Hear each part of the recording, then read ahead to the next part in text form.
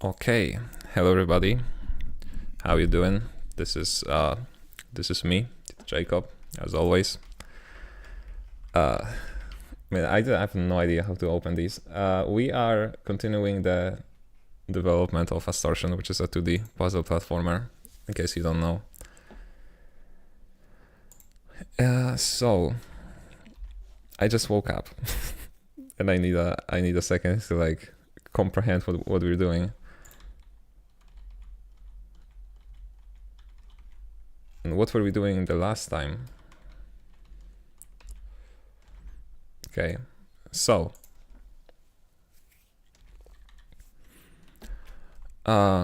this is a little bit broken. Don't worry about that. I'm gonna get into why this is broken in just a second. So last time we added this little door, which will open once we pick up all of the 4 elements. And if I go here, you can see that there's a little thingy on the left that sort of expands as I approach it. And so yesterday at night, I got this silly idea with portals and how I would like to implement them eventually. Still needs a bit of work, but the basic idea is that, you know, they work more or less like a wormhole, so you can go through them and you leave on a separate from a separate wormhole, right? So currently we are here, and if I go here, I'm gonna get teleported into this place, right? There is some problems with like the visuals of it.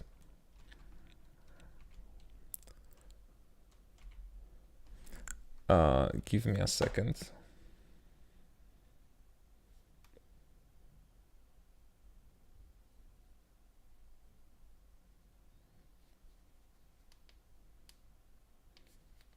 Okay. I need to pause the announcement. Hold on a second, because I always forget. Okay. Yeah, so there are some visual glitches with it when we sort of pass through them that I will need to resolve. First of all, you know, the player needs to be on the other side of the portal as well, right? And then there's a little flicker that happens, but the worst part is that it doesn't happen. It's not like a specific frame. It flickers and then disappears. So I have to investigate that too. There's generally a lot of work that needs to be done with it, right? This is not going to be in the playtest. I was just like, yeah, I have this idea, and was wondering like how we could make it look like, right? So currently they look like this. This is sort of a cheating way, I guess, of making a wormhole. Let me open up Krita and like tell you what I mean by that. Morning, welcome to the stream.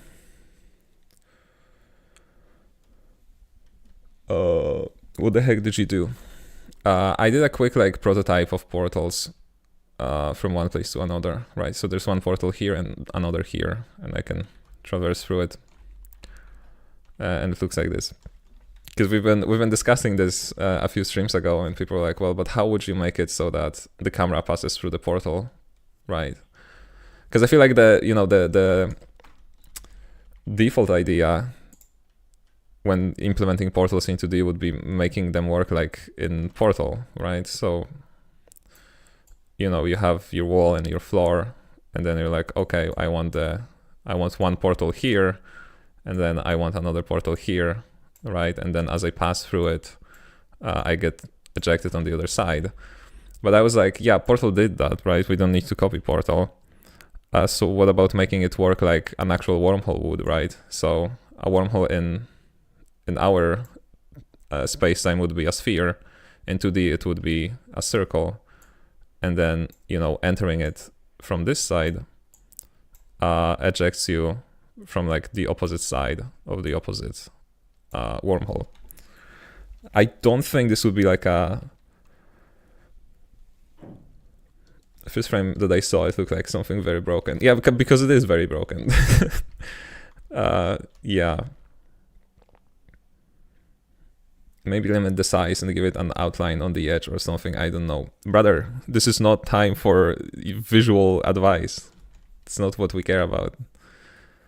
we're playtesting. Obviously, it wouldn't look like that. I need to I'm gonna put a label like on top of the video being like, this is programmer's art. This is not meant to look pretty. And what this means, a few things. Well, first of all, because we're sort of traversing through the wormholes like this, we always enter on one side and exit on the opposite side. This means that you cannot really see the wormhole. You can see one wormhole from within each another because they're always like facing opposite ways. So that's cool because we only need to render 2 additional cameras and not like nested cameras within each other. But more importantly, we also need to account for that in the kinematic character controller, right? So if there is a wall on the opposite side of the portal, that's a problem because now we cannot enter it from this side because from this perspective, it's like the wall is here.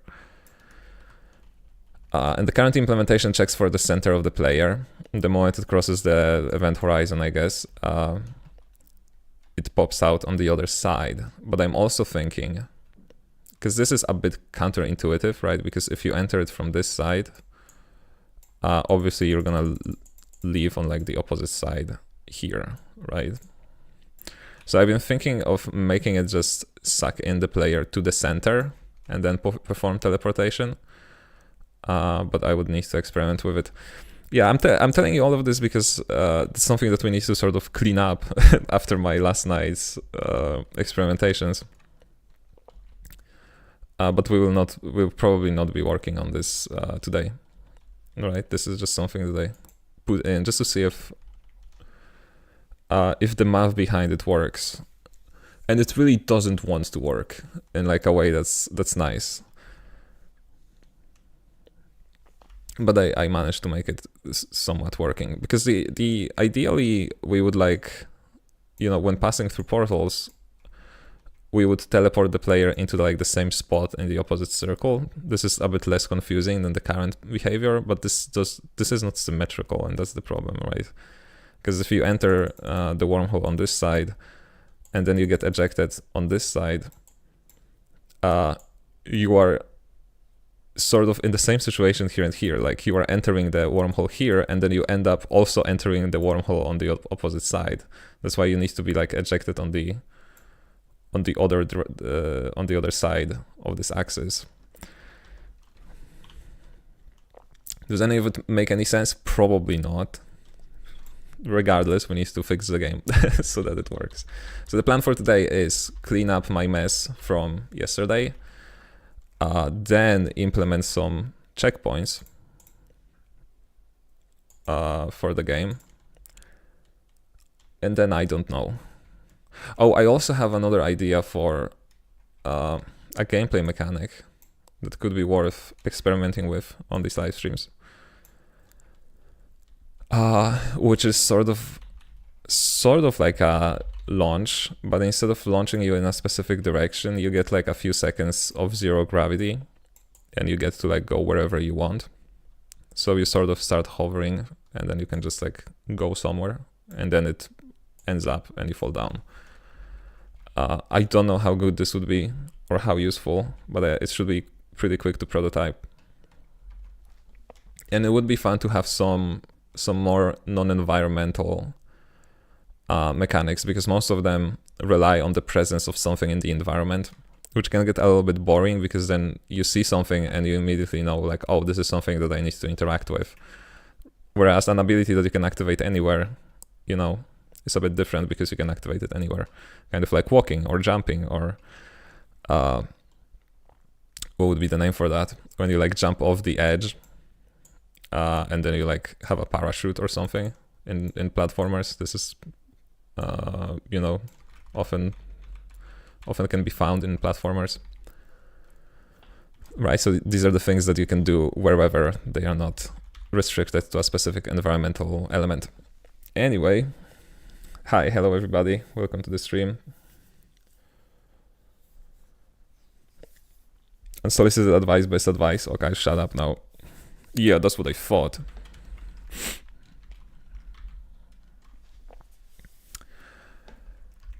Okay, so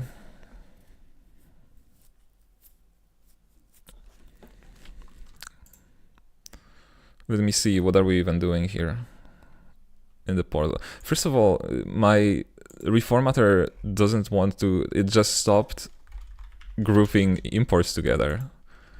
And I don't know what's up with that.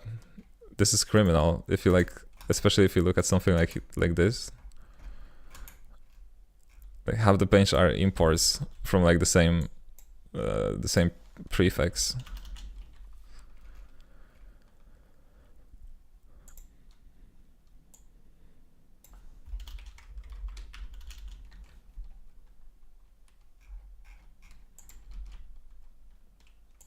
Yeah, I'm running reformatter and it doesn't do anything. I can merge them manually. Oh my god, but like this. I can try formatting from the command line. If you say so. How do you do that? Is it the cargo command? Or is it something else? I don't know, dude. I'm new to Rust.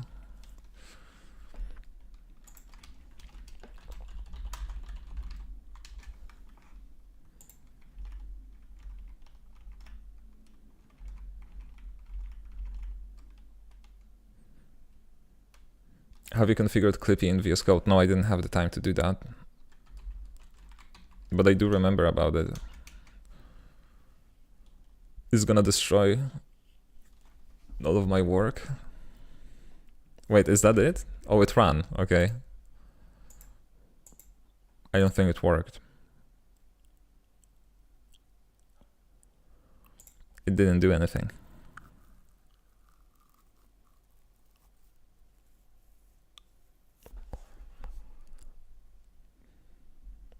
Clippy might be able to fix it. No, but that's a roundabout solution. It worked before.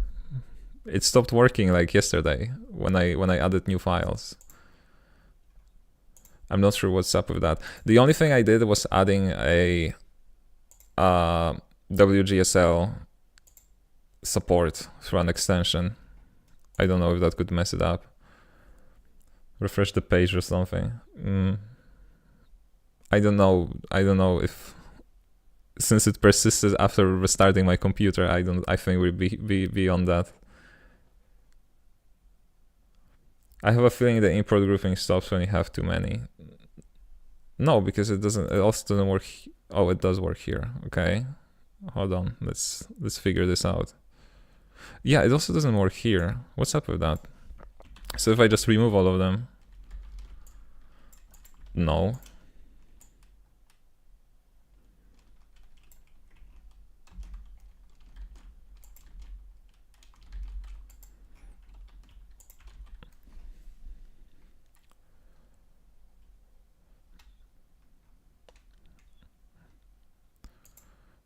Checking a file with fewer imports. I mean, yeah, it does work here. Hold on. Let's do it like this. Then get rid of this. No, it just rearranges them. So maybe, okay, maybe every single time before, what I did was like import them manually like this. And this inserts them correctly in like a grouped way. But if they are not initially grouped, it doesn't work. Is this like configurable somewhere? I don't think the formatter does it automatically. I guess you may be right.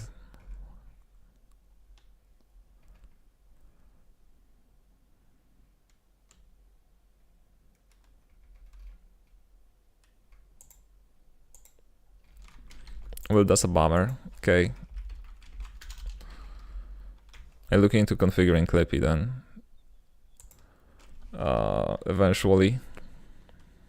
Okay, what do we have here? We don't need you.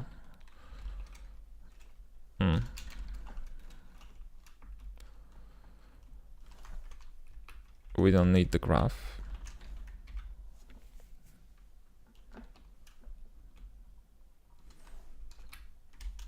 We don't need the textures.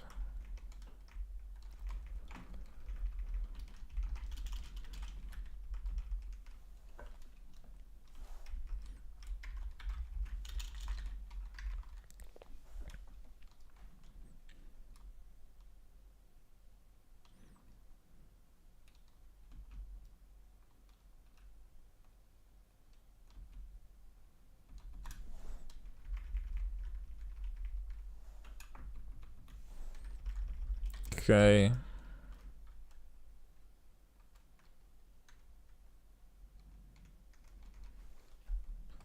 Can run Clippy in the console.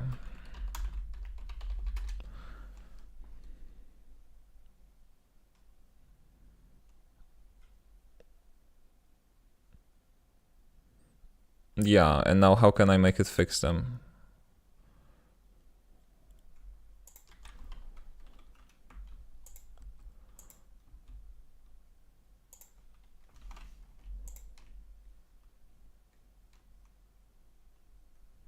What is it telling unused import here?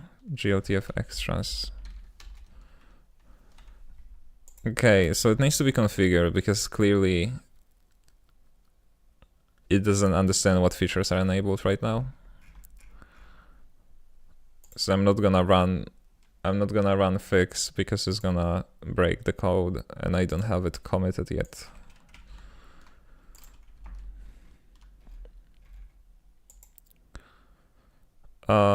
Poo poo poo.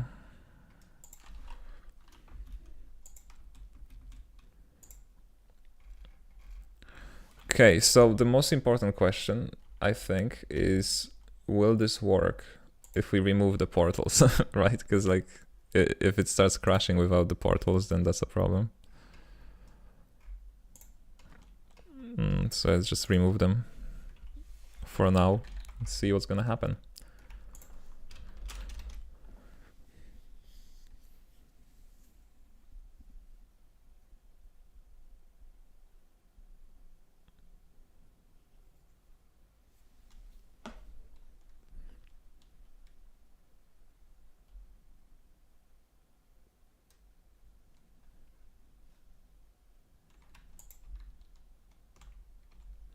Okay, so what happens is that we are in the portal regardless. I guess the portal is like positioned at 0, 0 now, and it's only a visual. I don't think I can enter it. Yeah.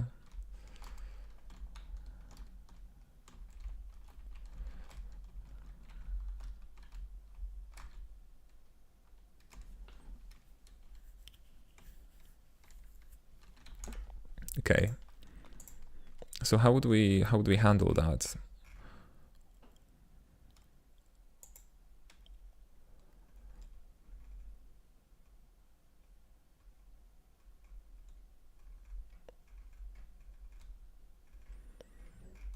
We'd probably need to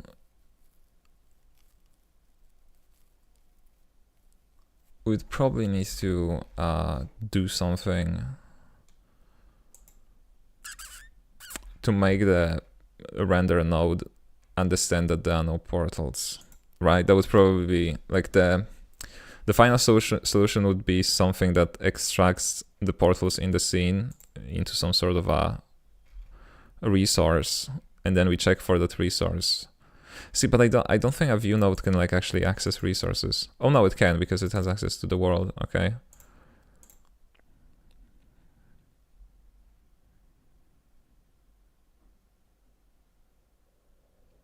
Well, that's interesting. How do they do that? Because we have access to the query, and then we have access to the world.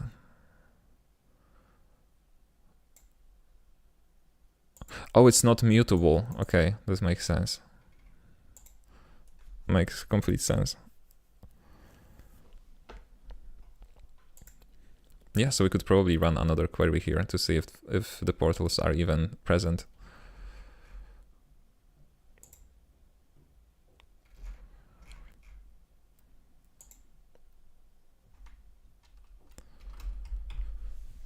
At least for now.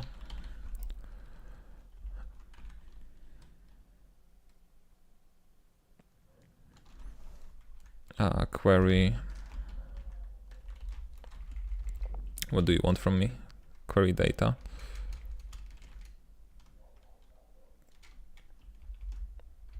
Query data is world query, okay. So we just want a portal.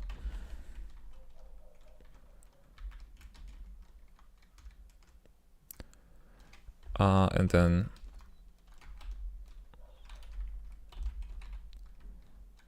Okay, can I do this? Or is it dropping an intermediate value?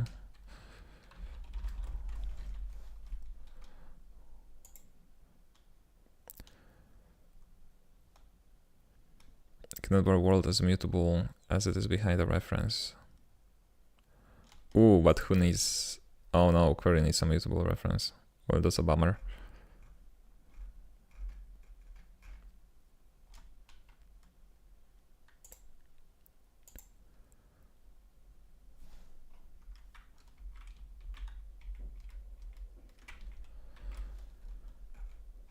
Okay, so let's write a custom logic, I guess, for extracting portal settings, because then if we just don't extract them,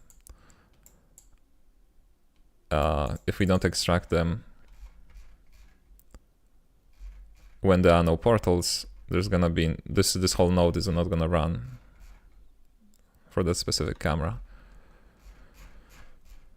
Maybe actually we could move some of updating the position. Well, maybe no, we cannot do that. Never mind. Yeah, but we could move this, generating the matrices.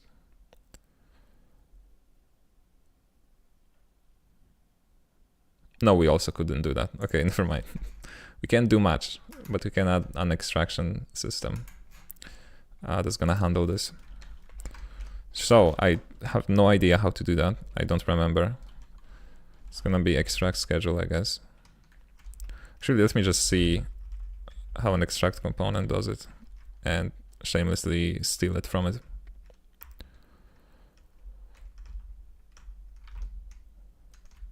Extract components.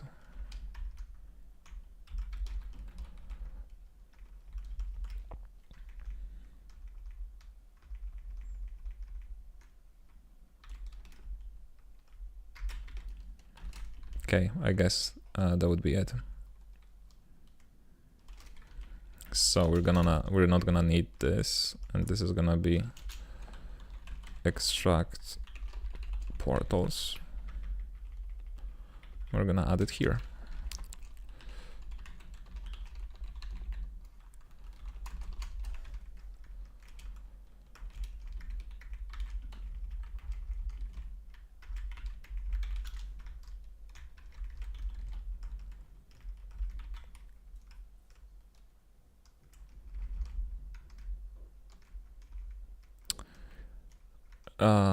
Okay, we don't need this. Query, extract. This is how it works, okay?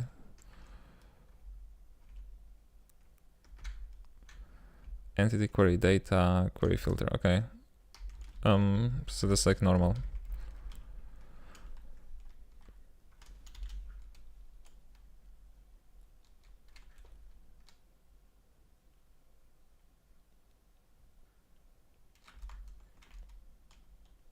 Checkpoints today, yeah. In just a second. I just need to clean up some experiments from yesterday.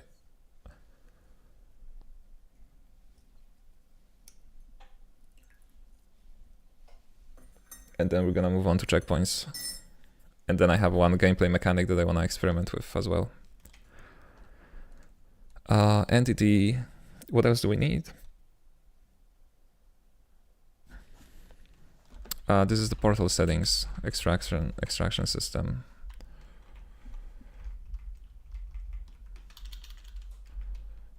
Okay, and then we need a portals query.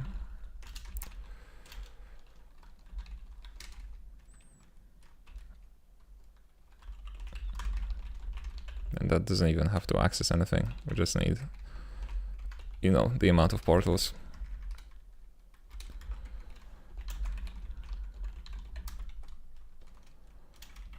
I guess we can do this. Portals, iterator length. It's greater than 1. And only then we're gonna do this whole thing.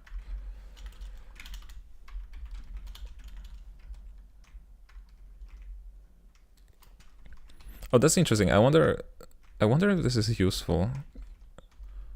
Insert or spawn batch. There's a command to the queue for creating entities if needed, and for adding a bundle to each entity.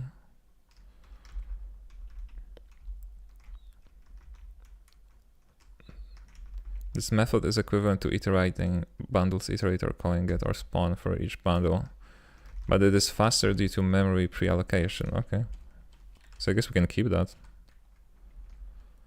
Why not? Let me just go back to this plugin.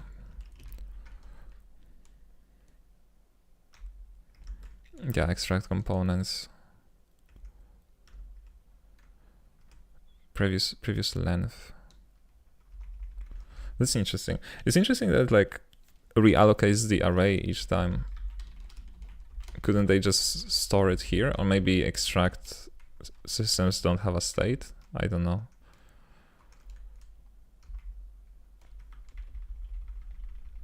Okay, so we could have a previous length as well.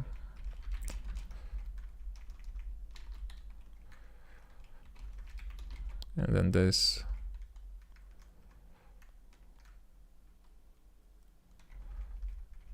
And this.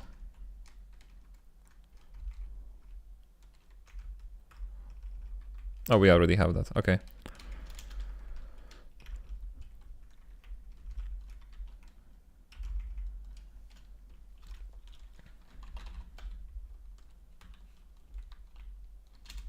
Wait, what's wrong with this?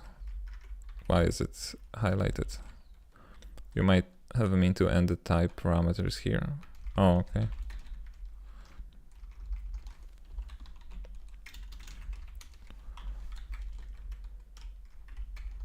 What is the difference? That's interesting. What is the difference between iterating over a slice and like using the .iter method? Because I always use the iter method. And here they're iterating over the slice.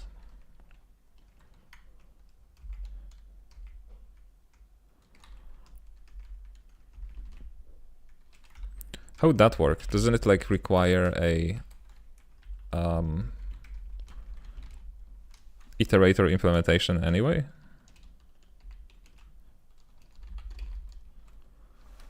Because there's like into iterator for query.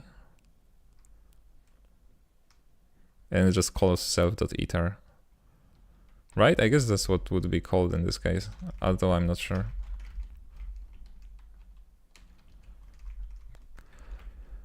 Anyway, we get entity, we get our portal settings.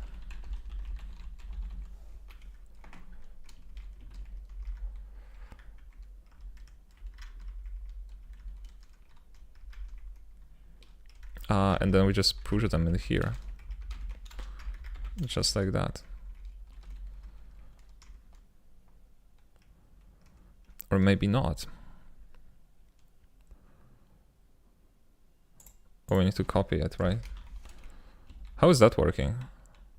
Oh, it's calling extract component, okay.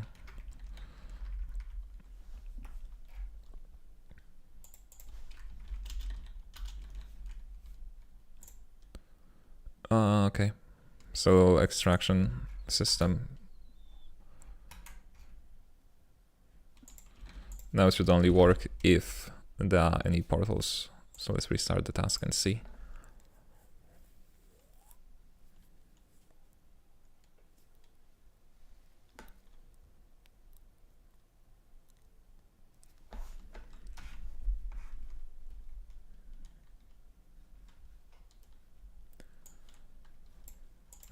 Yeah. Seems like there is no problem here. There are problems with the cameras. Which is that now there are 2 additional cameras in the world. But I guess they have to be here. There is no other way around that. Right?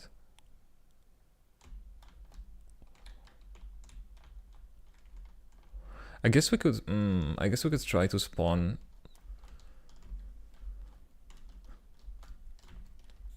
We could try to spawn cameras. No, but that's too much work. I wouldn't bother doing that right now.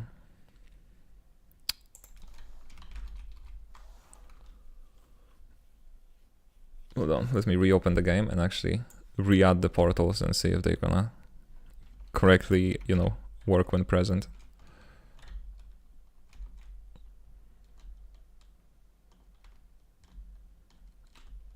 No, so the portals are here and the cameras are working, but the extraction may not be happening. Oh, let's see.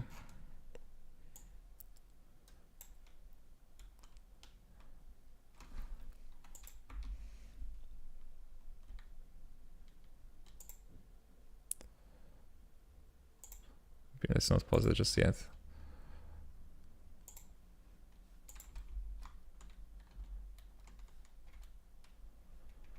Okay, so it doesn't pause in this system. Have I registered it incorrectly, maybe? Is it not extract schedule? Hold on.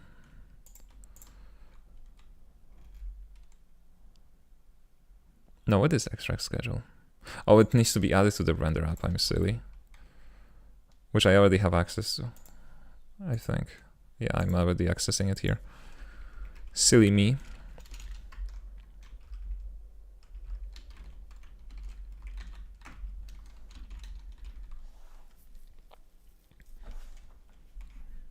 And that should be it.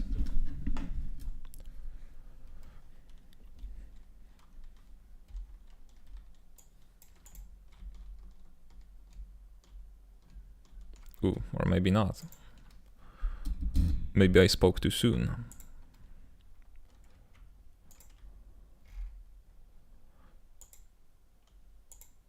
Yeah, it is just add systems, nothing fancy here.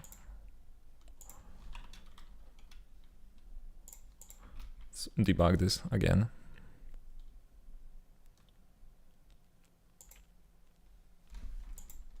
Okay, it is running now. And there is not enough portals. Oh, because I'm getting them not from the extracted world. Okay. There's also an extracted query. Okay.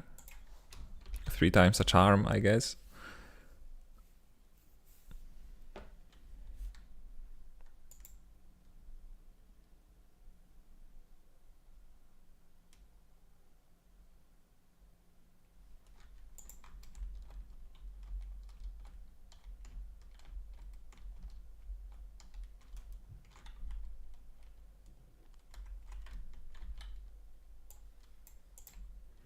Yeah, okay. Here they are.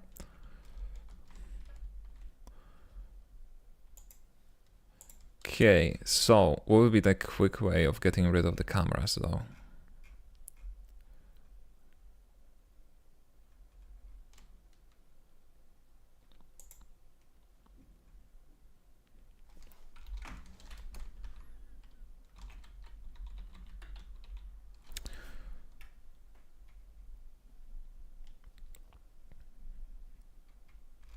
I wonder if there's like a component that stops the cameras from being extracted so that I can extract them manually. I don't think there is.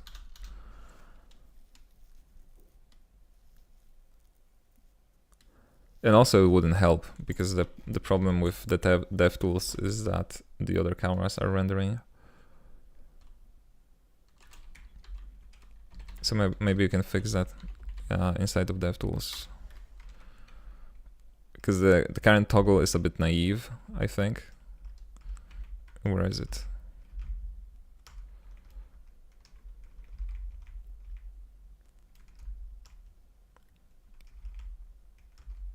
Editor camera plugin. Yeah, it just does this. Just gets the first camera. kind of a lazy way of doing it.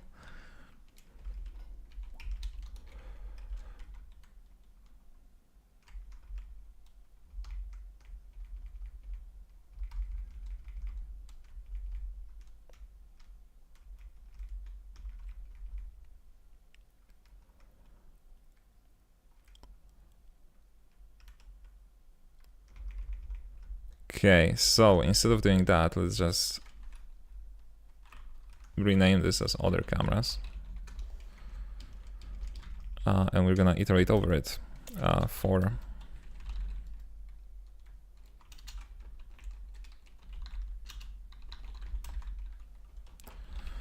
from mutable camera in other cameras iterator.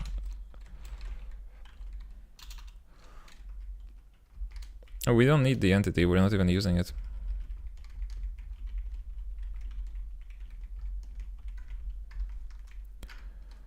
So camera is active is equal to not enabled.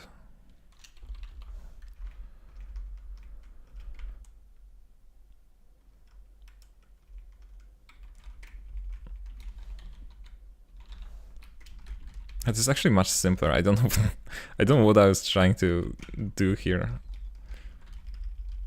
Like just assign it to like enabled instead of this whole like swapping between references. Oh, I know why this is here. Because previously I was also inserting components, and it was a bit easier this way. But then I removed inserting the components, and I was left with this weird thing that doesn't make any sense. Okay, this is not necessary. Let's check this out.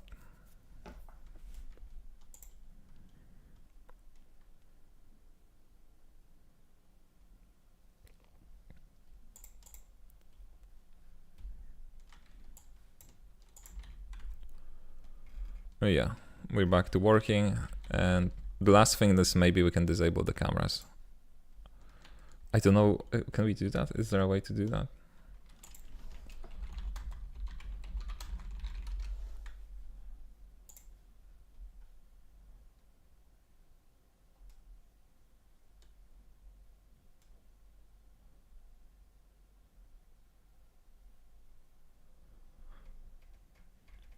I guess it would be just the is active property, but that would mess us up.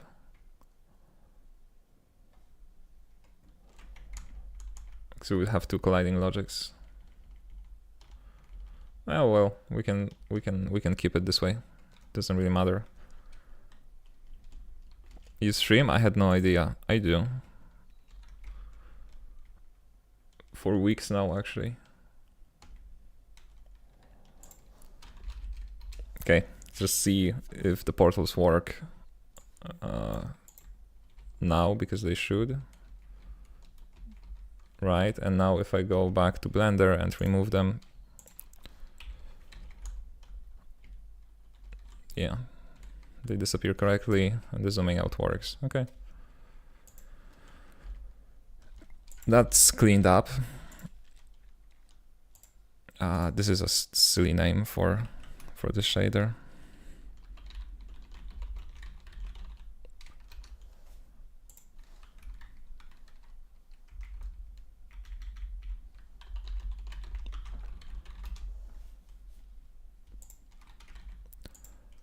Okay.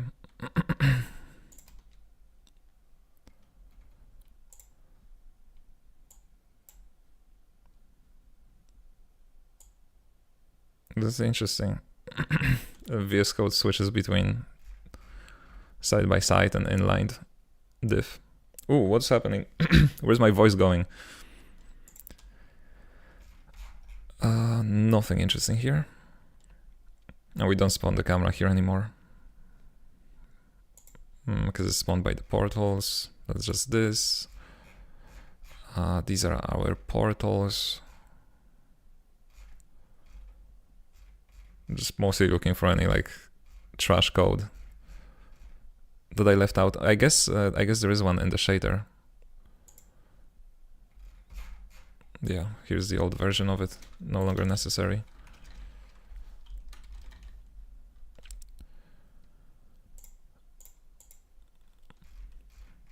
There's better camera toggling. Okay. I added some tabs to the inspector because I was constantly like switching between the resources in the Bevy inspector by just editing the code. So now I just added the tabs here. I guess we can add this in this commit as well. Yeah, then we have portals.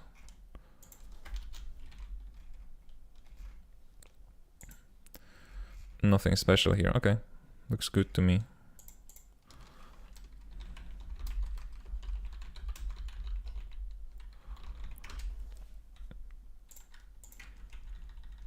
Okay, now to the main course.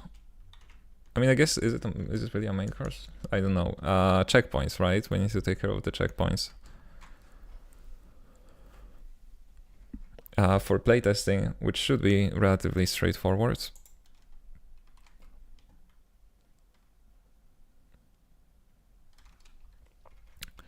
Where do we want to make it? It is getting a little bit tight in here.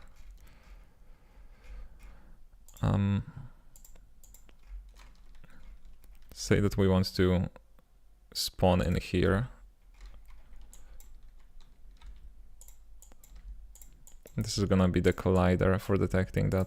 Maybe a little bit smaller. Maybe we'll also add some sort of a visual indication of like, hey, this is your spawn now.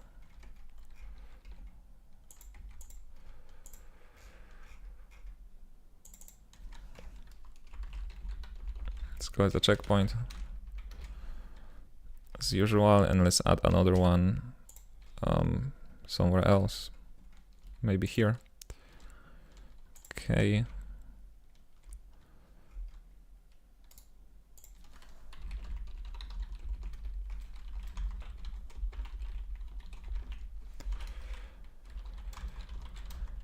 Checkpoint plugin. Let's add this to the library.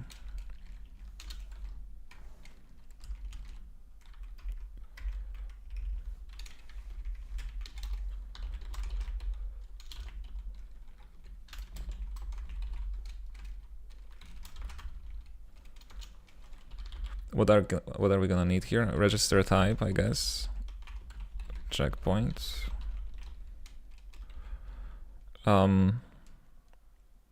Bundle parser.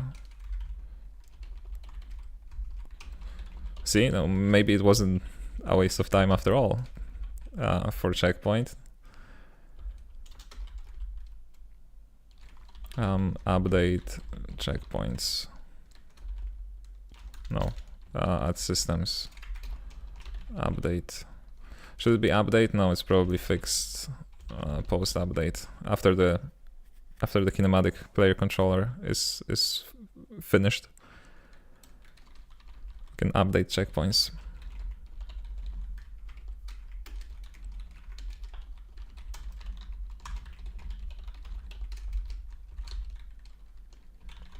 Okay, so there's gonna be component reflect.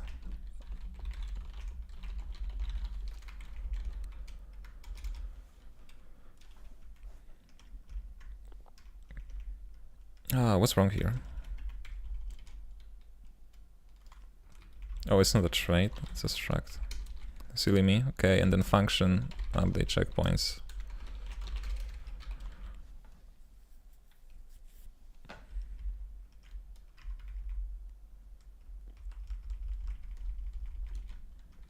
Oh, you need a default as well.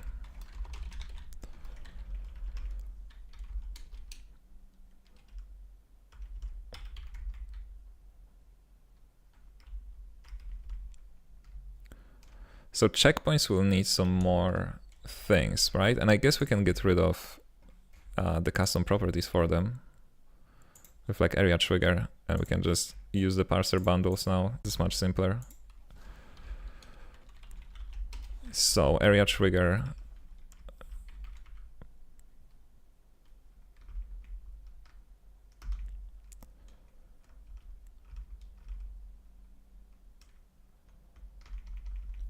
Ooh, I don't know about the collision groups.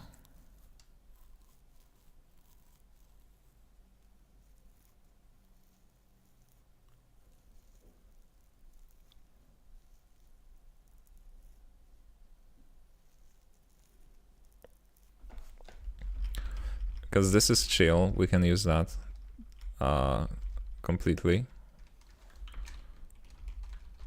Right, we can just do this. And not call this. Oh no, we cannot use enums as well. Yeah, that is a problem. A little bit of a problem.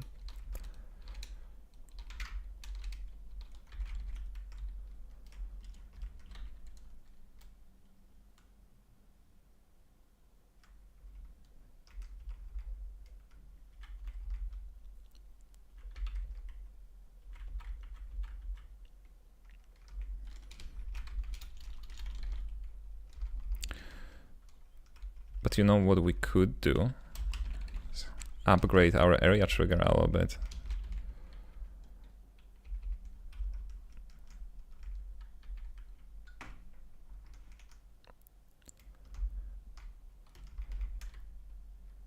And make this an option. Not even an option.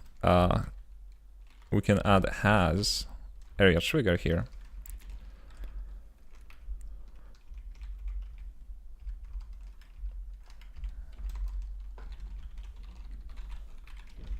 Yeah, this is cool. And then if there is no area trigger here, and it doesn't have a trigger, excuse me, only then we're gonna continue. So what's gonna happen is that our bundle only adds area trigger, and then this parser is gonna add all of the rest. Oh, excuse me.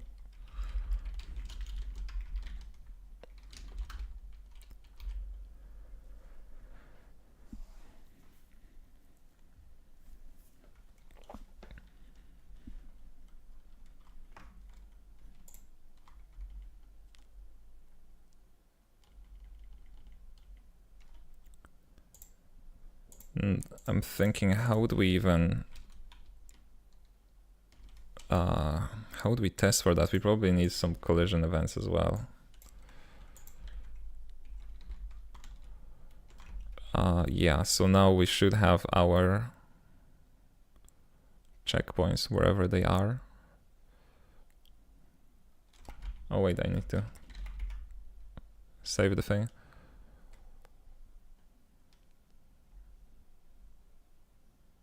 Okay, I think I'm blind. I'm not seeing them anywhere. Oh, here they are, okay.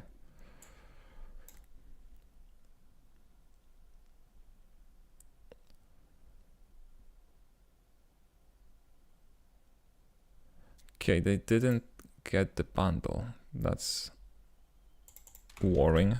Why is that? Did you try Z? I'm not on Mac OS, I'm on Windows. They don't have a Windows version. I checked it like a week ago because I saw a YouTube comment under one of Tantan's video going, oh, you should try Z. It's good even on Windows. I'm like, what are you talking about? And I couldn't find a Windows version that's like an official released Windows version.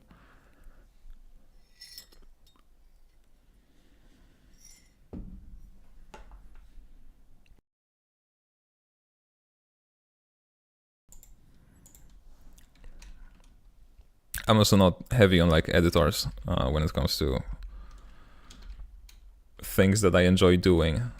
That's why I'm using a Visual Studio Code out of all things, because I just don't care. That's how low I've fallen.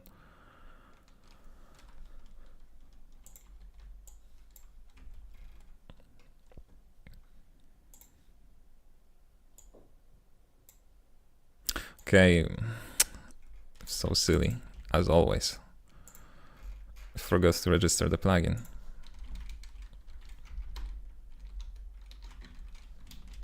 Now we're talking. What was it that we added last time that was also using it? Oh, path not found, circle shader. That's a that's a bad refactoring on my side. Yeah, you're not a circle shader anymore. You're a portal shader.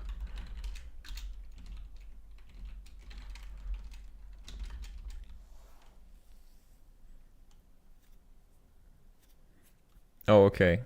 I was kind of hoping that you would say like, oh no, that is released for Windows. Because that's kind of wild. Why would you ask me if I tried it? Then I'm sort of interested as to why. Because like, why are people not aware that it's a macOS only editor? Is this why they keep recommending it to people, or?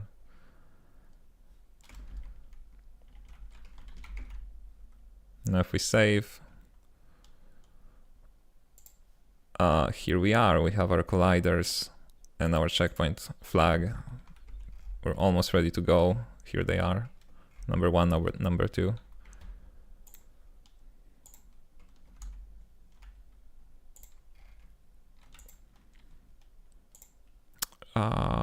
Let me just maybe amend this little fix here, so it's nicely together with the other commit.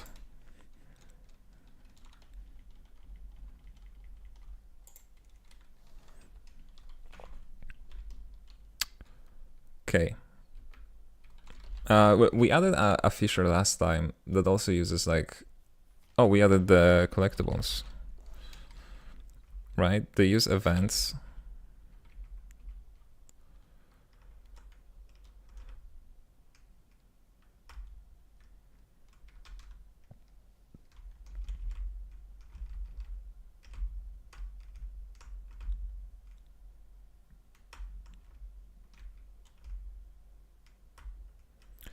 Update collectible, yeah, it uses collision events with the player. And for this to work,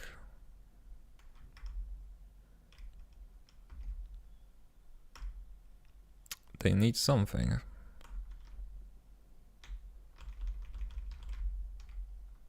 Sensor collider collision groups, collectible player. Oh, hold on, we actually don't need to add this, do we? Because the player has it enabled,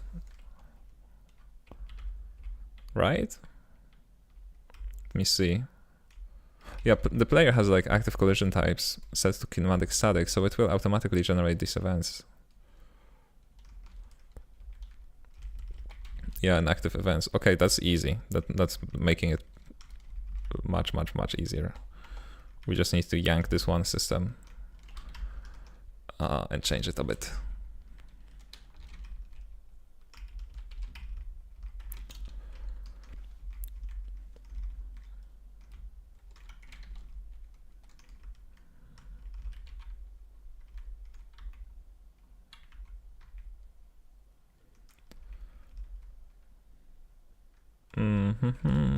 Okay.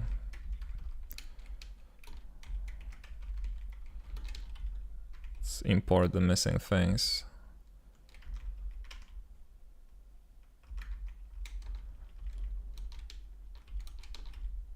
No. Are you imported already? Okay.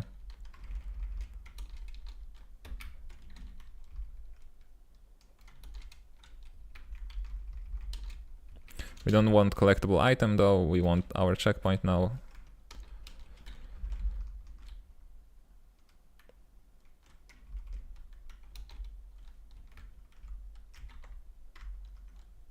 What's wrong with the event reader?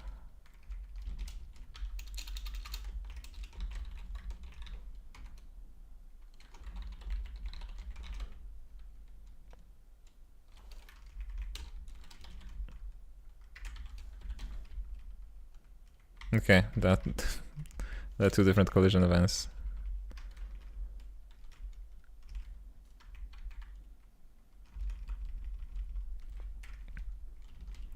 So I guess we can add a little resource for storing our checkpoint, right? Our current checkpoint. I don't know, let's call it a checkpoint store. And then what do we want to store here? We could technically just store the position, or we could store the entity.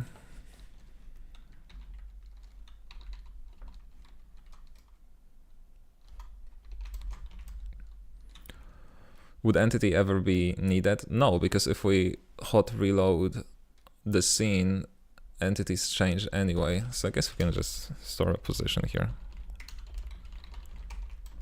It's whatever. I guess it's gonna be 3.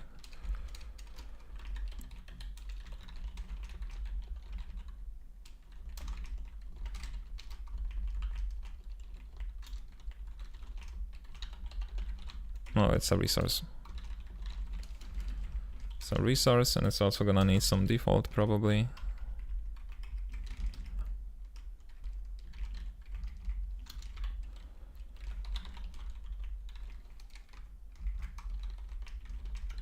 It's init this, okay.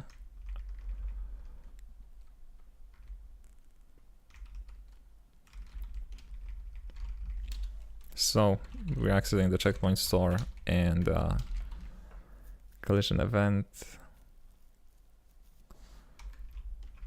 We are interested in the global transform.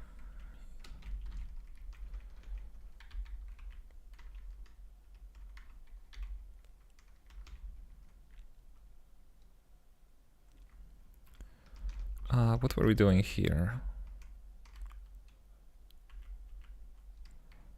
Oh, because we don't know which collider is which, so we need to like try both of them.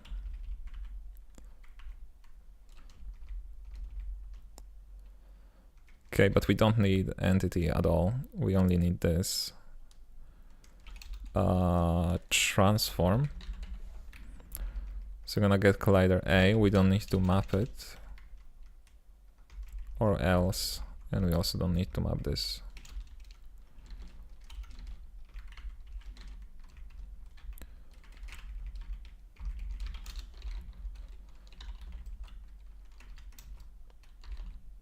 Store position is gonna be transform translation.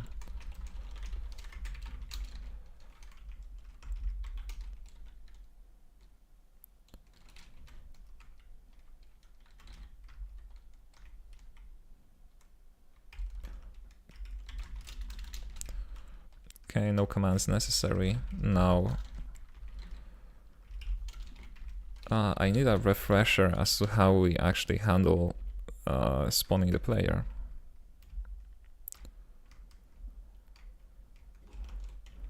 Oh yeah, because we already have a player spawn point here.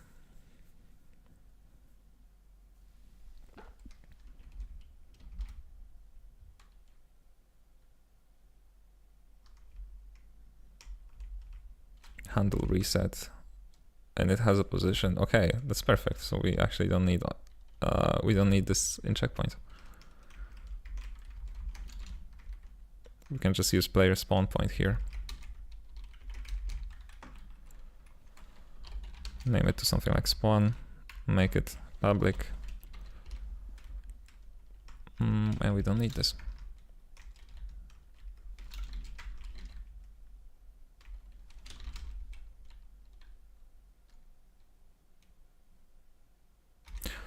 Yeah, I think that's it. I'm thinking about highlighting which checkpoint is currently active, because for that we would need some sort of an identifier.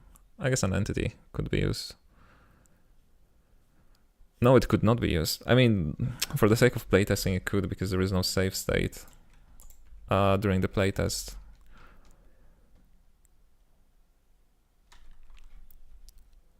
But once we start saving I guess that's a monster on its own, identifying entities during saving, because they will get different IDs each time, because it's a bit random. Where's the spawn point? Right here. So if I enter this, the spawn point changes to the center of this area, and by center I mean the origin, right? So we can move it if we'd like to. And here it changes again. And then if we die a horrible death. Ooh, yeah, we forgot to add the offset from the center.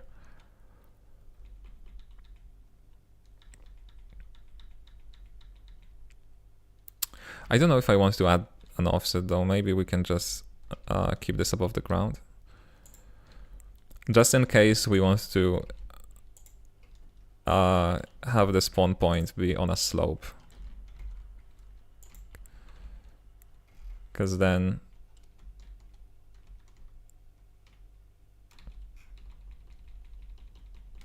Ooh, that did not work. Oh, because I modified the wrong checkpoint. Never mind.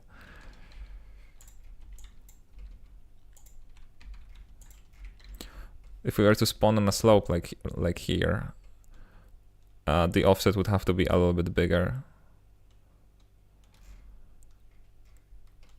in order to not intersect the slope. Okay. Save again. Die. Yep.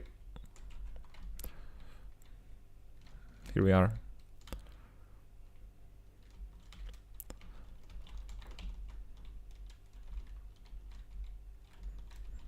And my manual respawning also now uses this checkpoint. Okay.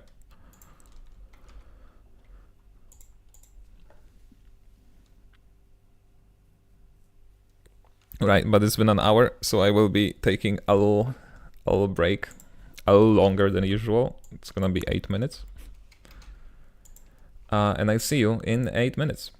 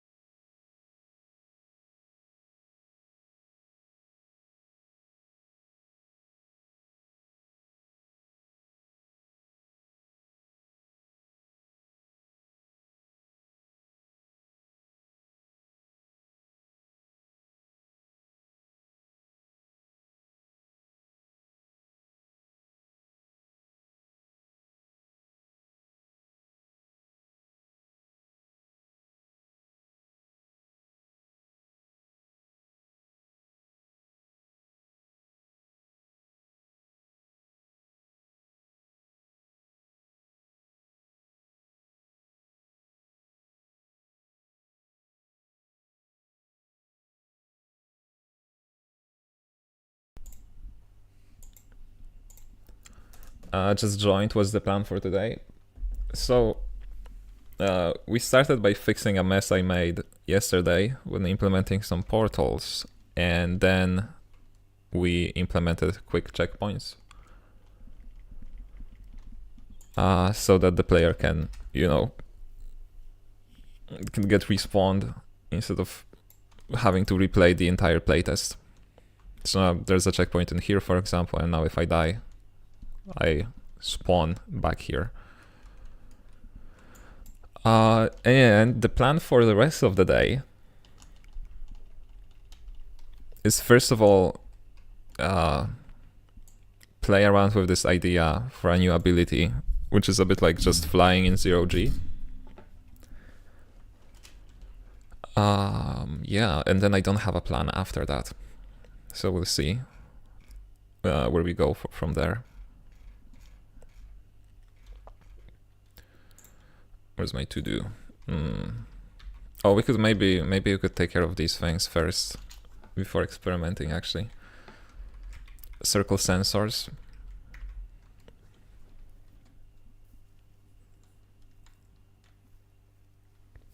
Yeah, I have an idea for circle sensors. That would be fun to implement.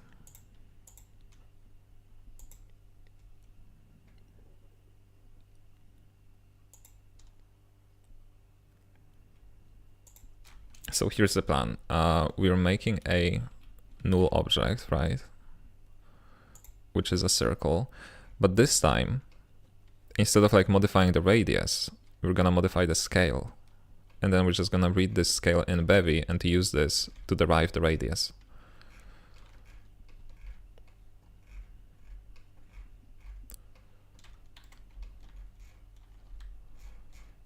Wait, where am I? Oh, the circle is already facing my way. Okay, that's awesome. Right, so we just scale it up, and that's our circle. And we'll eventually probably transition anchors to use the same thing. Simply because it's like easier to do so.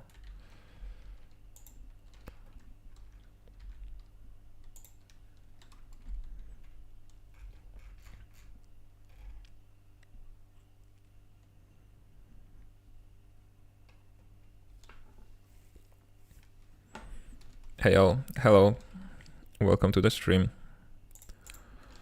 Okay, so this is gonna be circle. Hello, just wanted to tell you that I've been watching your channel for some time and I love your stuff. Keep up the good work. Thank you so much for that, really appreciate that. And I'm glad you enjoy it. Hopefully there's gonna be more videos coming next month. It's currently, I'm completely stuck in preparing the playtest. But like after the playtest, I have a few cool video ideas that I'd like to focus on. Okay, so circle sensors. How do we call the other thing? We call it area trigger. So this is gonna be a circle trigger.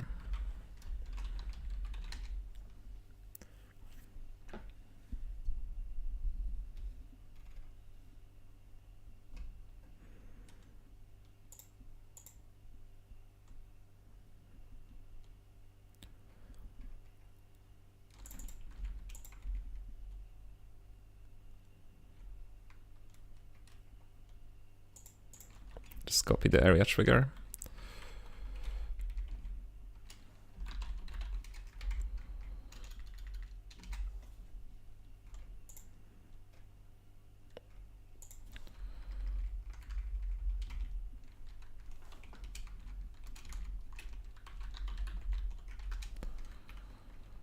Okay.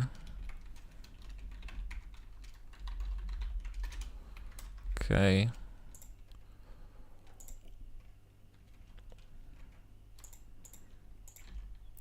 Typical stuff, some circle trigger here. Some plugin here. Okay. Now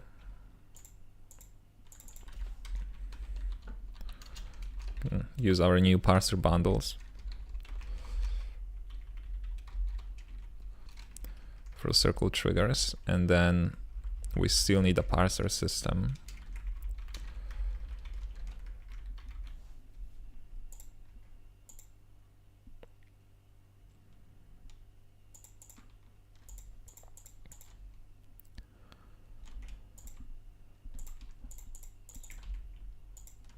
we can add a boolean for that, just in case we need this. I don't think we're gonna ever need that, but you know, it's whatever, we can have it. So always have an option. Okay, so insert a circle trigger, a sensor. We don't want a spline collider, right? This time what we want, excuse me, is a global transform. And this, oh, do we want to use a global transform? I guess we can just use a transform, it doesn't matter. I'm not gonna scale things. That's like asking for issues, scaling anything. I mean, I know that I know that I scaled this circle, right? But I'm referring to like scaling the parent, and then have the parent have some scale and the children being affected by that. That's a nightmare. Here, what we're gonna actually do is we're gonna mutate the transform. Right, like here's the plan. So we take the mutable transform, and now our radius is gonna be transformed at scale .x. You can just use x. We could probably, like, I don't know, compute an average, but it doesn't matter. We're gonna use a uniform scale anyway. And then we can just transform scale vector 3 1. Right, so we revert the transform back to 1. And steal this radius for our ball collider, which I don't think is gonna work. I just realized, because we cannot serialize colliders yet.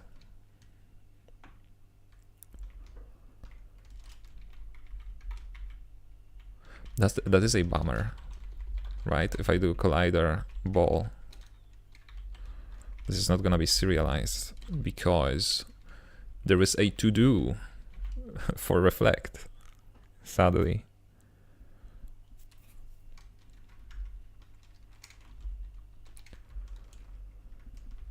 What's the problem here? Behind the, oh, okay, iterate mutable.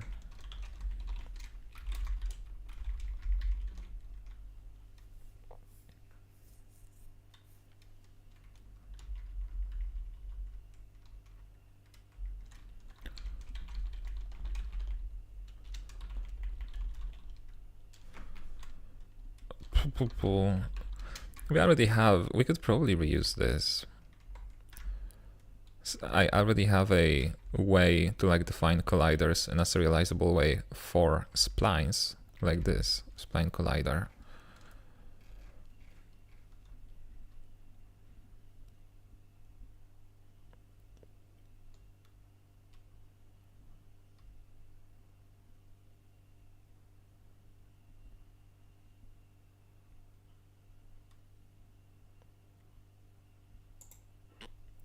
The name doesn't make sense though, right? Because if we add a circle here, right? I mean, I guess, who cares? We can like fix that later. We can fix that in post.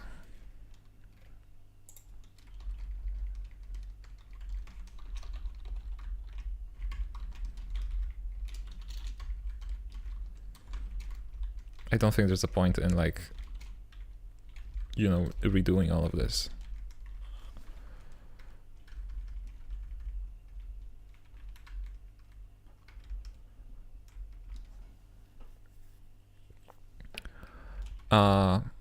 Yeah, and here we can do some cool stuff. So curve points is an option. We're gonna map it into a closed path. Right, we're gonna get rid of the sled. So this is now an option of our Bezier path. And now we can match over a tuple of both variant and curve.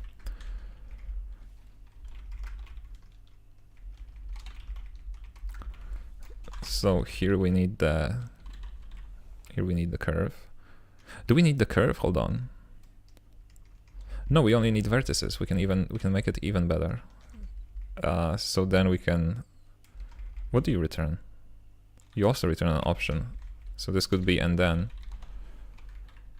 this could be let. And then we map this again. We get the path and we flatten it. Does this make sense? I think so. It doesn't want to get formatted. Hold on. Oh, okay. So now we have an option of vector 2. That's awesome. And these are our vertices.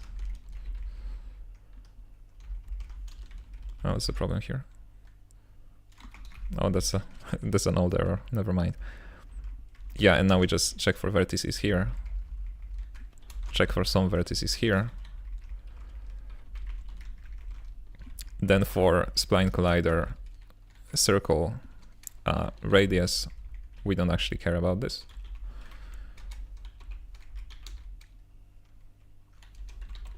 And that's just a collider ball, which I guess we should stick to the same convention. It's a ball with the radius.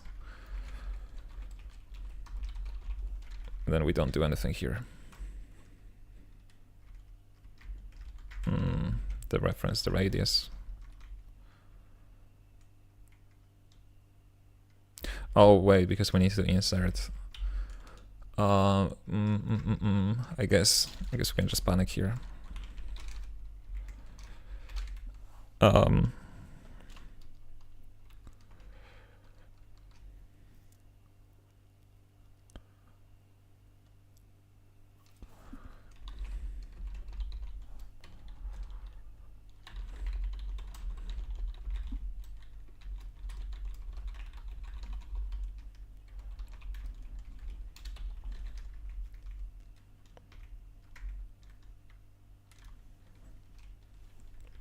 Okay, awesome. So now we can just define a collider as a ball, and not worry about that because it can be actually serialized.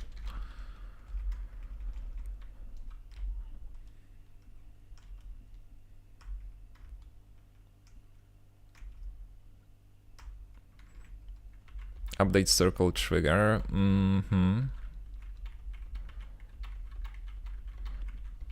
There could be a shared component in here, right? Because that's the exact same logic.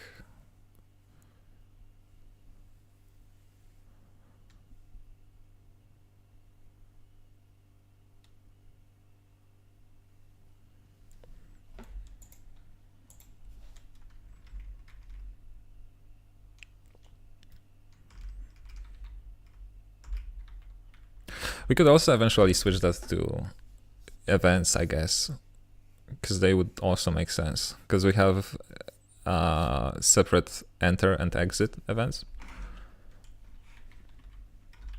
For now, this can stay though.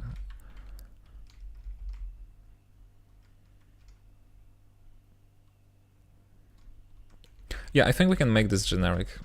Here's how. Just gonna get rid of all of this. And go to area trigger, wherever it is, right here.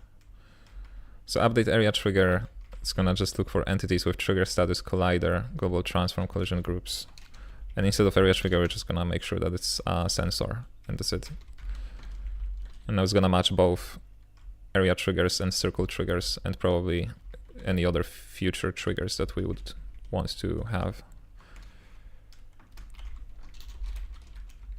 That's a ball. Yeah, this is not necessary. Ooh, where is this from?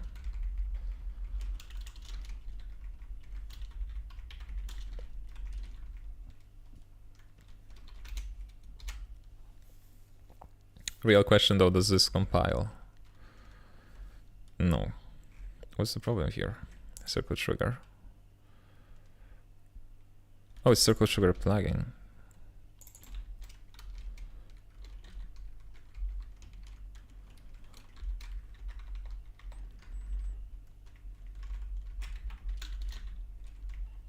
How did this run? Did I just manage to fix the file before compilation got to it? because it started by compiling the common package, the common crate. Crazy if true. We just make sure rerun this. Okay. Do we actually have any circle triggers? We do behind the thingy. So let's save this. Okay. Circle trigger. There is a circle trigger in here.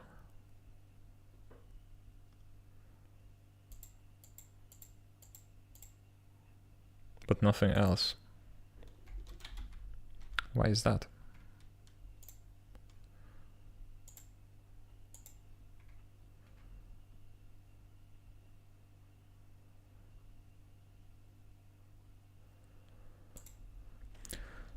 What is the inspector thing you're using? It's a crate called Bevy Inspector EGUI, together with just Bevy EGUI, to put it together into this nice little inspector. So I have a separate crate called DevTools, right, and here I have the plugin that I only add in development, and then here's where I register these plugins, right? So I believe this is the UI plugin. Yeah, it adds the Bevy Inspector EGUI and the EGUI plugin, and then, you know, uses EGUI to like draw it. And the Bevy Inspector EGUI is really cool because it lets you to just like, you know, draw inspector for something. Like here, I just have a little tab for hierarchy, and all you need to do is just call this, and it displays the whole hierarchy inspector. This is for resources, this is for assets, right? So it's not like a full-blown, you know, inspector that like works out of the box. Although I do think they have something there that sort of works out of the box. But I wrote some small wrapper just so that I can open it with a backtick. Okay, but why isn't it working? Am I missing something?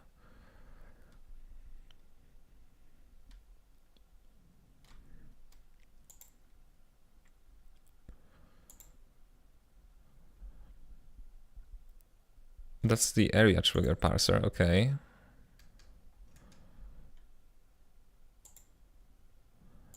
That's the circle trigger one. Okay, let's maybe try to debug this, see if we even enter this function. We do, okay. Now what?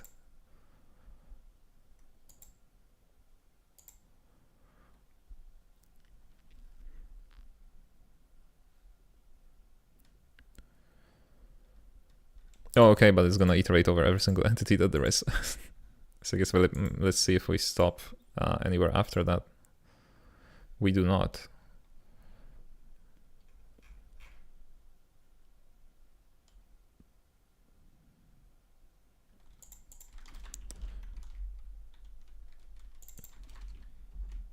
Did I misspell it? No.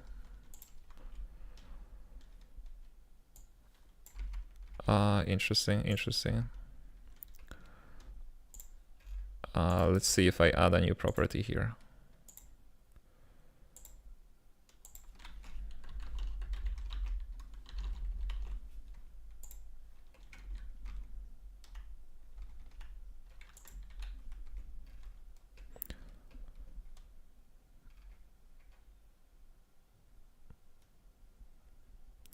This really should be displayed in like an alphabetical order. Because finding them is a bit difficult.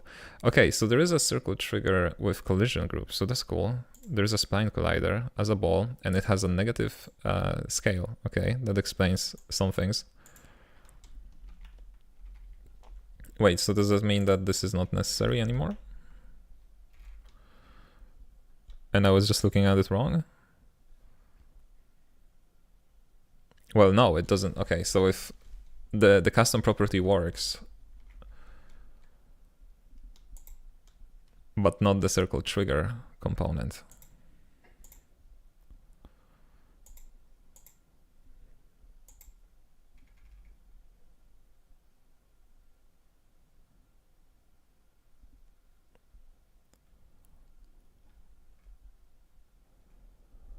Interesting. Let me undo this. So the property is back here.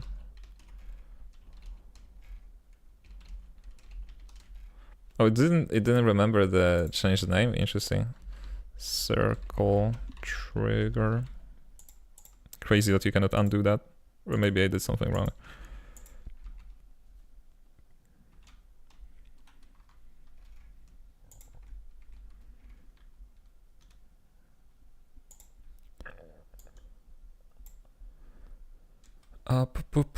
Collision groups are here.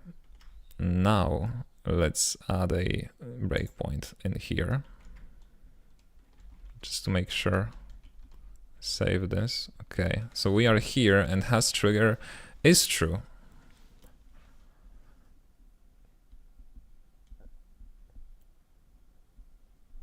I think I'm going crazy. What do you mean by that?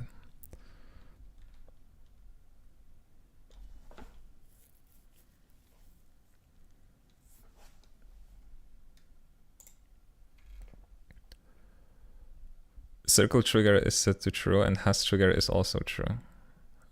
But it's not if I remove the property.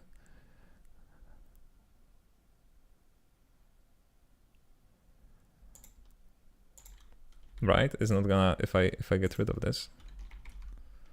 No, we do stop here. Okay, I'm going crazy.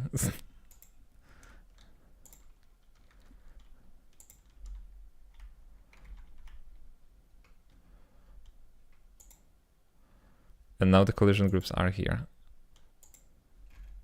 Oh my god, I was adding it to a different... Where did I add it?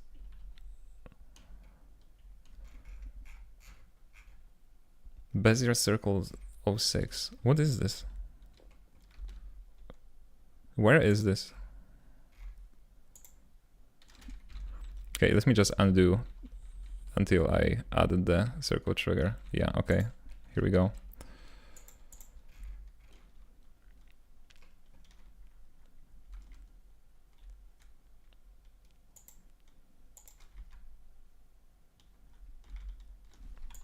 Let's debug this again.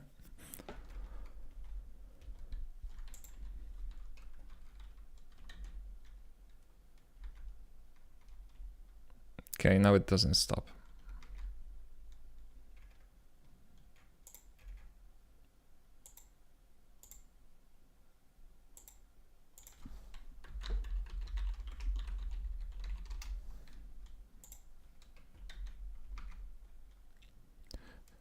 Has trigger is true. Am I missing something really simple?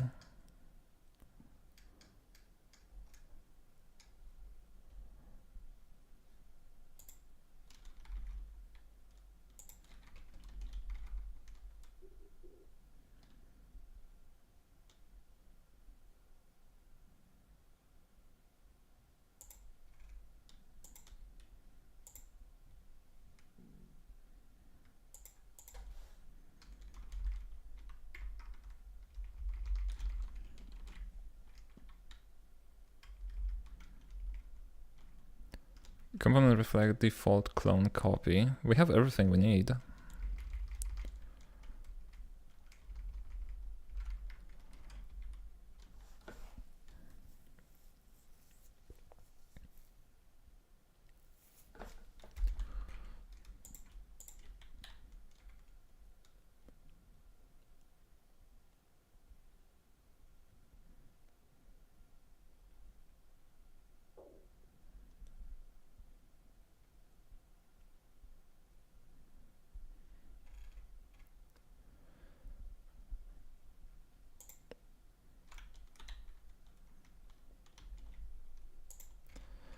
Okay, let's debug this properly.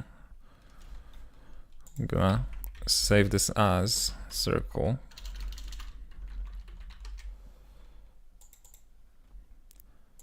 Okay, I'm just gonna get rid of everything that's not the... Oh, can I not remove it because it's linked? What's up with that?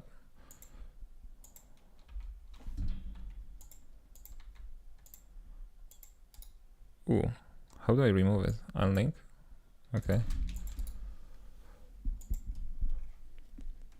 I'm gonna remove everything that's not a circle trigger.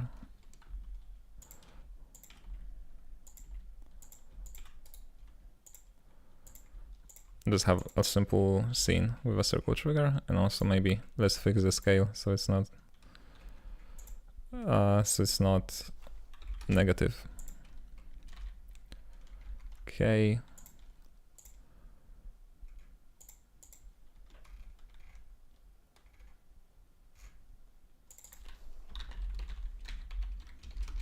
Let's see.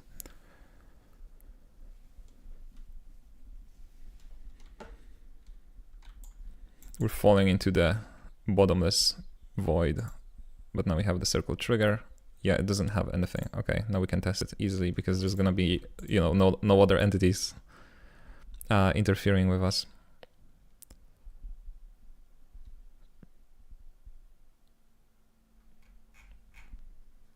Yeah, so circle trigger, parser bundle. Let's just stop here and see what's going on.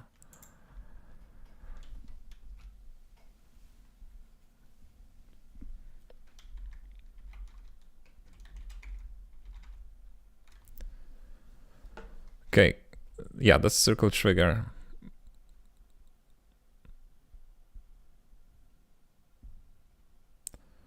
Bundles. Value. Can we just inspect the table? Is it possible? I don't think it's that easy.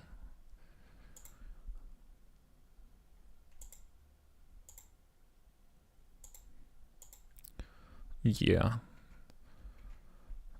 But we can at least check if... Okay, but it does match, you know, the name.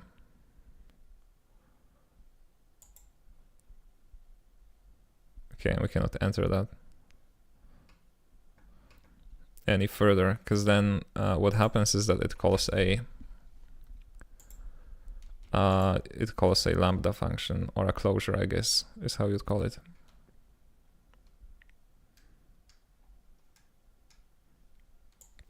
Defined here. Well, but can I not stop here though? That's another question. Yeah, I can. Okay.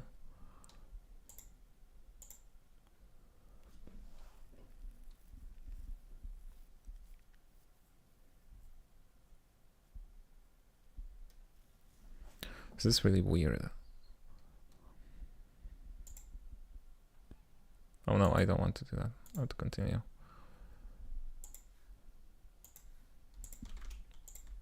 See the generated output if it contains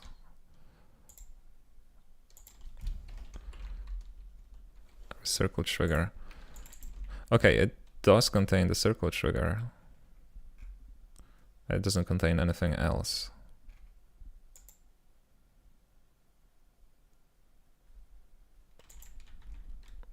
Is this like really simple and I'm just stupid? No. I mean, maybe, but no, I thought I saw something, but I didn't.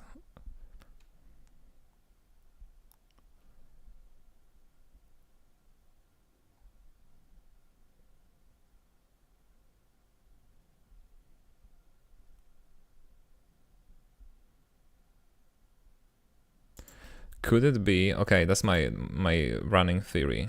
Hold on, let me check this. Saver, how do you call these things?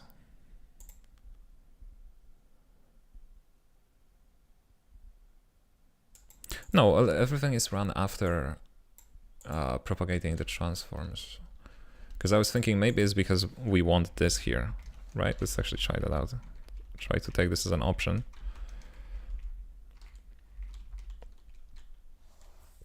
I don't see how this would help though, because it worked previously.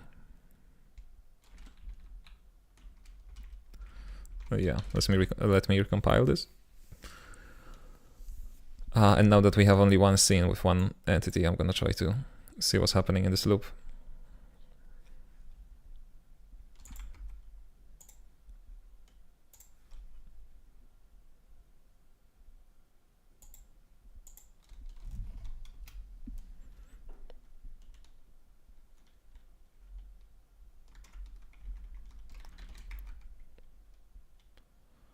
I don't want to pause here anymore.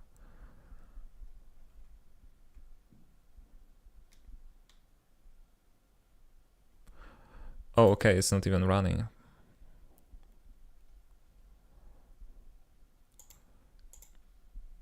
So it doesn't find any entity. Okay, that's interesting. Let's try to stop here at the very beginning, just to make sure.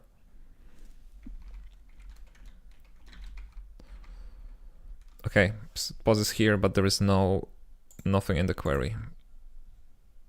Interesting.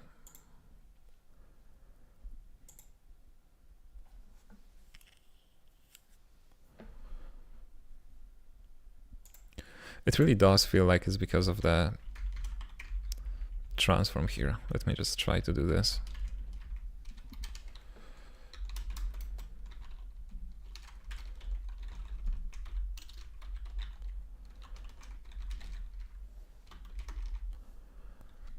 See if we even see if this is the transform messing up the query.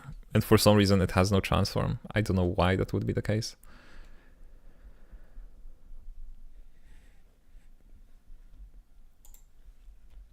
Okay, let's pause here again.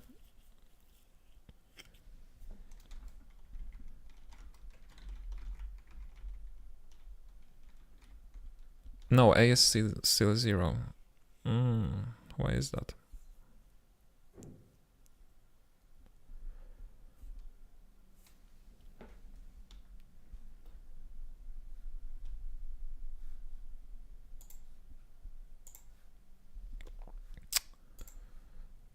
Let's continue removing the things, I guess. What if we don't ask for this? What if we only want entities with GLTF extras?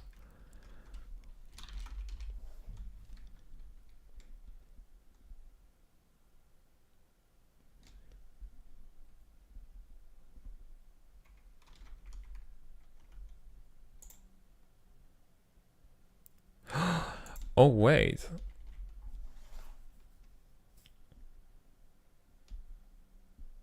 Hold on, so that's why it doesn't work, I think. Because there is no GLTF extras. Oh my god, it's such a stupid bug. I see what's happening. Because this is a null object and it has no properties, it's just not gonna have the extras field in GLTF. Whereas other things usually were attached to a spline, which is already exported into the extras field.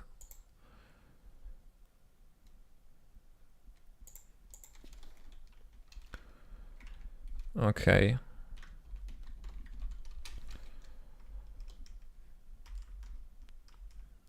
Where do we insert this?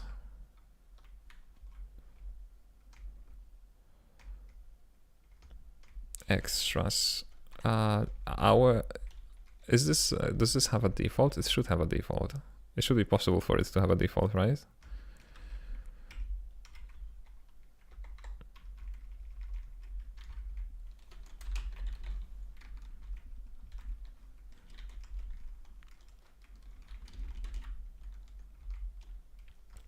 Yes, we're gonna go back to the saver.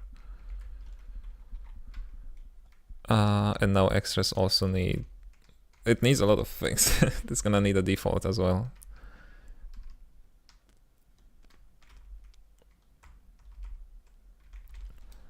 And then we're gonna do else. Entity insert.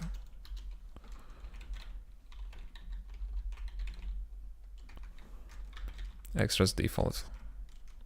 Okay, this would probably break somewhere else, I assume.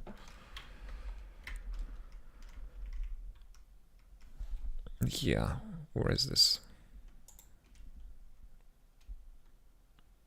Yes, you also need some default trait in here.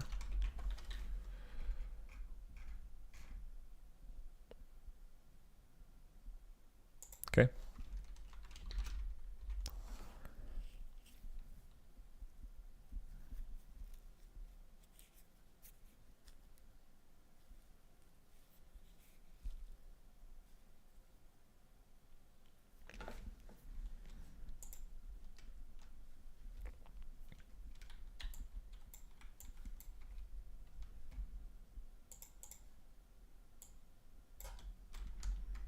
Okay, now if we save this,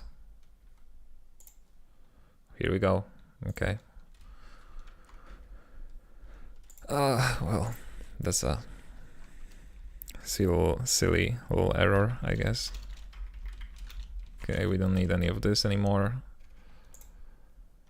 We can switch back to our test scene.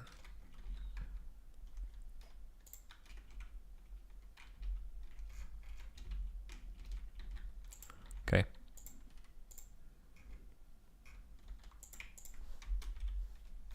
Let's get rid of this. It's no longer necessary. Okay. So now the circle trigger should be inserted correctly. We probably wanna fix its scale as well.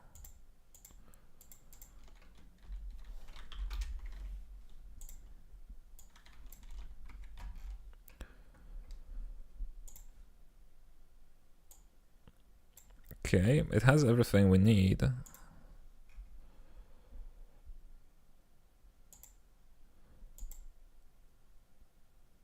Aside from the collider, why isn't it being picked up then?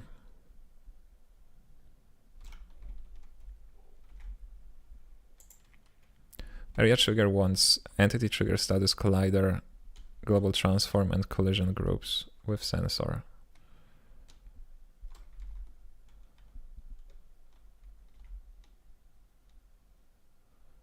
There's a trigger status.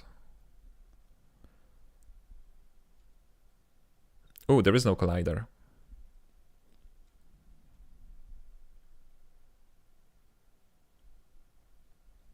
There is a spline collider with a ball, but it doesn't seem to be correctly turned into a collider right here.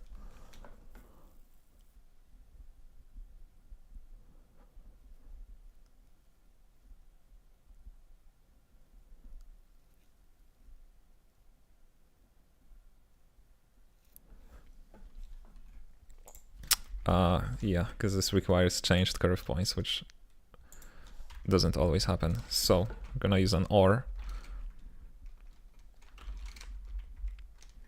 It's either changed curve points or it's changed spline collider itself.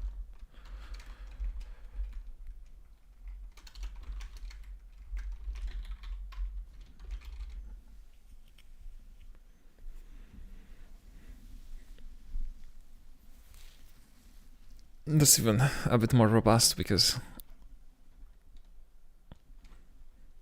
I mean, I guess there was no way for us to change the collider type before.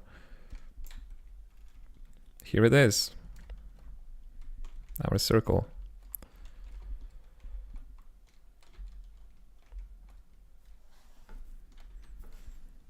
Circle, circle, circle. Okay, and now, yeah, triggering works as expected. Okay, at least that works out of the box. GG, thank you, thank you.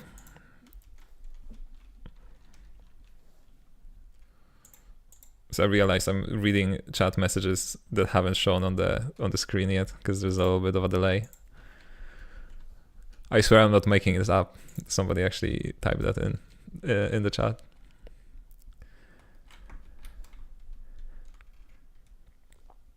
Okay, so that's circle collider. Do we need anything else for it? Probably not. I do need it because I have a little... I mean, technically I could use an area trigger, but I have a little special place during the playtest where a circle collider would be really nice.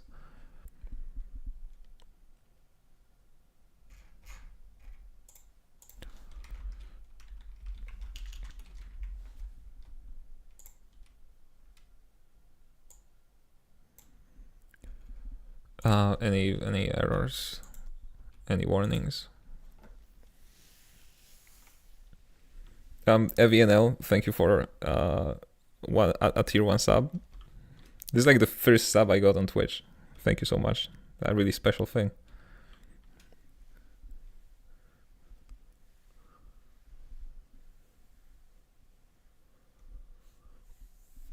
We even have a little green green thingy next to your name. I was thinking, were you an affiliate 2 days ago? If you were, I didn't notice. Yeah, we speedrun affiliate in like 7 days, because that's the minimum requirement that you need to have, is like stream for 7 days. You need to stream for 7 days in a month, have like an average of 3 viewers, stream 40 hours, and something else. So yeah, we hit it pretty early on with 3 viewers.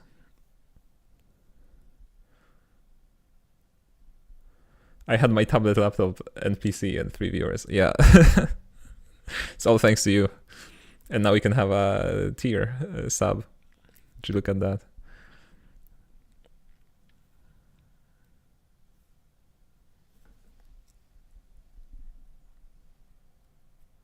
You also generally get the same perks as on Patreon, because that's the equivalent of a fragment tier on Patreon. Although I don't know how it works, because I think you should be able to like join Twitch, not Twitch, the Discord server automatically, because there is an integration for Twitch. So you should get a badge on the Discord server.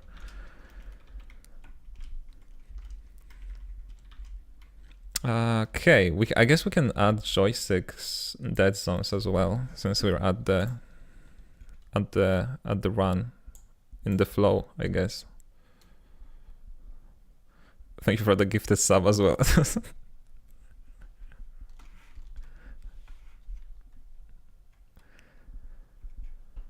Okay, no errors.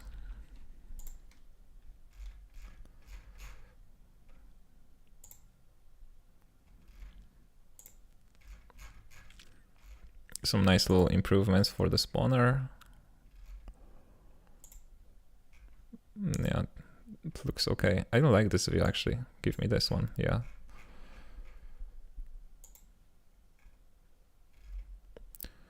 Some default, some new things. Public spawn point. Oh, we didn't commit the changes after adding a spawn point, okay. That's a bummer.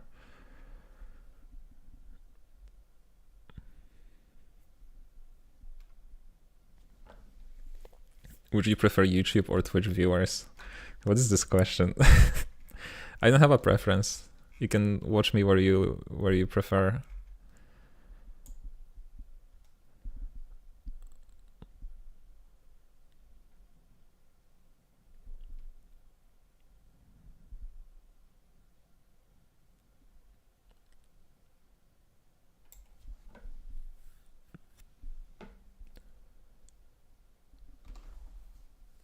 Oh, I mean that's how I got affiliate. Oh, okay, I see.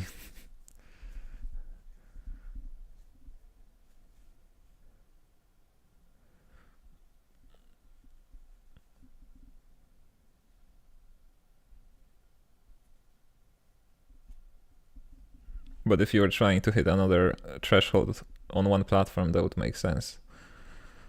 Oh no, I don't think we are anywhere close. You need like 100 concurrent viewers on Twitch for the partner milestone, I think.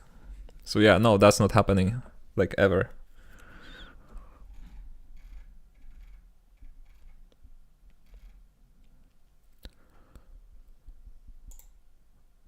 Okay, feature.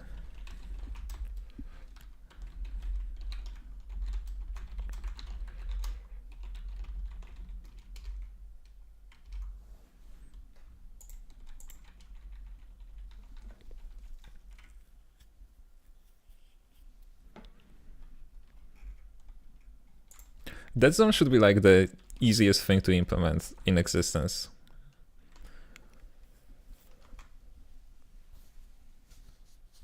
And less delay in my experience. Oh, that's interesting. YouTube is definitely my preference. Being able to rewind live and increase playback speed is amazing for context. That is a cool feature of YouTube, that's true.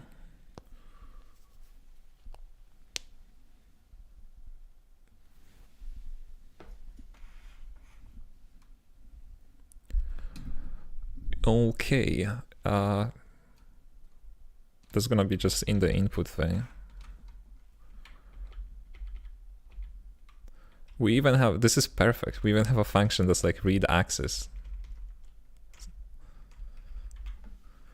Look at me being a programmer, reusing logic.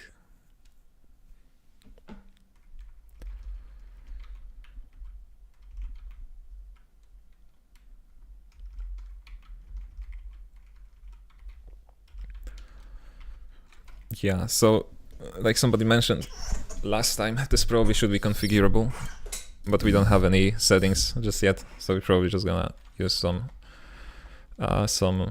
you know, constant.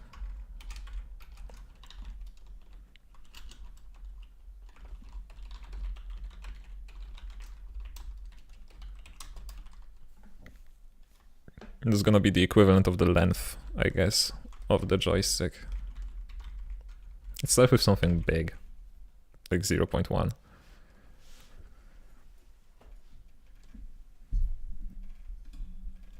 I guess, you know what we could do? To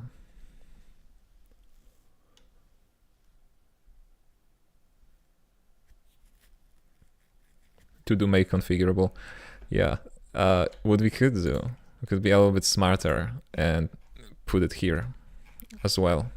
So let's have a joystick dead zone 0.1, and then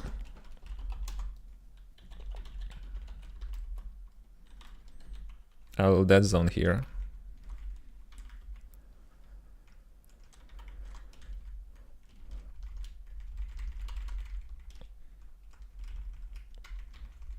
Oh, and we're gonna have to implement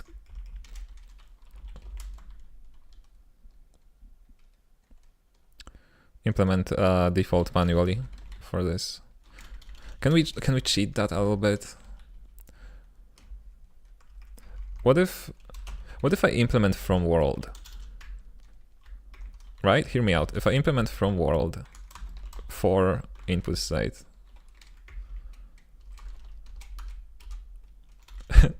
and then I return self with like the dead zone being set to the dead zone. No, what's the name of it? Joystick dead zone. And then just default. Does this make sense? Would this work?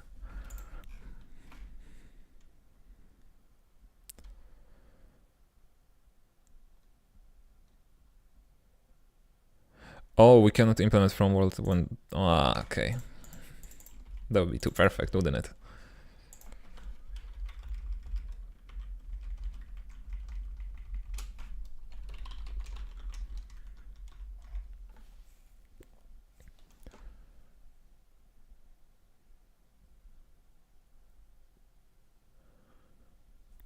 Your on-screen message shows a message that Twitch chat hides because I started with a slash.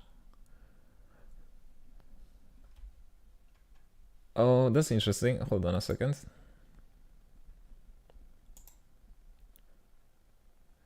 Because I do believe there is...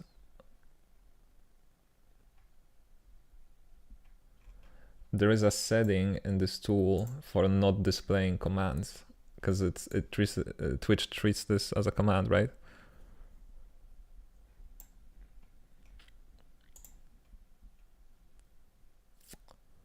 Yeah, I'll look into that if I don't forget. Just don't use commands. That don't start with a slash. Start with a hashtag. Hashtag to do. Okay, we don't want this. And then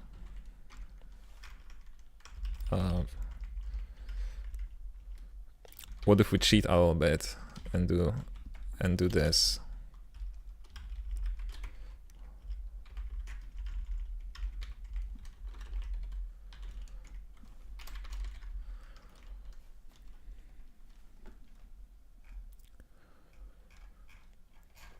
Okay, so now we have this joystick dead zone as a constant, but you can also modify it as a resource in the game, just to test it a bit quicker. And now read axis is gonna require a dead zone, isn't it?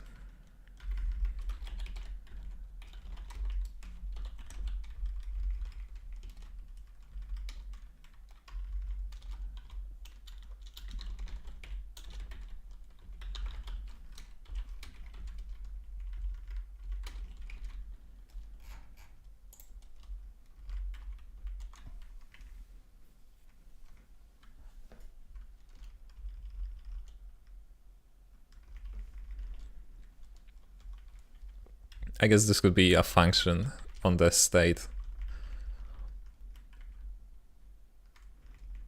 If we want it to be fancy, but whatever, who cares? Not me.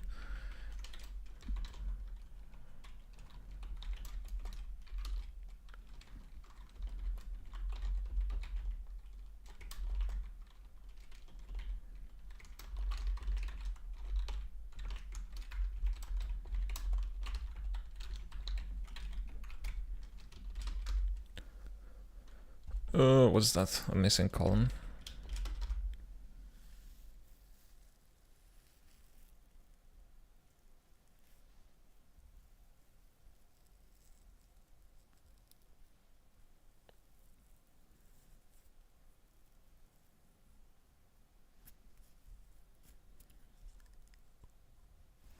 Oh, restart task.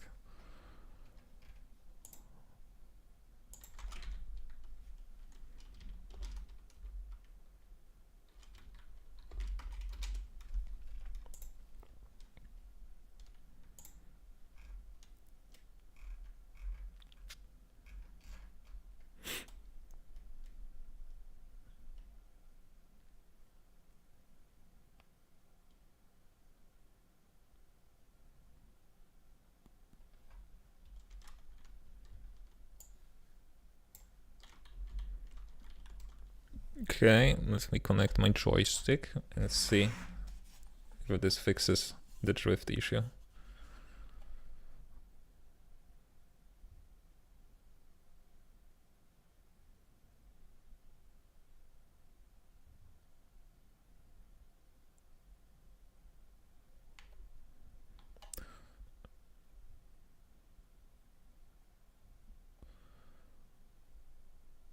Yeah, I think so.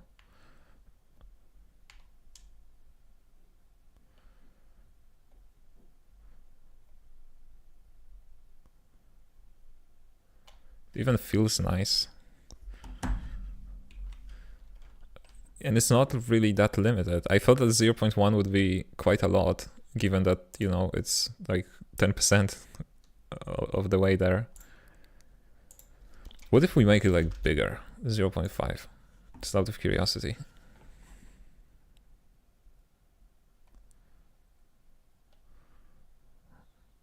Yeah, no, that's... But it is interesting because like this is 0.5.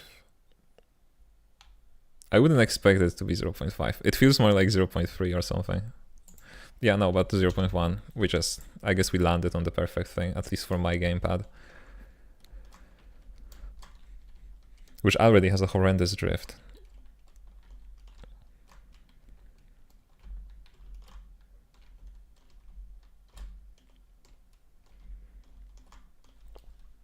Okay. That would be the drift fixed.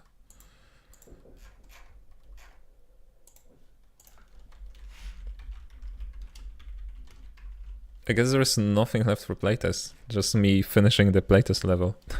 That's all there is to do.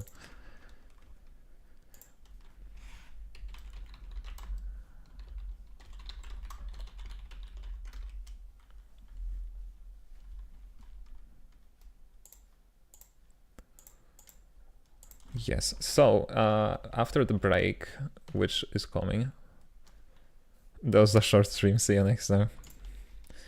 Yeah, we're gonna experiment with this feature. I'm gonna talk more about it once I'm back, but it's basically zero gravity state where we can like float in a different direction for some time. Wormholes? No. Were you there where I showcased the wormholes? No, yes, you were at the beginning, right? Or am I misremembering? Yeah.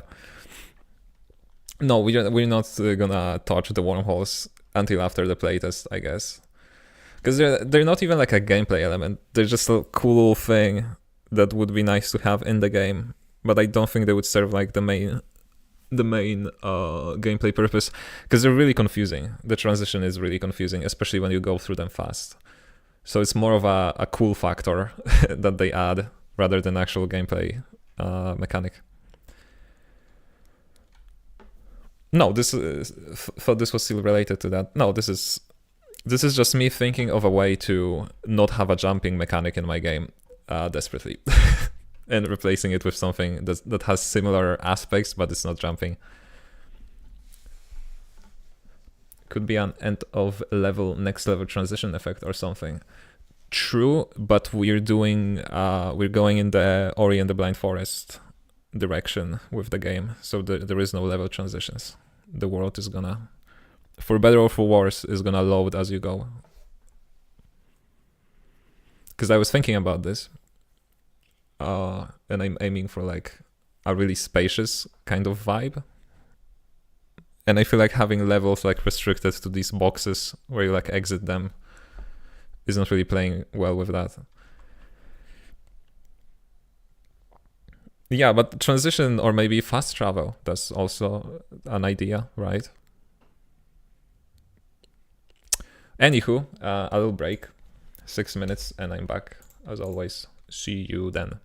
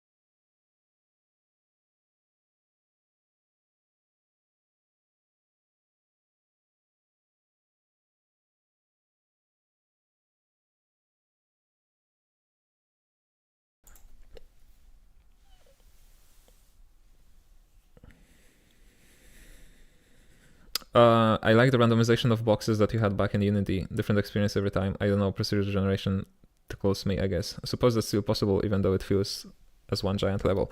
Yeah, Ori and the Blind Forest did that, actually, as well. They have a section on the left on the map. It's like this little forest that's meant to be, you know, something that you get lost in. And it does the thing where like it just scrambles the level randomly. If you haven't seen it, Rayman Origins uses fake death for teleports, so the player comes out of the screen, the level scrolls over the portal exit, and then the player goes back into the world. Always thought that was a cool transition effect. I'll look into that, thanks.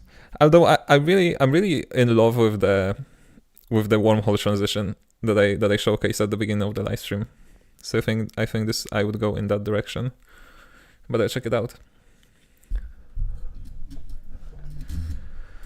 Welcome back. Never played, that's cool. What do you mean? That's like the best game ever. Easily like 40% of the inspiration for Astortion is Ori and the Blind Forest. I love that game so much. All of the haters being like, oh, I don't like the escape sequences. They don't know what they're talking about. You can bet your butt that I'm gonna add escape sequences to Astortion as well. It's such a fun concept in my opinion. It's like, oh, it's so vastly different than a boss battle, but it's fundamentally a very similar thing. I'm a disc chair pilot. I have no idea what that means.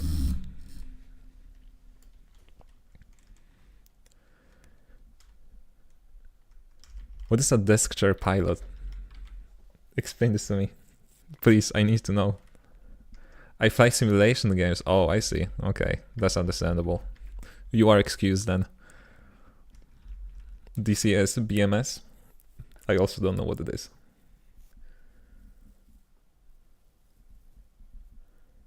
Not Microsoft Flight Simulator. That one I know, I think, though. Okay. Taste in video games aside, how would we implement the new ability?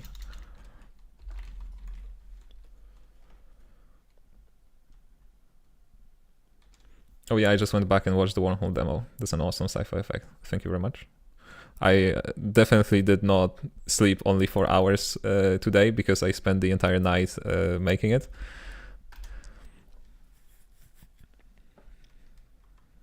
It's expensive, is what it is. The Microsoft Flight Simulator.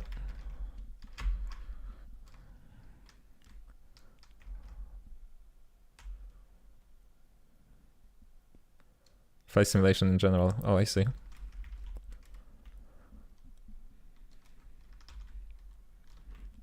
But is it like a buy once, use always, or is it more of a subscription type of thing?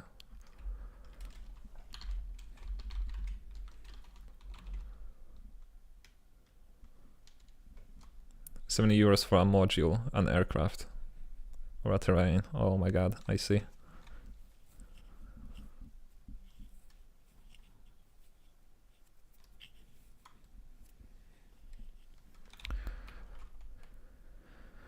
Okay, player state. Does that not exist? Hold on, player state, yeah. There's gonna be a new state. I guess it's gonna be levitate. That's a nice name. It's like the game is free, but every plane and terrain is a DLC that you need to buy, and they're expensive when not on sale. I see, I see.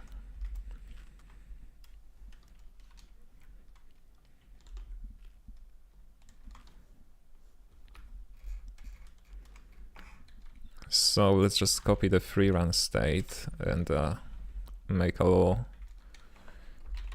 levitate state.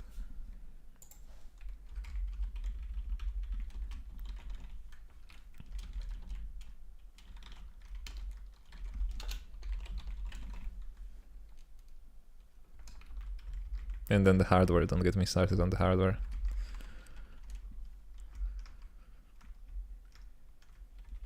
Yeah, sounds like an expensive hobby.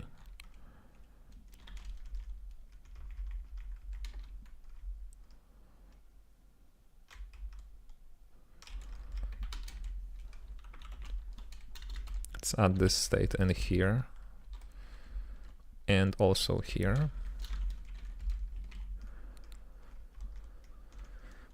And now we need to think about how do you want to transition to it.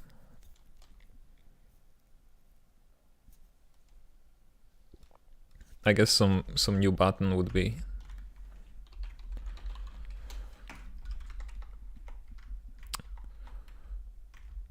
favorable here.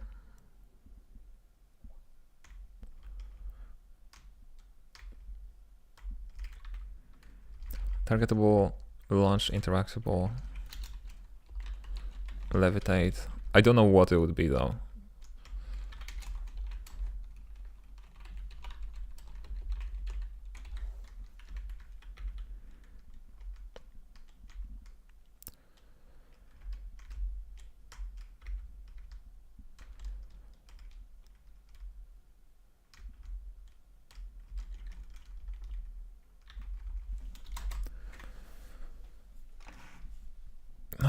We're running out of buttons. I'm afraid.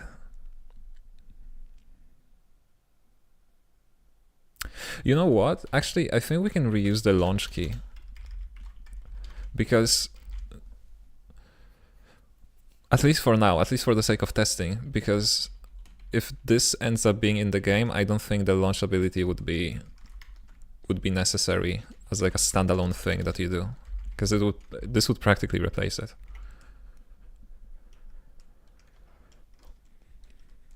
Shift? Oh yeah, shift is already there. Yeah, but like we're gonna end up using it. So I guess suggestion still stands. Okay, free run. Where are you? Here.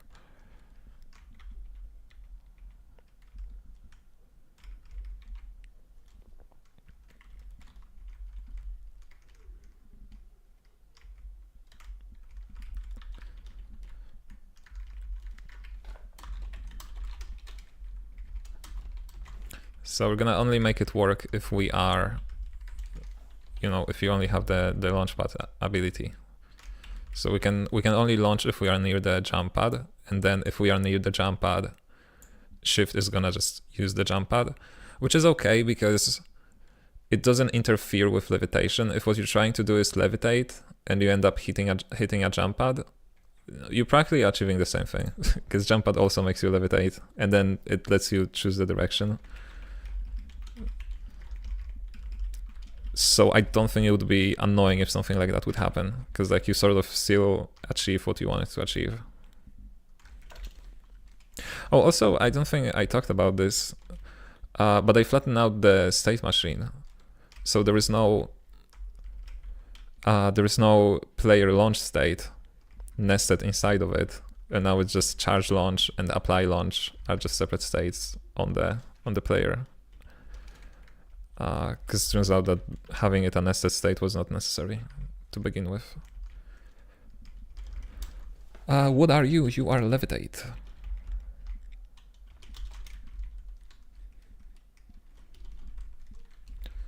Okay, and then levitate just needs to check if this is the levitate state.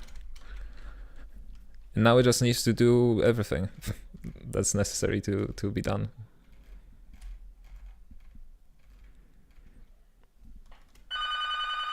Oh, excuse me for a second.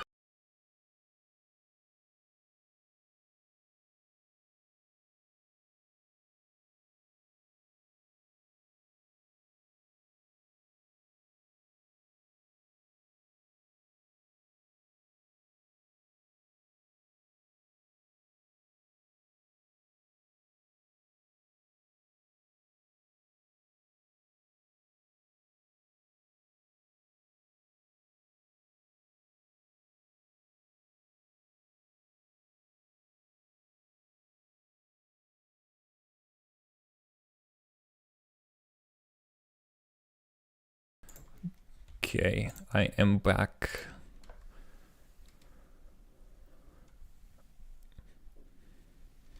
I tend to overnest things like that too. It's annoyingly annoying and unnecessarily complicated quick.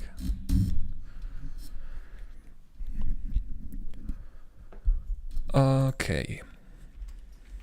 That is true. That is true, especially since that state was it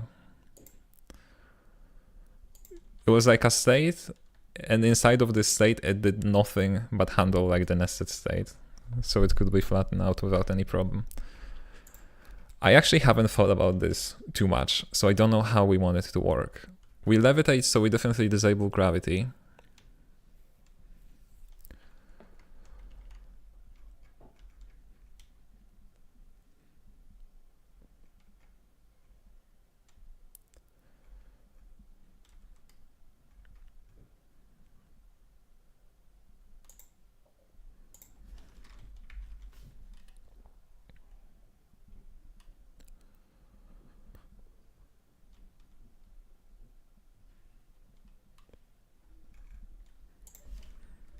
Okay, we don't need any of these. We don't need the towns, we don't need the walkables, we don't need the launch pads.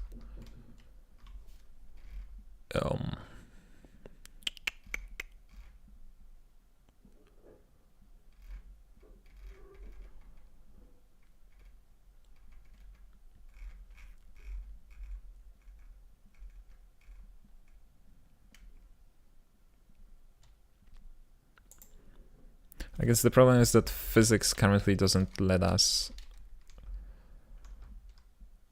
disable gravity. The player physics, I mean. So this should probably be eventually extracted to a different system, so it makes more sense. Right, I guess the only thing we can do is freeze the velocity. So okay, let's try doing that. Let's get rid of all of this. Of this junk, unnecessary. Let's say that physics. So we can use the direction as like the change in velocity, but that would be probably difficult to control. But let's try. Let's see how it's gonna do. Physics frozen. It's gonna be some, and here that's gonna be just physics previous velocity plus input movement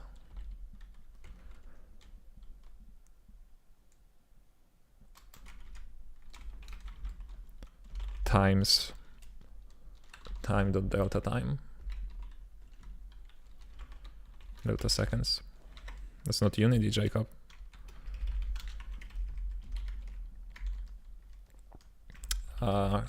Times speed, I guess.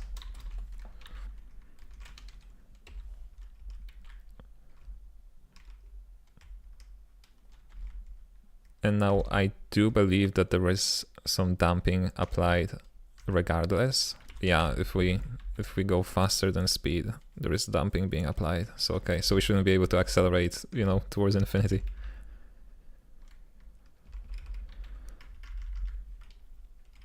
So that would be this, and then I'm assuming physics that up would be negative physics dot velocity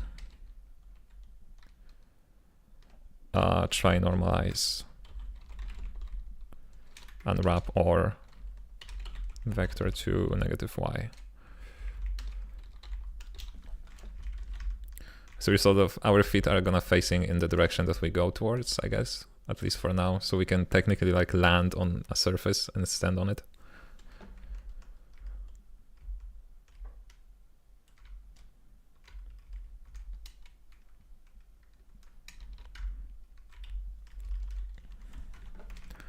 And then if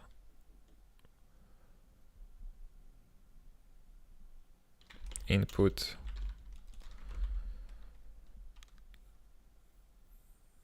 launch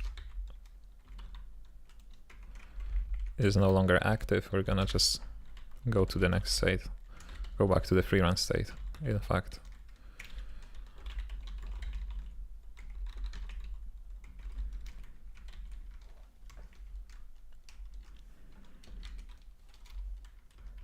Okay, and we can try to switch to hot reload. It worked really well yesterday.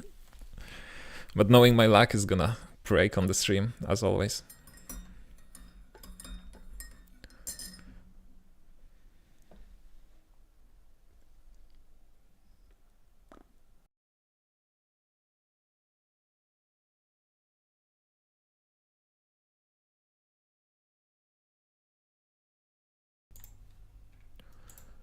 Okay, what is that?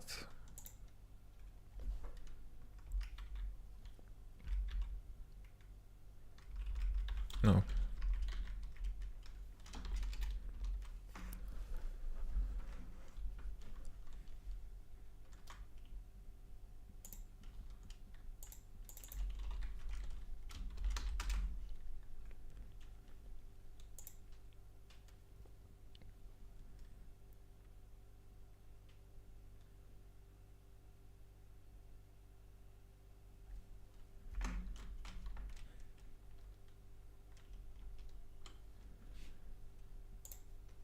Okay, it crashed exactly as expected. Now we just run the hot water and it should work nicely.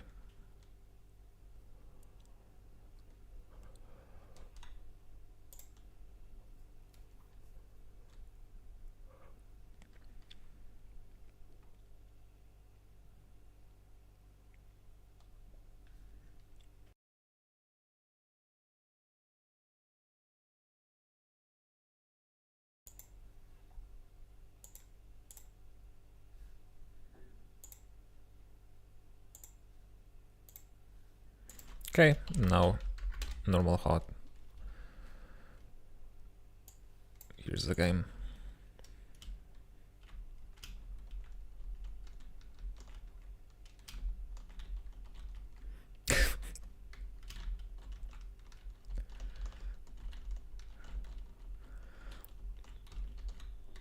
Okay, it's awful. I hate it.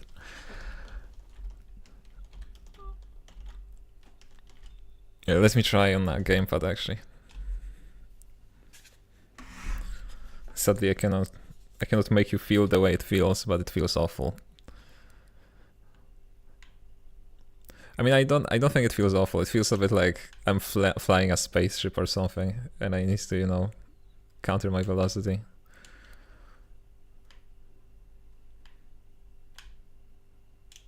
Which is, so number one problem is that I kind of want to, excuse me for a second.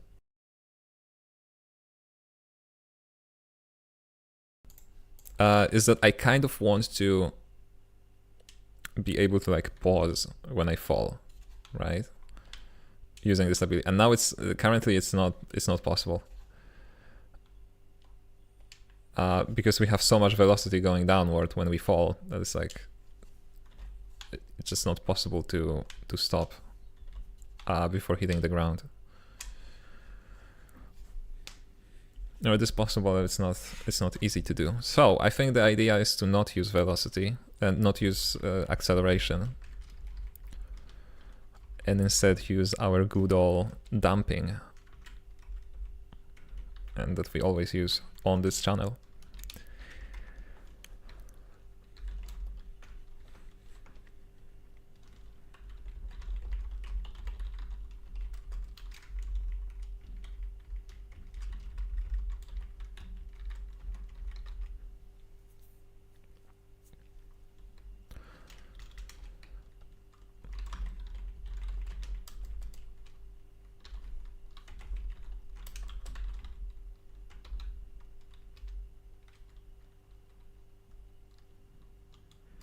Wait, scroll on. I don't remember how to do that.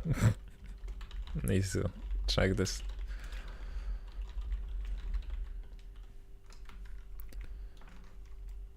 We add the difference times damping times delta time, okay.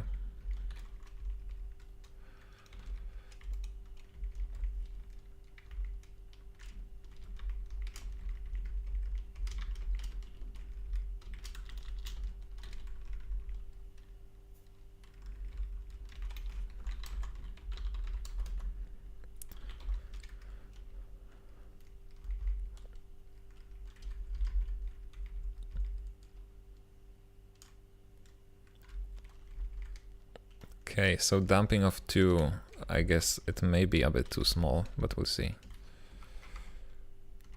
Oh wait, I don't need to close the game each time. Keep forgetting about that.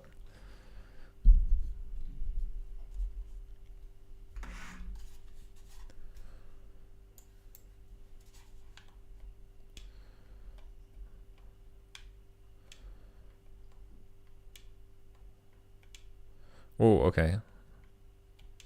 It's inversed.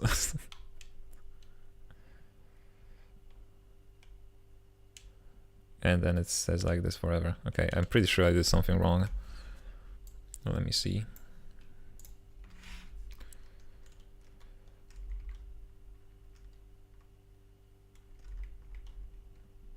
Yeah, I should subtract it the other way around.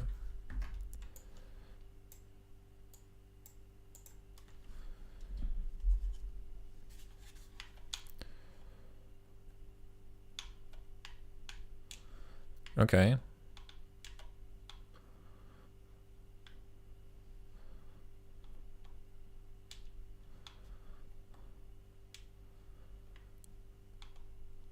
It still doesn't seem like it's enough to. No, it is enough to slow us down. It's just that the damping is so.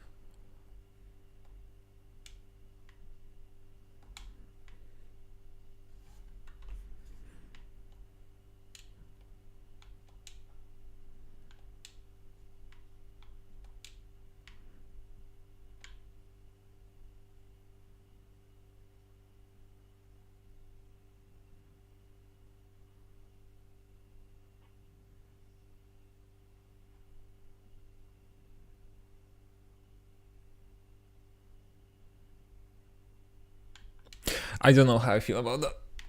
I don't know.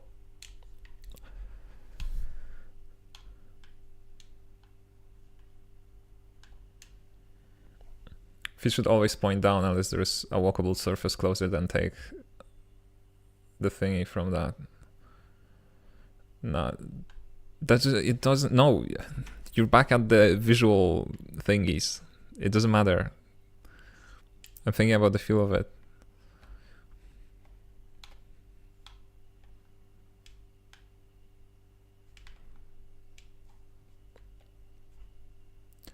We need to. So the reason why it needs to face in the direction that we're flying is because if I do this, right, and I want to stand on the wall, then the up vector of gravity needs to be directed to the left. And currently the animator just rotates the player towards the up vector, right? So like the reason why, you know, sort of, for example, this is also weird, right? The moment I press X, I go upside down, right? But like this doesn't matter because it's just a visual, and it's gonna be fixed as a visual, right? It doesn't affect the gameplay.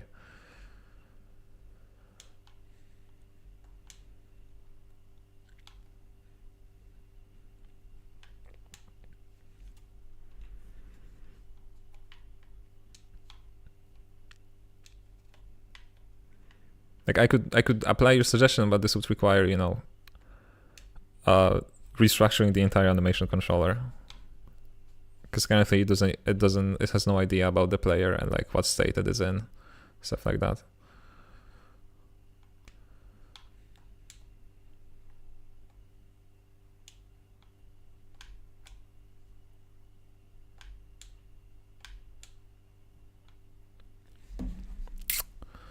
Yeah, we definitely need some sort of a timer, and probably, you know, the things that launch pads have, which is, you know, not being able to use them continuously, because it sort of kills the purpose of them. Here's the animator, by the way. Like, this is literally everything, the entire like rotation handling. It's just whatever is the physics up. I guess I could disable it.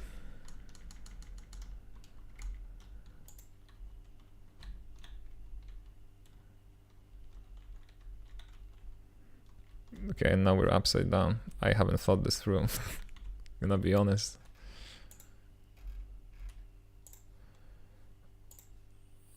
Transform. Yeah. No, we don't rotate at all.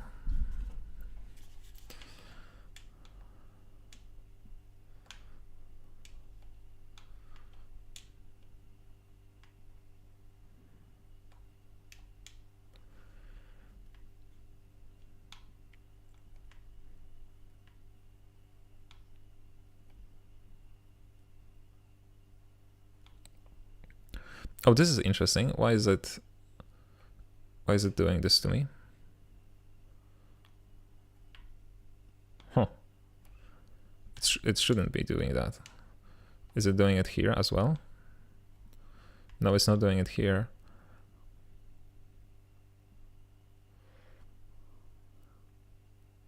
Oh, I know why. I'm gonna have to fix this eventually.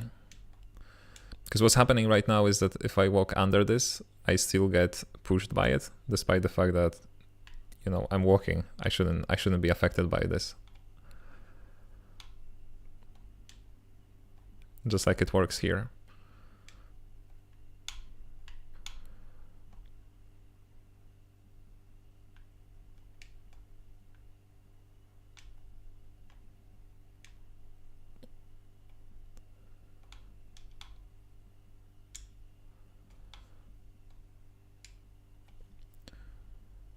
Only rotate if the walkable surface is not on the ground. But then this wouldn't make sense. You would like rotate like this. Or like here in a force field, you also like always go up.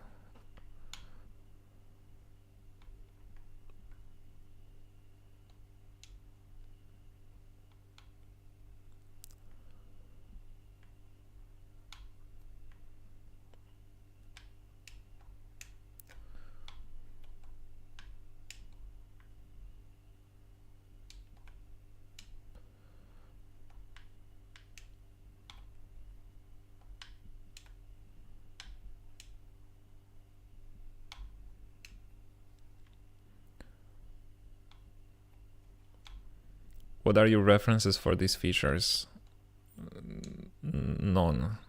My head. I don't know, that's the extraction tunnel from Portal and from Outer Wilds, I guess. This thing I've never seen in any video game. Maybe somebody is using them. These are just jump pads. Ori and the Blind Forest, I guess, has them. What else do we have here? This is a force field. Every single video game has it. And that's a hook. Also a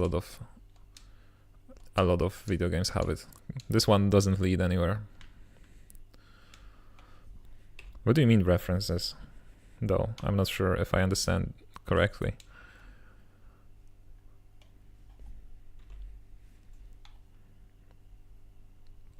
It came to me in a dream. Nice gameplay features. No,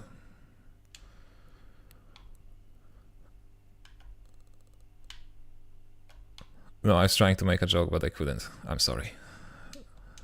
Forget I said anything.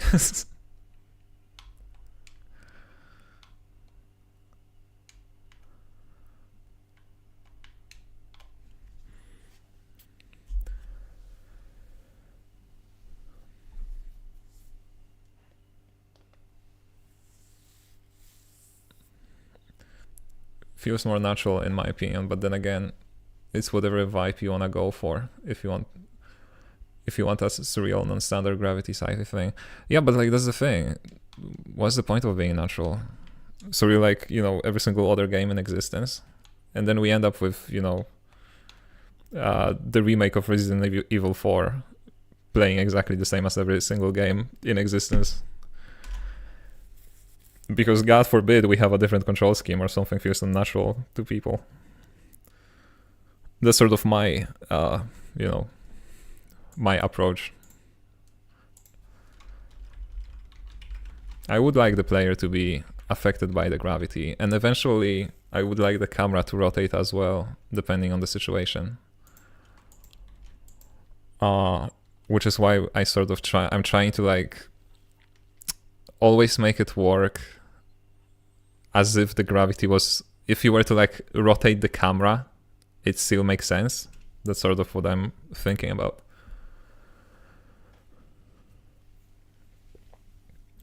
People will complain if anything is non-standard LMAO. I mean, they can complain all they want. They can refund the game in like 2 hours from purchasing. I was wondering if your inspirations came from other games or media. Most of the time when game ideas cross my mind, they are usually a remix of anime or real-life creatures.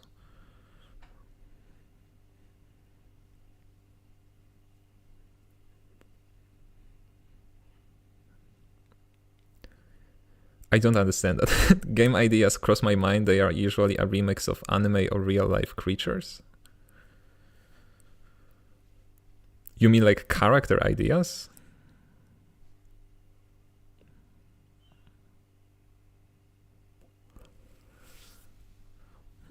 Yeah, like if he wants to describe Astortion as a remix of other games, it would be Ori and the Blind Forest and Portal 2 smashed together. That would be the two most important inspirations for the game.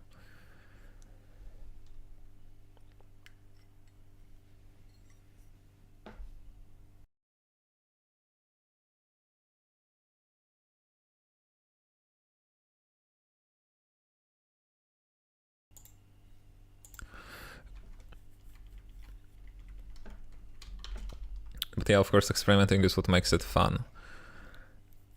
Yeah, but unlike this gameplay feature though, because it does not feel fun at all. I don't know what's wrong with it.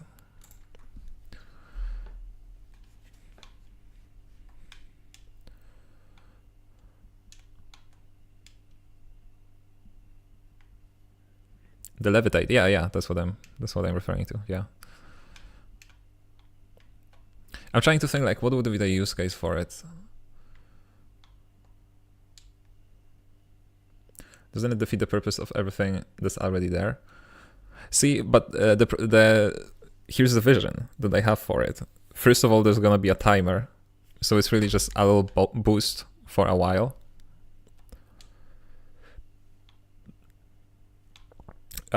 Second of all,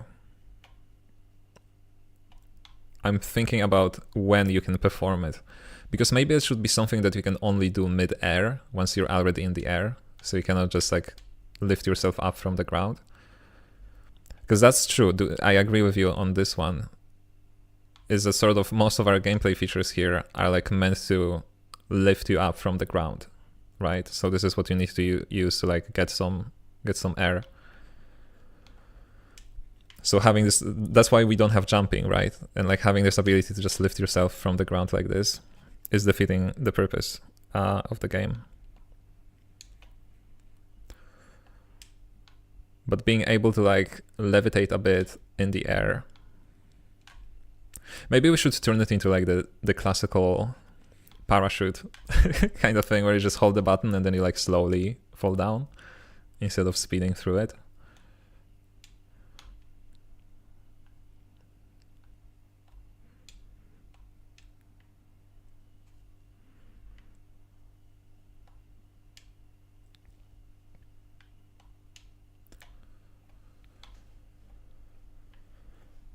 Like the feather in Celeste, yeah, or the leaf in Ori and the Will of the Wisp.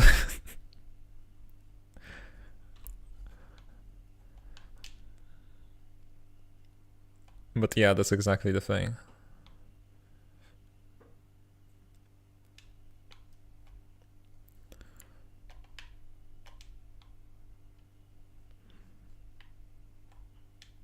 I think so. Yeah, let's try it.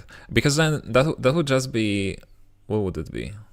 It would be like a gravity modifier. No, I don't think it could be a gravity modifier. It would have to be the same way, like this.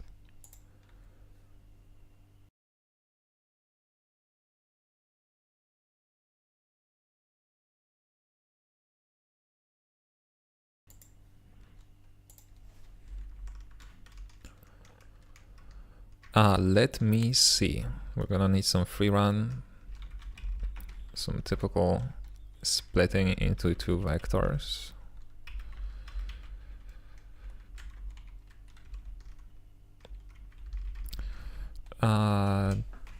Physics. Oh, we have the new thing. Hold on. I need to start using it. Physics at velocity. Look at me. Project onto normalize. Physics at up. No, we're fancy. So we're using built-in functions.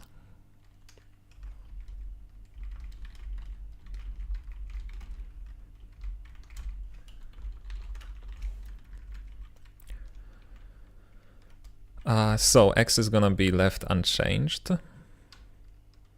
And we're only gonna modify the y.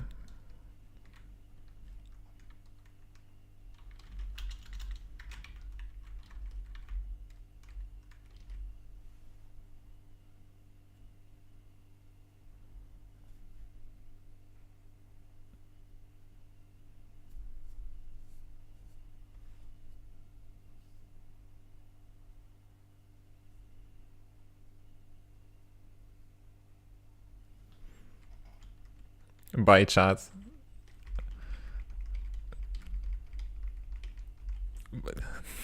I don't know what to say to that, because you're not saying bye to me, you're just saying bye to chat.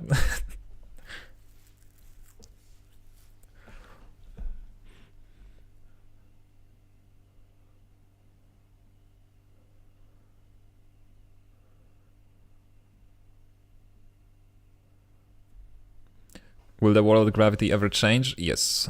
Yes, that's possible. There are gonna be levels, but that's why I kind of want to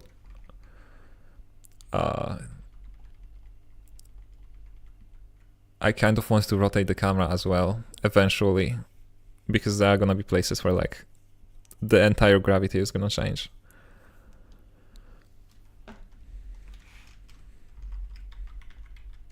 But yes, the answer is yes. Okay, control velocity. We don't have control velocity. I mean, we do have it. Control velocity is gonna be something silly, like 20, 200 maybe.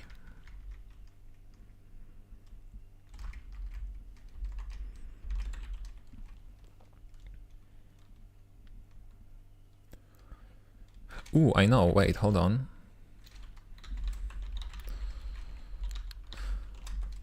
There's so many ways to to calculate that. I guess we could max clamp length max at 200, and then our difference stays the same, and then we just do this.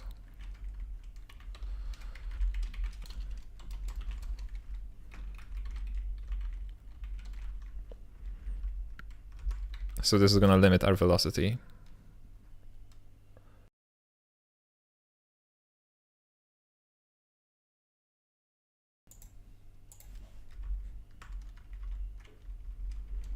What's the matter? Oh, I misspelled it. Oh, yeah, I did.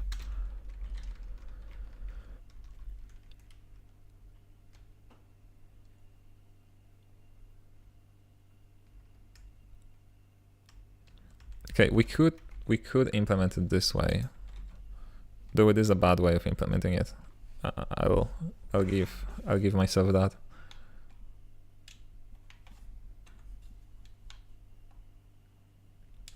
Okay, so it does slow us down, but because we are freezing gravity, we like get rid of everything else. So we probably shouldn't do that.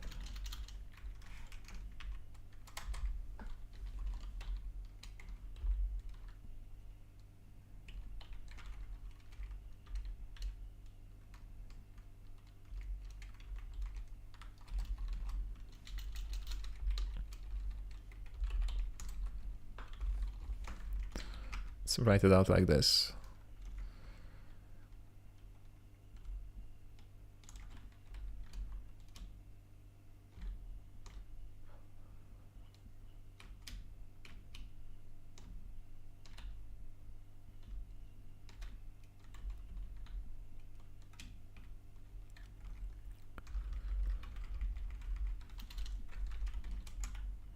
Let's make it like 400, because that's way too slow right now.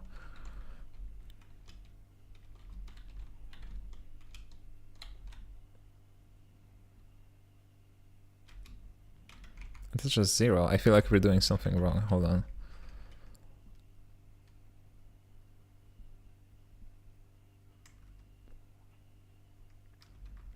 Yeah, we shouldn't subtract this.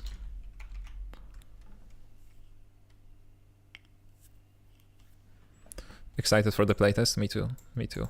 Although there is no rooms that change entire gravity in the playtest.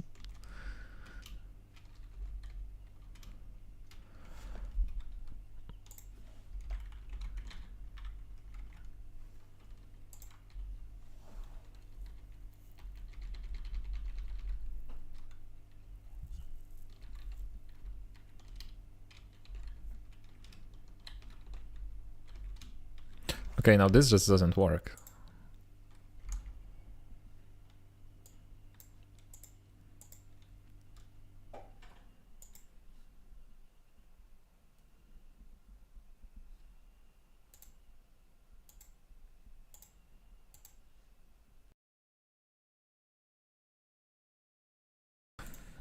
Okay.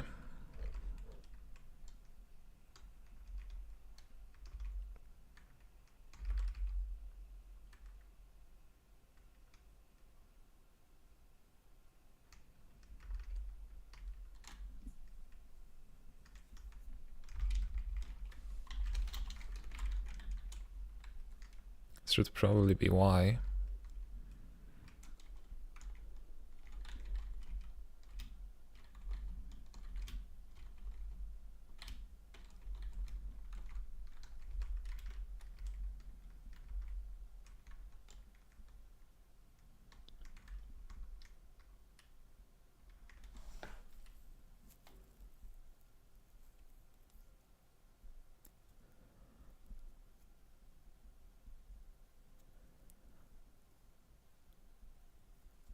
That is weird.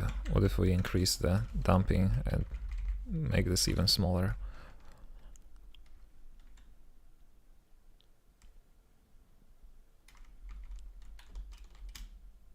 Okay, here we go.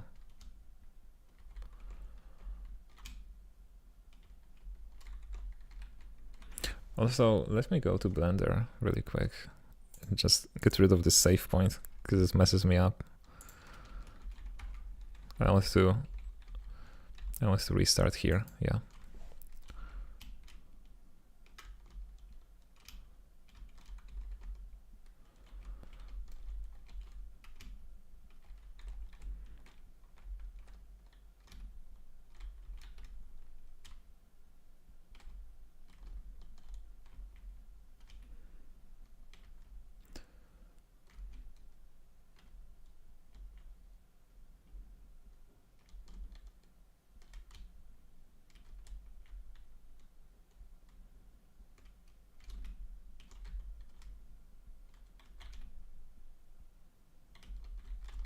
Oh, that's the problem. You can enter the state inside of a tunnel. Yeah, this probably shouldn't be a separate state, but rather something handled by the free run state, now as I think of it. Because we also want it to work inside of force fields, probably.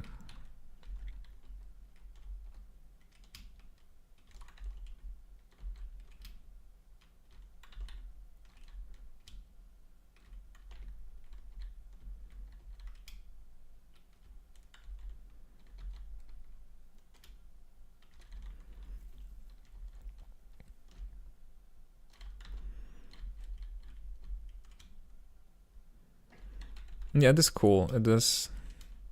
I mean, hard to go wrong with a gameplay feature that's like so common.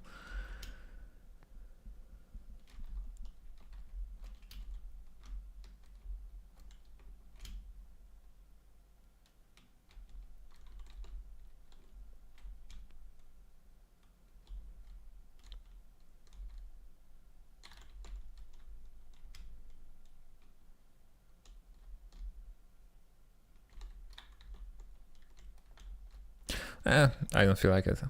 I will reconsider it eventually, but since this is a really like, how to put that diplomatically, a late game feature, right? It's definitely not something that you want to give to your player immediately, because it's meant for more like opening additional areas and stuff like that. Yeah, okay, so let's just roll everything back.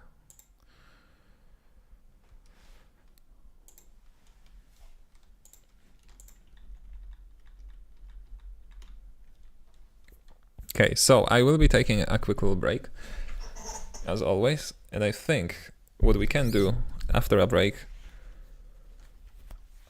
is one of the more complex elements on our list, which would be the Aprite processor.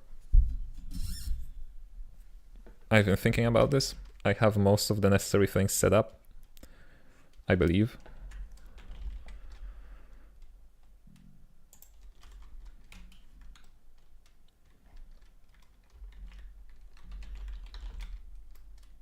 Yeah, I have it set up as a in the path, so that I can run it as a command. Yeah, that's what we're gonna be doing. So the plan is to make it so that in our assets we store the Aprite files, raw Aprite files, and then our custom asset processor processes them to PNG files and some layout information. That's gonna be, I think, the most difficult thing, because I don't know how to do that just yet. Because generally speaking, custom processors can have settings, right? So ideally, here we would say like, oh, I don't know what are the layout settings, but like whatever layout settings Aprite needs, we would set them here, and then they would generate something over there.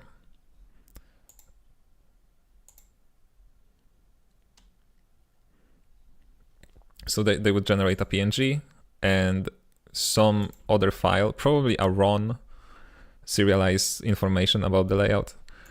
That would be the plan. Since again, like we run out of things to do, like literally.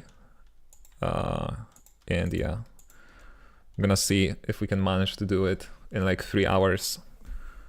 And after that, I'm gonna move on to, you know, making the playtest level on my own.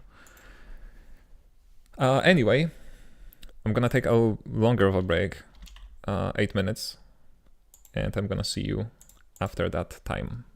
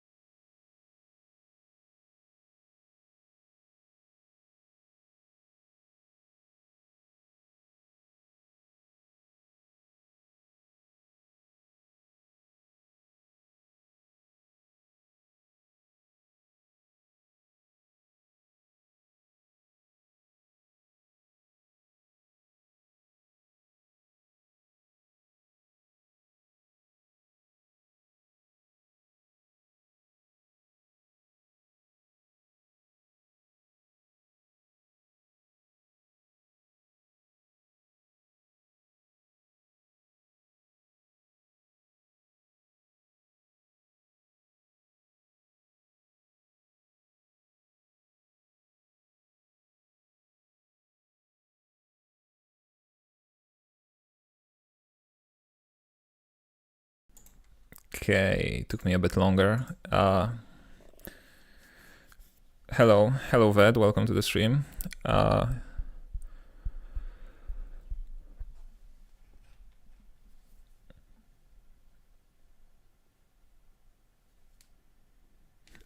excuse me. I always, whenever I go on a break, I open the live stream on my phone just to see how much time I have left. And I always forget to close it, and then my phone plays it. Because usually the volume is on. And then I get this like weird, you know,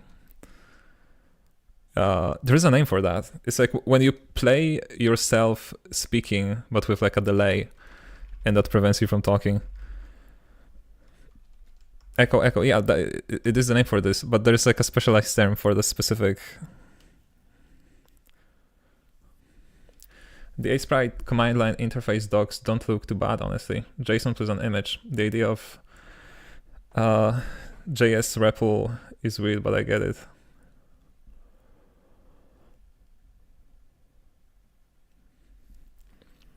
Yes, so here are a few problems that we may be facing with Bevy, because to the best of my knowledge, and maybe we're gonna have to research this a little bit,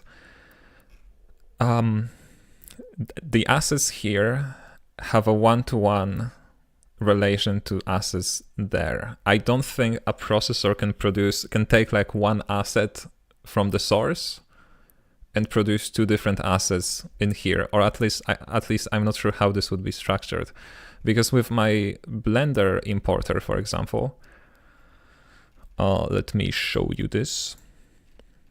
What I now do is I'm using the asset server to load test.blend, right? And this is obviously configured in the Blender crate.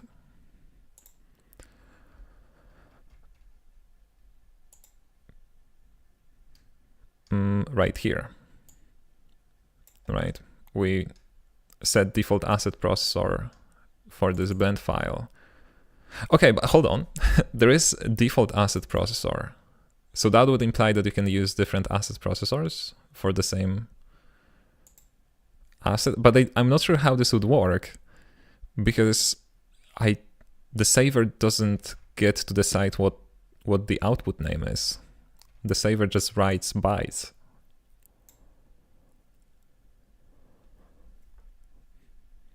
So it's that the way it works always is that you have the test.blend, and then in the output you also have test.blend. So if there were two asset processors for the same file, I'm not sure how this would work. Because the idea is as follows, right? This is what we're trying to achieve. Instead of doing this, where I load my PNG and then I also create the layout, I want to be able to import both the image and the layout from this Aprite asset. A single asset loader can load multiple assets, so we could load the single input as multiple intermediates and process the intermediates into outputs.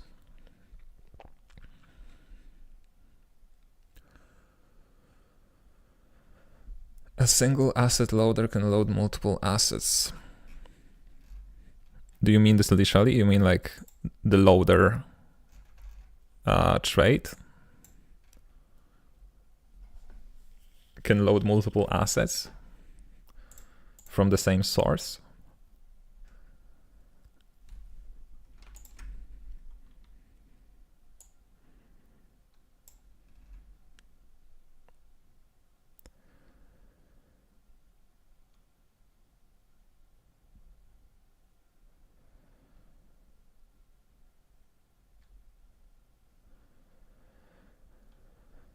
Yeah, the loader gets given a single path, but it can choose to load as many assets from that source as it likes. No, I think you mean the reader.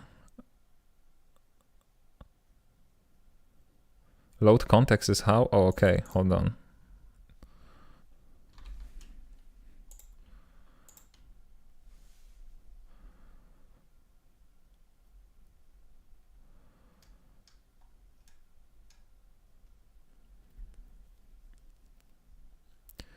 Any asset state accessed by load context will be tracked and stored for use in dependency events and asset preprocessing. But this is the same file. I don't need to load anything else. I need to load one file and output multiple assets to the saver.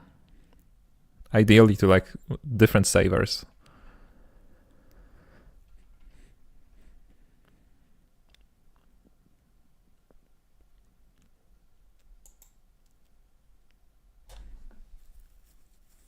Because like the end result, load with settings basically.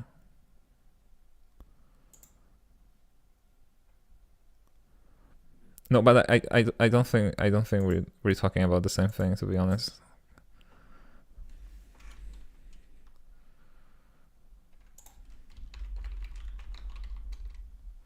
Load the asset of type A at the given path with the given asset loader settings.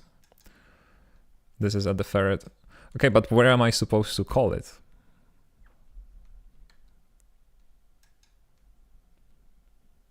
Because the loader trait only defines the load function, and it returns an asset. It doesn't return multiple assets.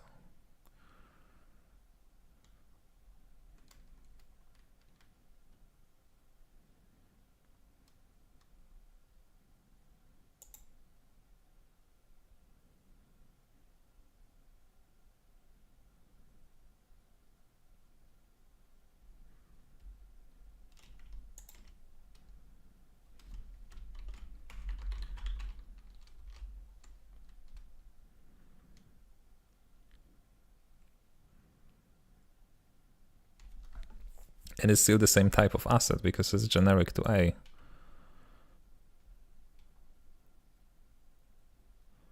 No, wait. Where does it get this from? It can load anything.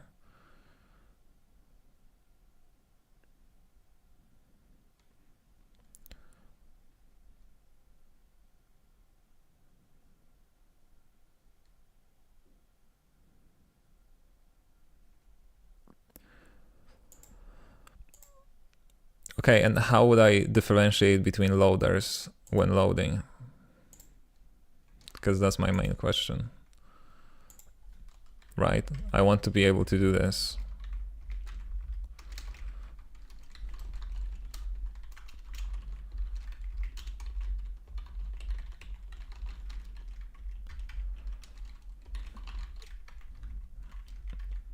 Right, and I want this to be a handle to a layout, or whatever the full name of that is, to a texture atlas, I guess. Right, and I want this to be handle to an image. It's a general idea.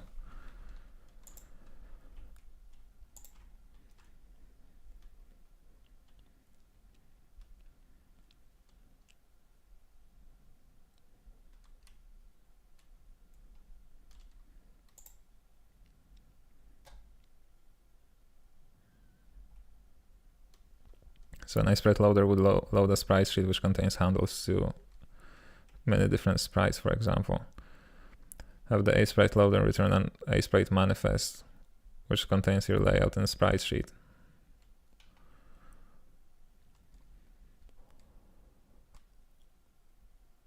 But a sprite sheet is an image. There's a texture data.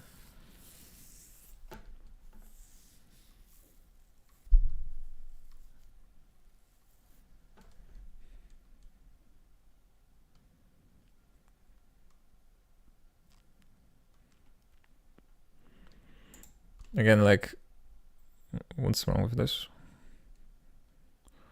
Texture atlas is an asset. What is this? Texture atlas layout. Yeah.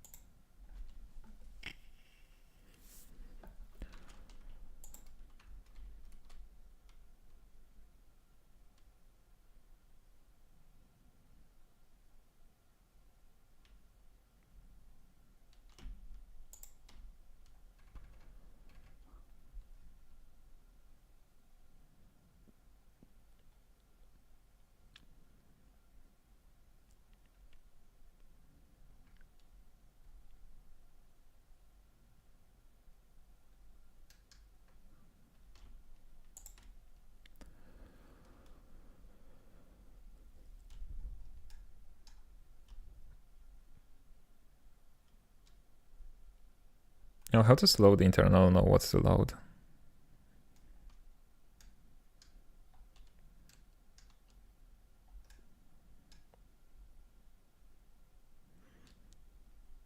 Just use untyped handles.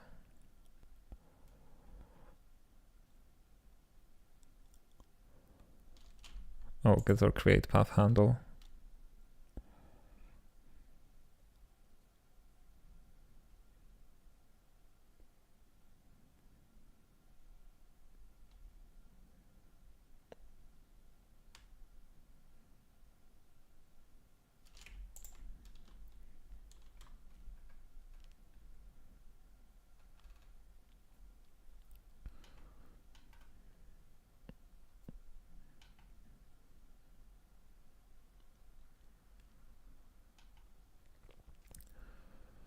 The asset loader is really messy to read. My last time here I implemented the extensionless asset support and it was rough.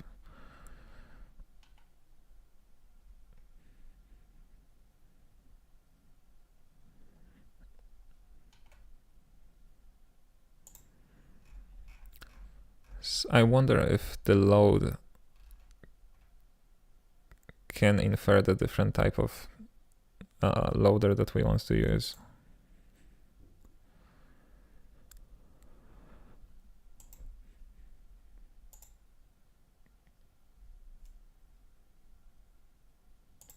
Because ideally I just want to operate on the same asset but with two different processors. That would be the idea.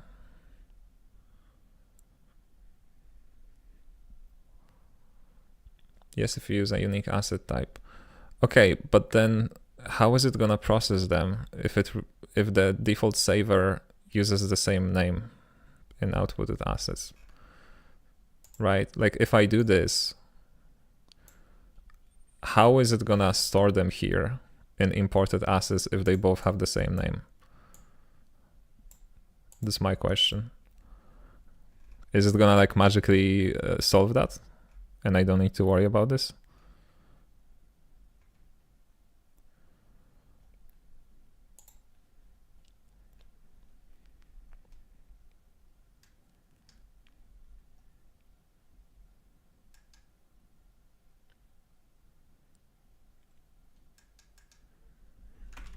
So I'm gonna have to upgrade because 0.13 introduced a different load and save, right? It has like load process and save or something like that. No, load transfer and save. Which makes sense because currently the Blender processor processes assets in the saver because I had no better way to put it in. But now that we have a processor, that would be easier. Yeah, I guess we can just try and see what's gonna happen. So I'm just gonna, first of all, let's close all of these processes. Let me just copy the entire folder. Why not? What is this? Aprite.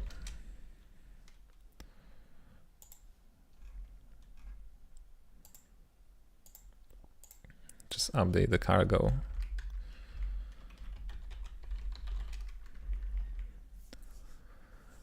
Aprite, we probably don't need GLTF. Gonna leave the rest for now.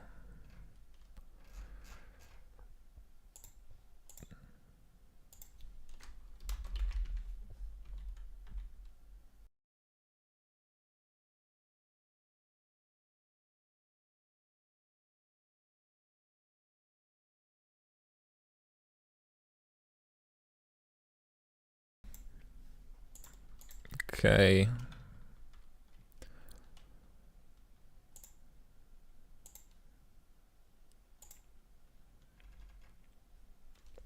Let's try doing something really simple first. The plugin does not need to be parameterized anymore. We still are gonna need the cache.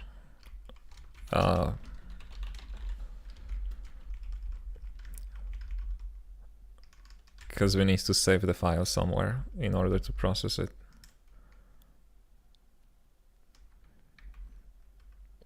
Or maybe we can simplify that.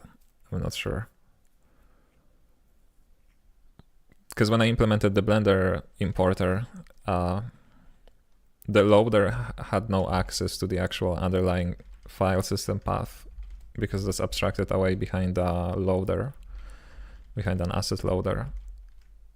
So what I had to do is save the data into a new file in some cache directory and then operate on that. Maybe there's a way to simplify that. Again, we don't need any of this generalization here.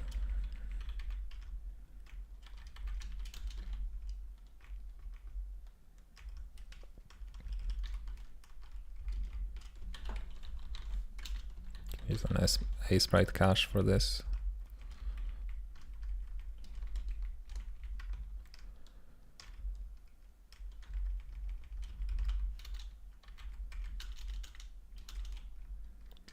Okay, implement Aprite plugin. Registry, we don't need it. Parsers, we don't need that. Init asset. So ideally we're gonna operate on the base type assets, right? Which is a layout. Oh, what's the name for that? I keep on forgetting. Texture, atlas, layout, and image. So we probably don't need additional asset types for this. It's an Aprite plugin.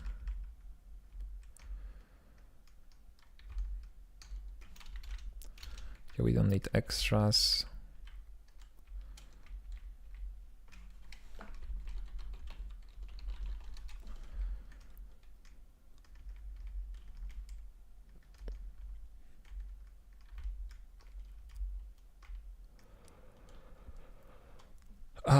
Or maybe we will need an intermediate asset.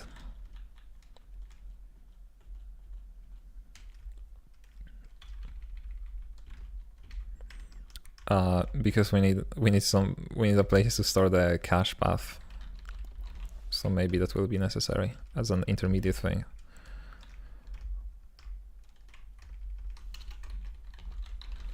Okay, this is gonna be Aprite asset loader, Aprite asset saver for now.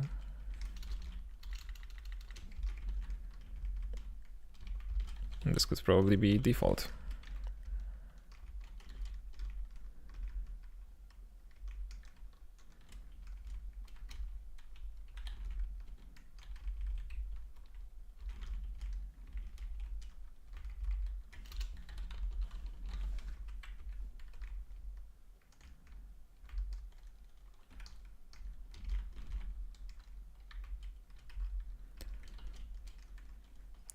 Yeah, I think keep it simple and turn an Aprite file into an Aprite asset. Turning that asset into your texture and layout is a separate problem to solve.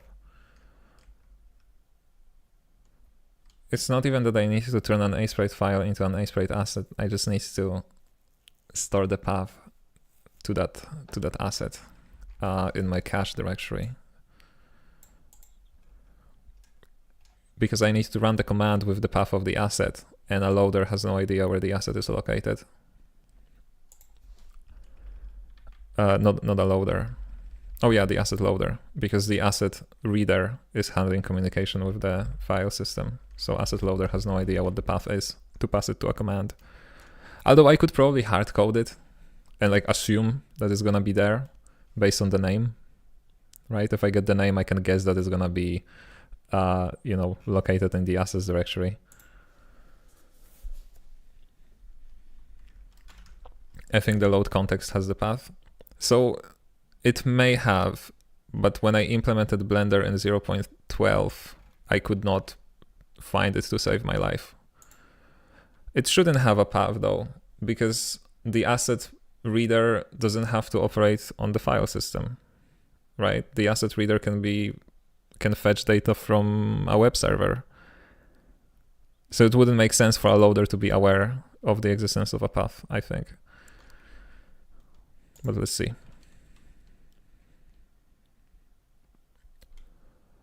Yeah, it only has the asset path, but that's not the file system path, right?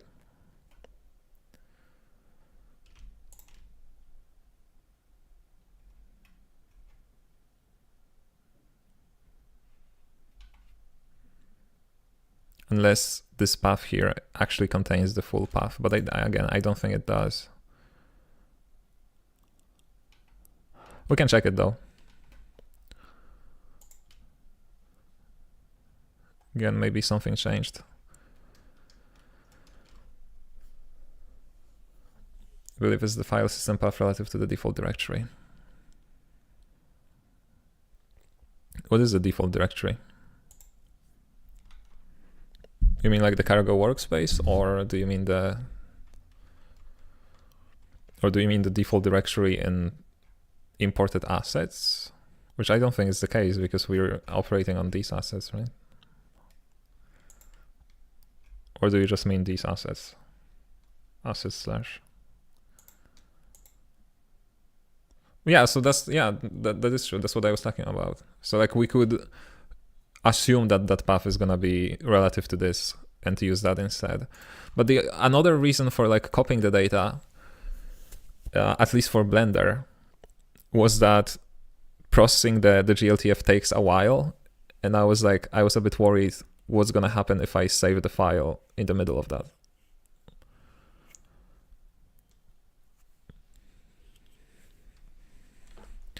But I guess we can implement it this way, so then we're not gonna need this asset at all.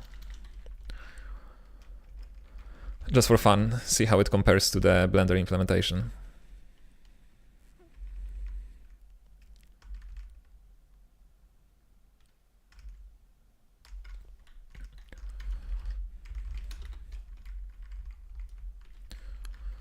This is a, compile only thing. So it's not like we need to be worrying about this too much. If it crashes on me and not on players. Derive default. Pretty please.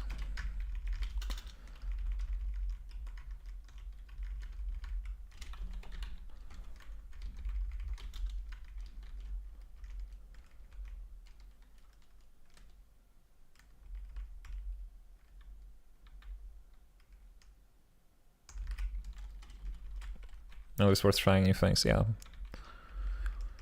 See, maybe hopefully it's gonna simplify the Blender processor as well. I mean, we definitely need to also refactor the Blender processor a little bit, because again, I hate the fact that we are doing the processing in the saver and not in the processor. But that's only because it's a new thing in Bevy 0.13.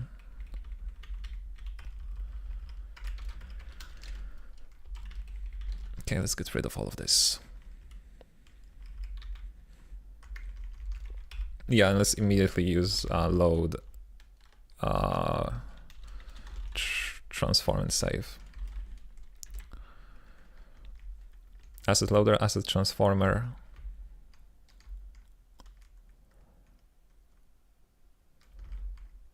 Asset output, okay. This is a really cool way of like writing this. So you have asset saver, and its asset is the asset output of the T, and then T does the same for the L. Okay, anyway.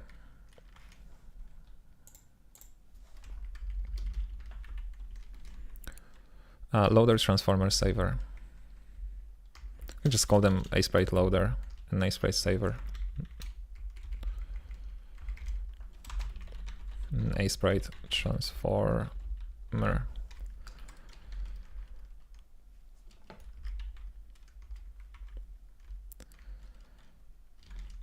Okay, let's go to the parser. Parser only contains all of the things related to like processing the world in Blender, so that can just disappear. I don't care. We may not need this.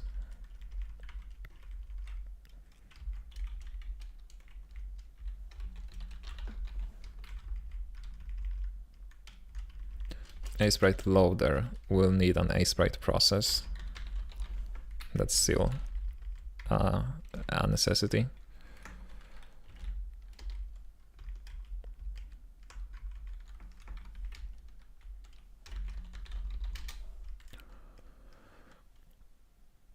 It's evil, but I don't think anything would stop you using the one type for all three loader, transformer, and saver.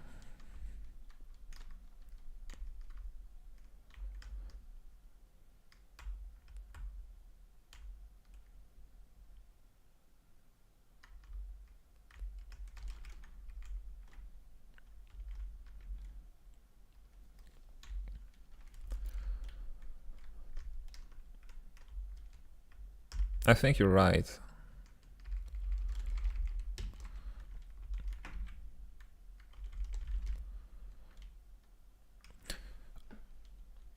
Right, yeah, because I would just implement each of the traits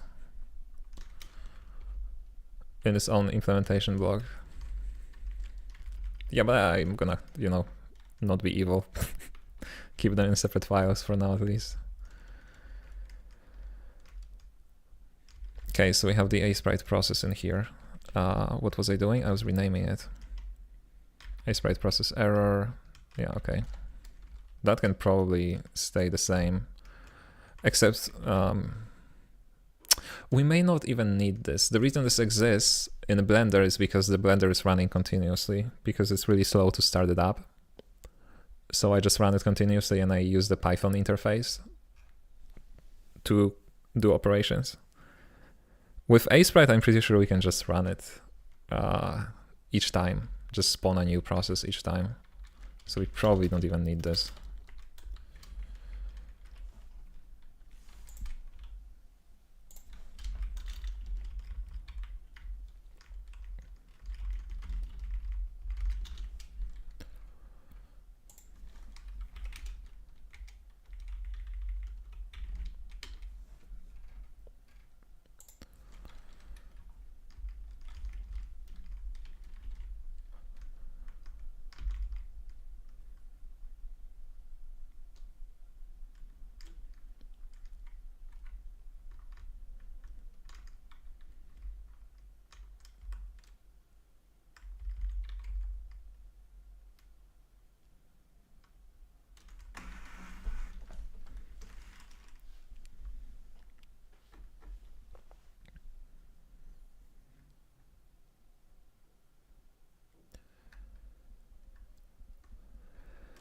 Yeah, so if we want to run Aprite directly in the asset directory, we don't even need to do anything in the loader. The loader doesn't have to do anything.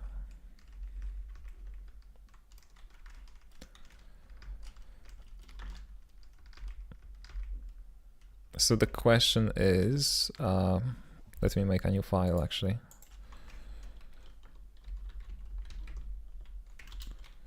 Transformer, is that the name? I don't remember if it's a processor or if it's a transformer. Yeah, it's an Aprite transformer, okay.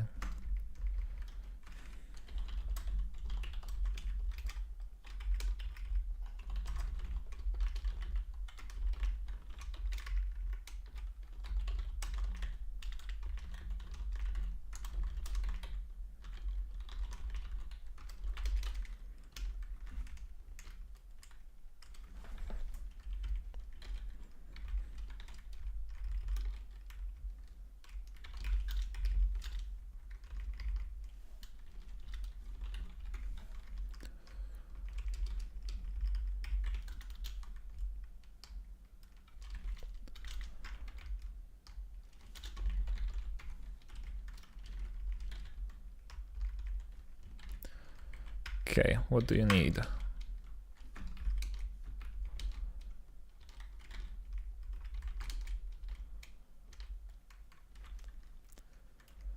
So you have settings, you have the asset, and you don't have anything else. Okay, so the loader will need to pass it an asset.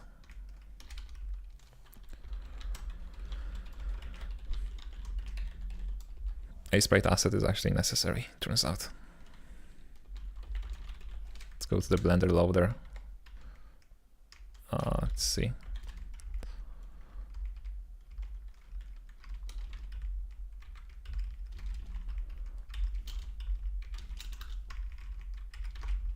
It's gonna be just path, it's whatever.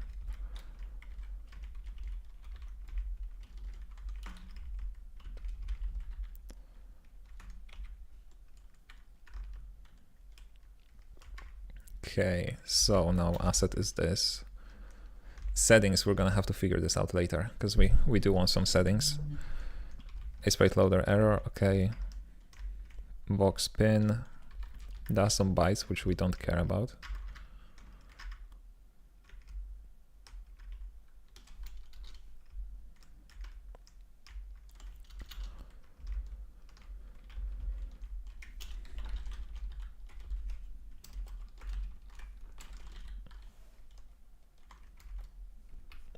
What's wrong?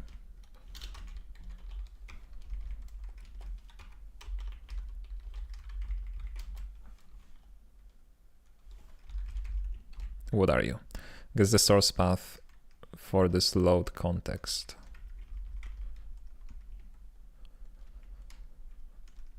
To the asset in the virtual file system. Okay. I guess we're gonna see what it's gonna be. Looking forward to 0.14, where the box pin is no longer required for asset methods.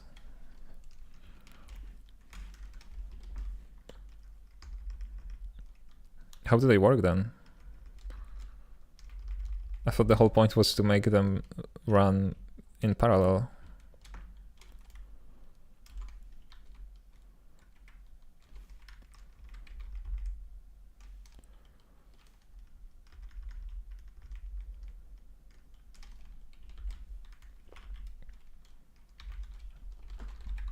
Can I do an into? Oh my god, I can.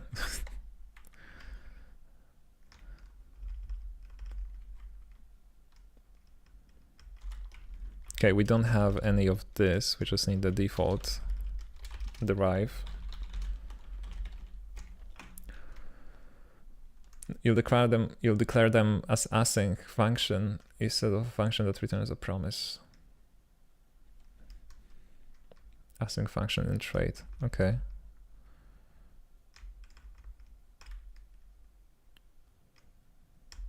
That's fun.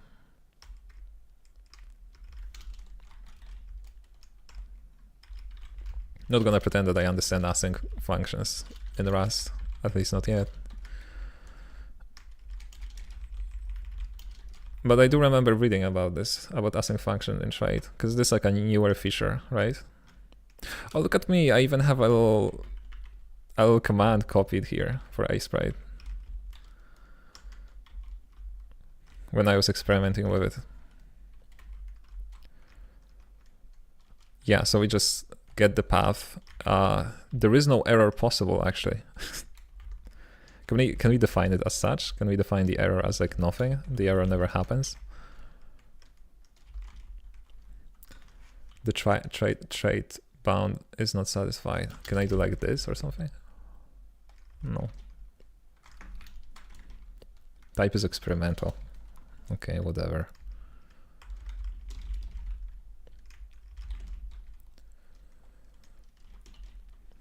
Yeah, Aprite is almost brand new in Rust. Before trait methods had to return a concrete type. That's awesome. Can I just make a struct that's empty and it just implements error and does nothing else?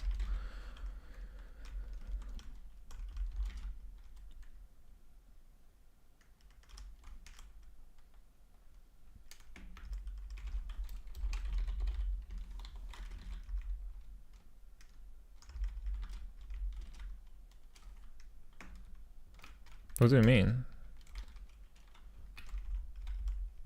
Can I not derive display? That's interesting.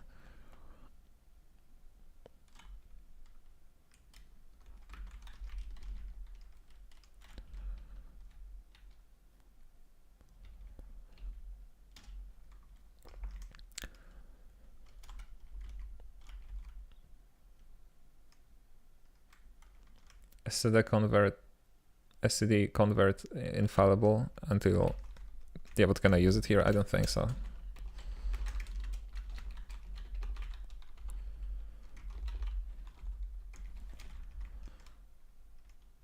Ooh, I can. That's crazy.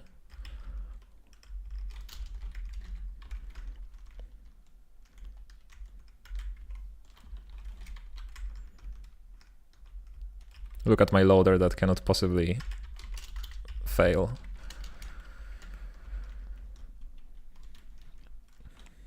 Okay, so that's the loader done. Now we move on to the transformer. So input is gonna be asset, Aprite asset. And for now, let's just turn this into an image for now.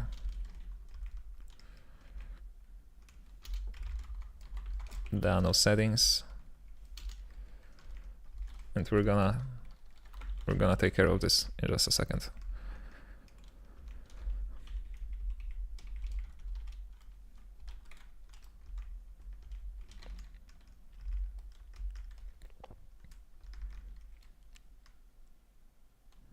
So error has display anyway. It didn't want me to derive error because it said that it requires display.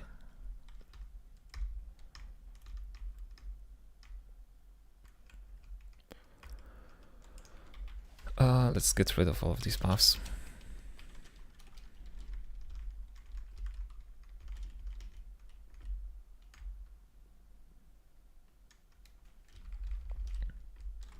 What is transformed asset? Okay.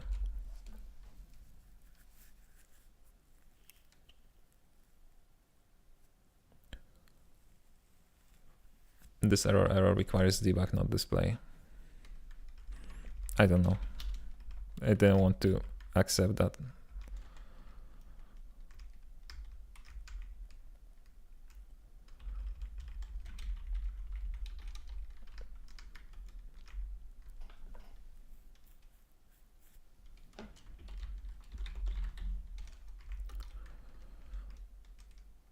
Okay, I'm gonna just steal this really quick.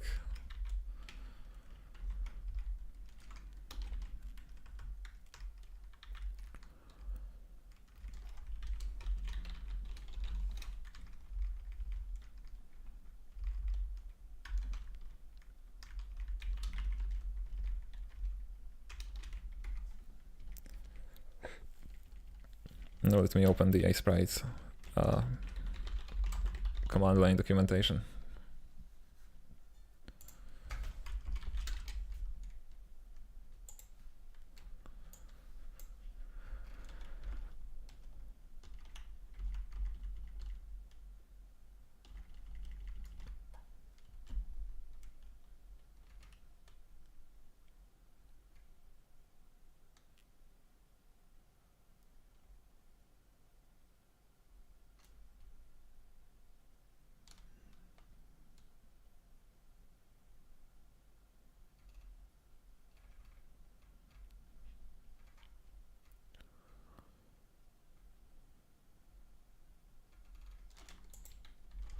Let's run export.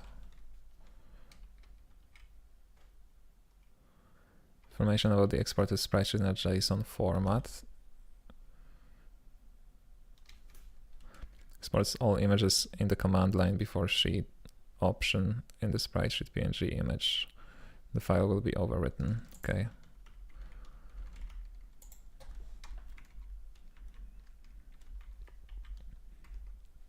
Okay, I realize why the Blender is structured the way it is, because saving the Blender file in the cache directory is one thing, exporting is the other. Because even though I know the source path, I don't know the destination path.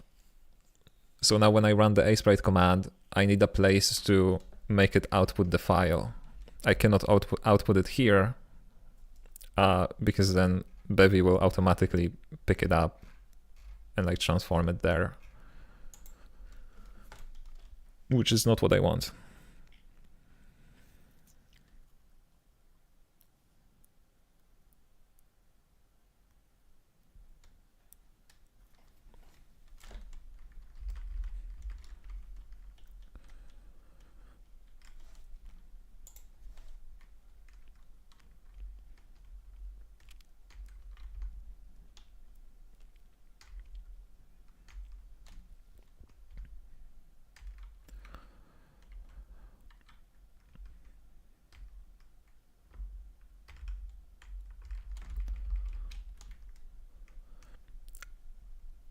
output into a template file. Yeah, but yes, I know.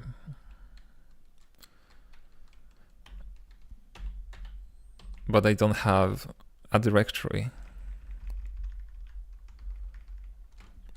So that's why I said that this is why the Blender processor has a cache directory, because that's where it outputs the thing.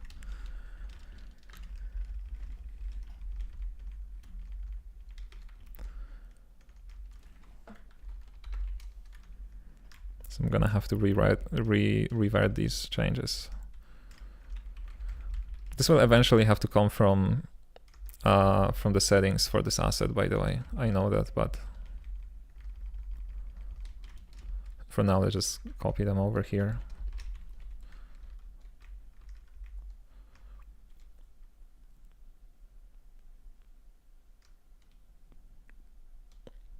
Windows has an API for temporary files, I think. There's probably even a crate for that.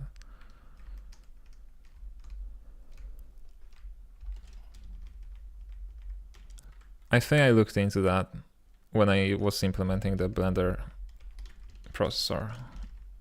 I don't remember why I didn't use that.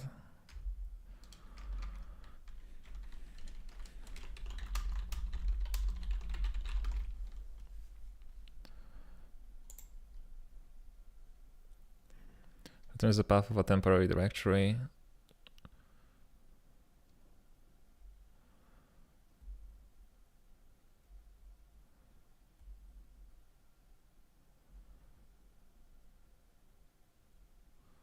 Yeah, I guess we can use that. It's gonna be a bit annoying to like verify what's happening. I don't remember why I didn't do that for Blender. Wait, hold on. Is it yeah, this is a standard library, okay. File format, what else do we have here? Format is for JSON, we don't care about this just yet. And then we have the sheet right here.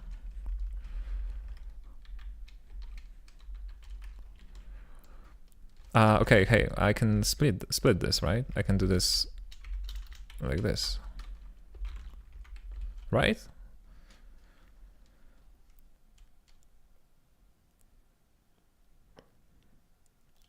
I think that's how it works.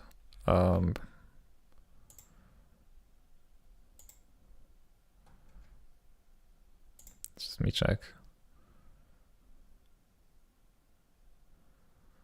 Yeah, you can specify them separately. So this is gonna be the sheet, and that's the output directory that we need.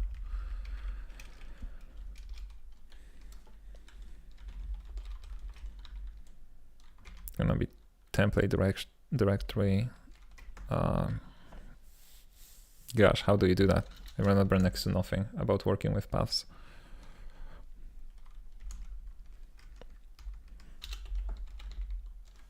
Join asset.path.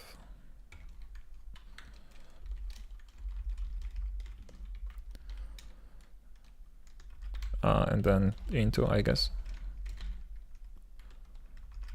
No, not into.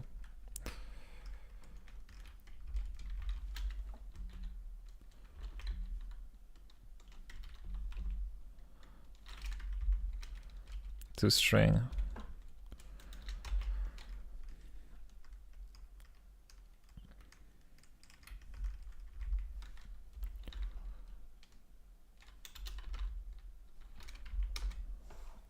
Okay, we're gonna need an error for that.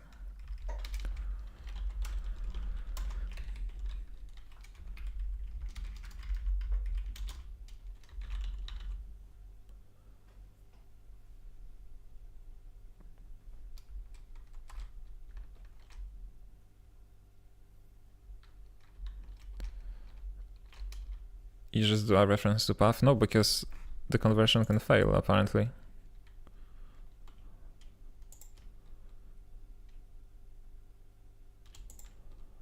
What can happen?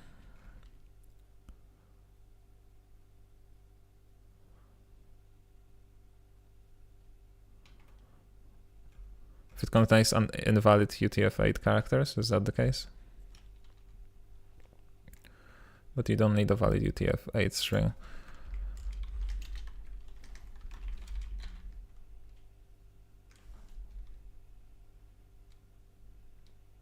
Expected reference to a string got a reference to a path buffer.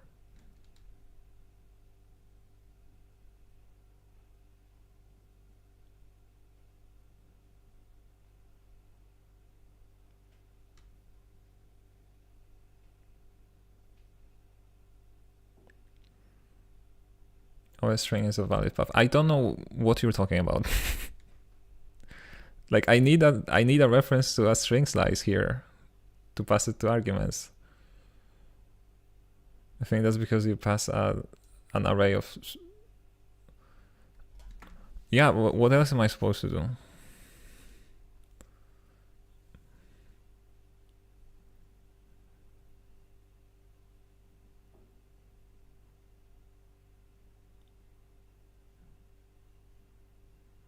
Do you want me to concatenate all of this manually? Like I don't get what point you're trying to make.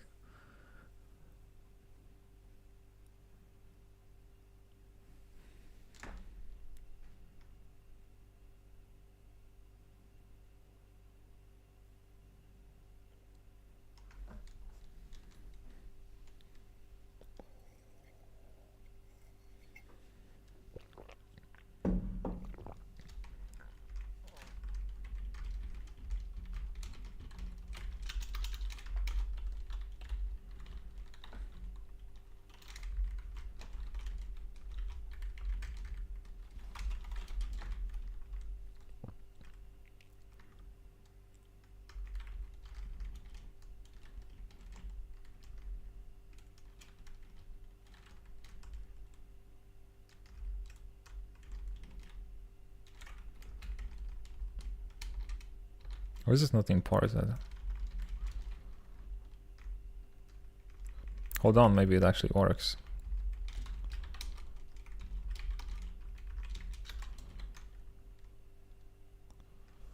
No, it doesn't.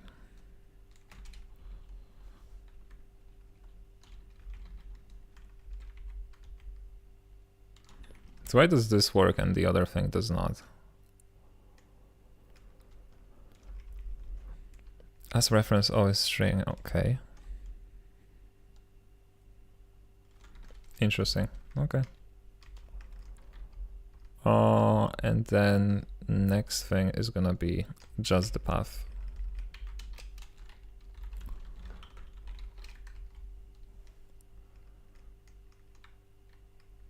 args.arg? Is there a difference?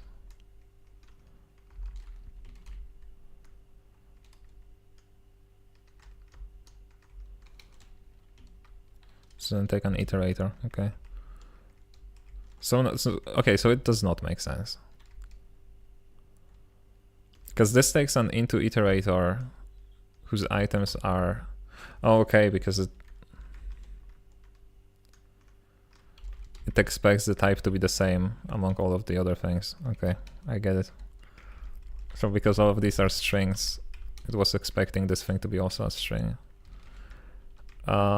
Anyway, lastly, we're gonna have what? The path to the file. So that's the difficult part.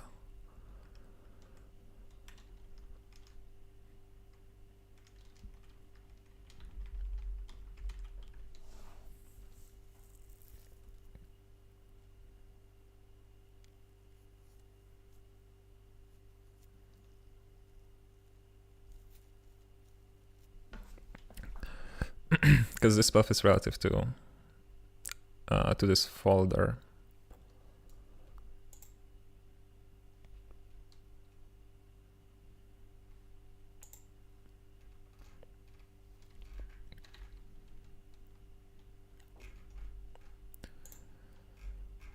Which is configured here as the file path in the asset plugin. Do you think we can steal it somehow?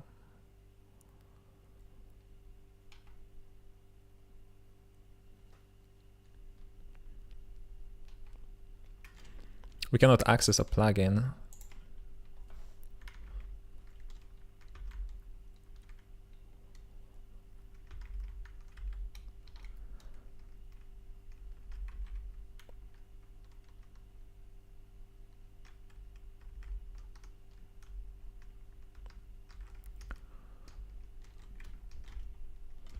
We could presumably get this asset source builders in a default source.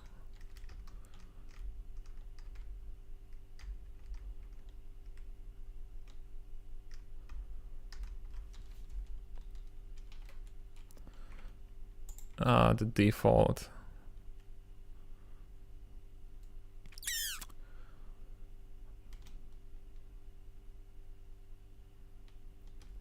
I mean, technically we could, maybe. No, I don't think it's even possible to retrieve the path back from the plugin.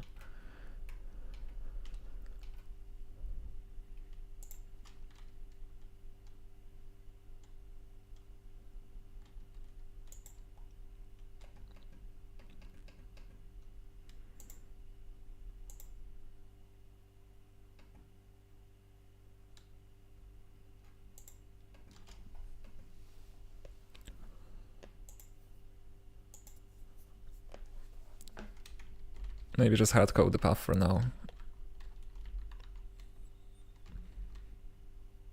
Yeah. We can do that. We're probably gonna have to.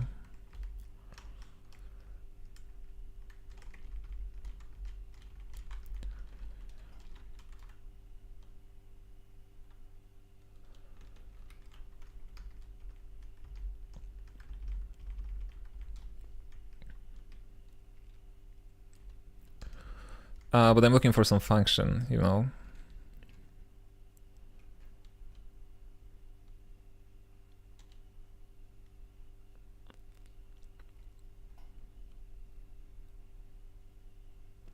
Because creating a path buffer is like relative to the current directory, right?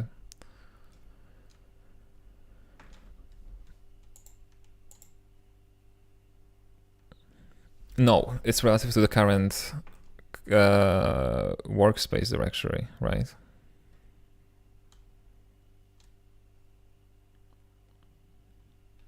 I think maybe just looking at this, all of them are relative to the file path.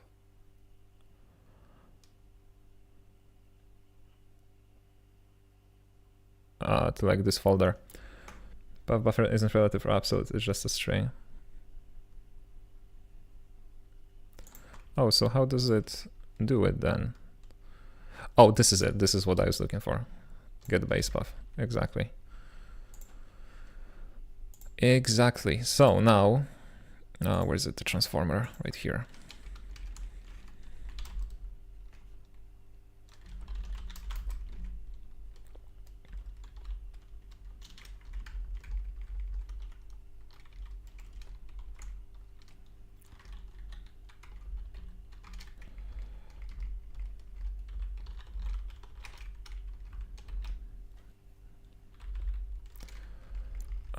What would that be?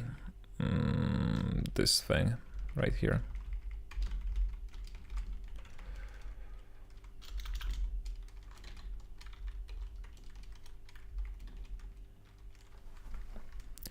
Okay, so this is gonna be our source.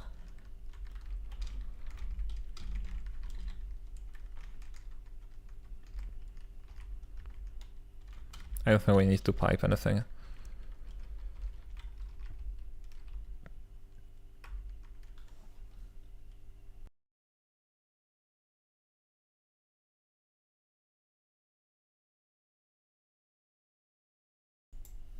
Could also just declare that as a constant somewhere and call it a day. I'm not gonna comment on that. It's a really bad thing to do. I do not support that.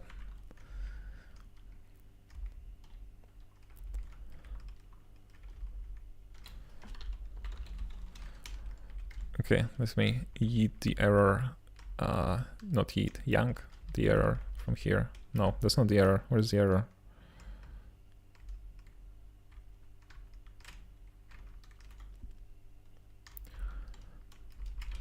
Here it is.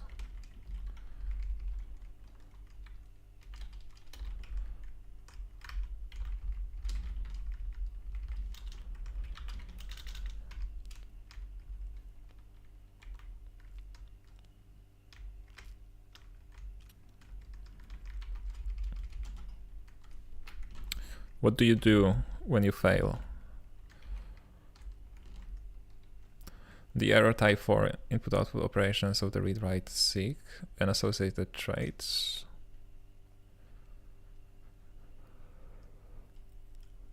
This doesn't make sense. Why is the spawn command using it?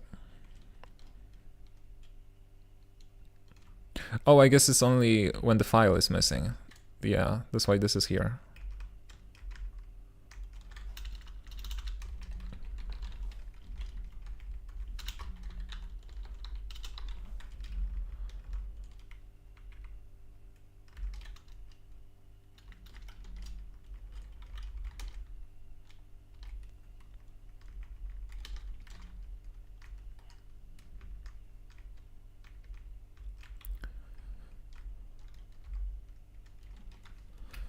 And the error is now this sprite transform error. Okay.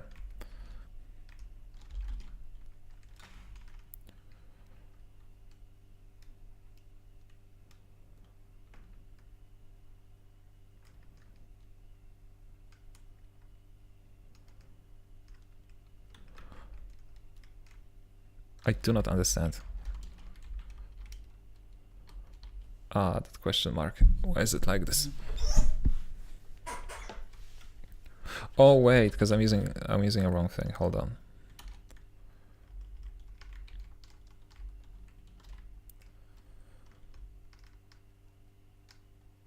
Yeah, that's just gonna be this, right? That's just an input-output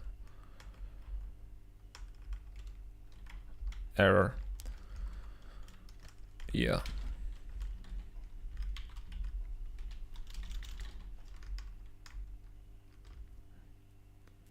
Or maybe not. Maybe I'm wrong. You need to convert your error. Yeah, so now this should work, right?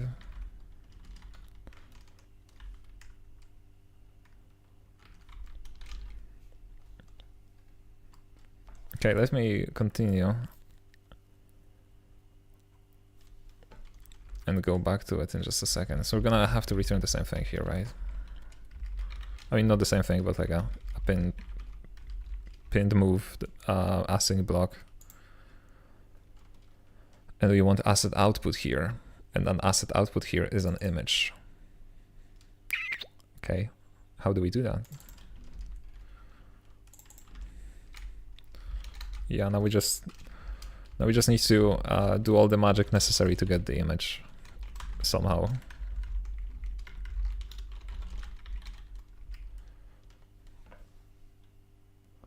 Also, I should be doing all of this in the async block. I'm pretty sure. That's why the problem is here in the first place. Okay.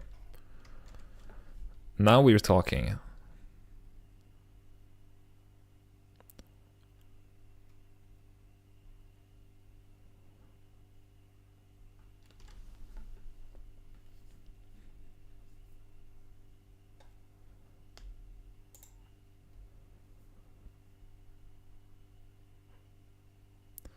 Oh, it expects a transformed asset.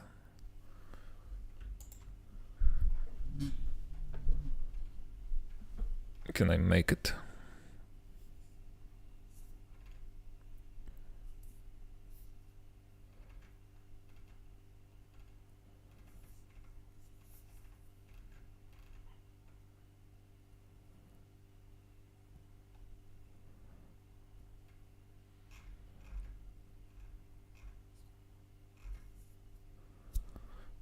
Creates a new transformed asset from asset if its internal value matches A. Okay.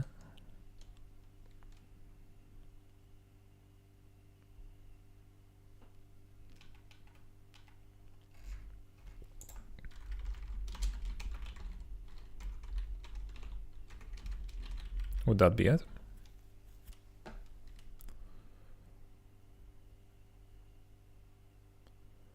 It resolves an option. Okay. Why can this fail though? Oh, if downcasting doesn't work. Okay.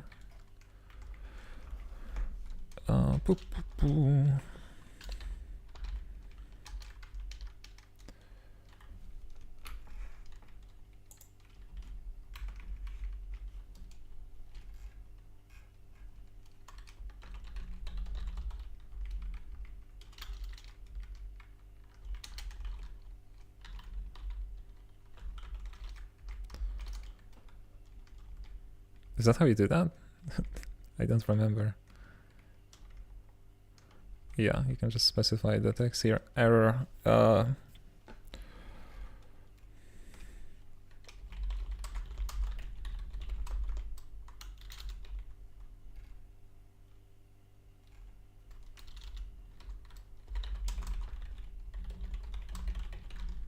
guess. It's whatever.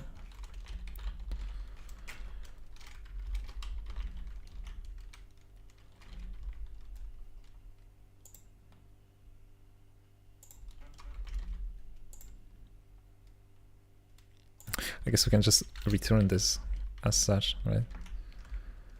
Okay, and what's the problem here? Mismatch type, erased as loaded asset found image.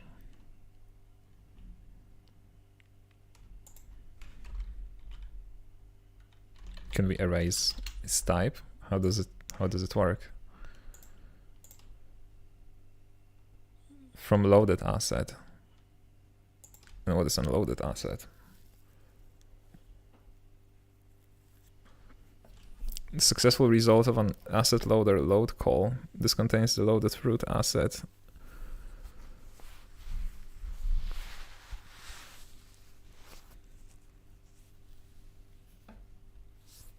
Okay. So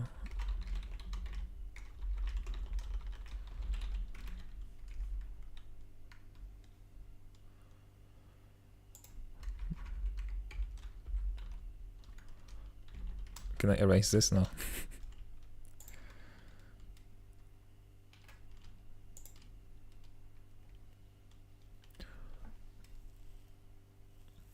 You'll get the erased loaded asset from the load context. So you'll give the load context your image and it can give you back the erased version. But I'm transforming it. What do you mean? So how do I transform it? I don't have access to a load context in a transformer. Am I like misunderstanding the purpose of a transformer or what? Because I get the transformed asset from my loader. And I'm supposed to technically output an image, but this requires me to output something else.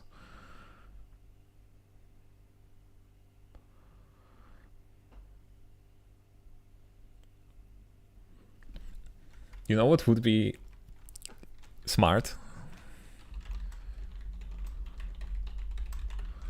See if they have like an example for an asset transformer.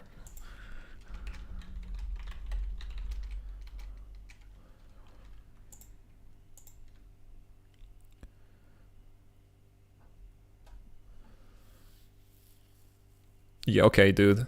So they just mutated. That's a really bad example, though. I'm kind of annoyed by this. It's an asset transformer, but that returns the same type. So this is like the simplest, I guess, example of a transformation. Or is it? Oh, is it like meant to do that? Is that like a really specific use case for a transformer where it like transforms the data, but the type of the asset is always the same? No, but then why would they be different? Right? If this is a different type here, it means that they should be able to. It should be possible to change the type.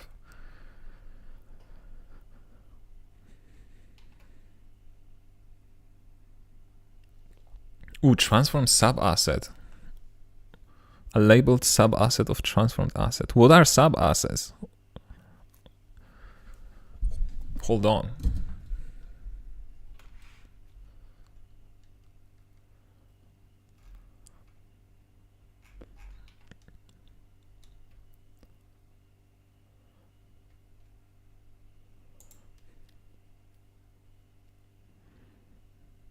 Yeah, okay, the documentation is not as helpful as I'd like it to be. Erase load assets from image, apparently, but that's what I'm doing. Oh, transformed assets from.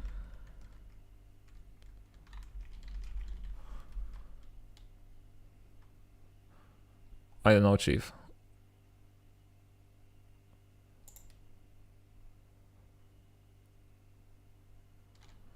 Oh, okay. Cargo check.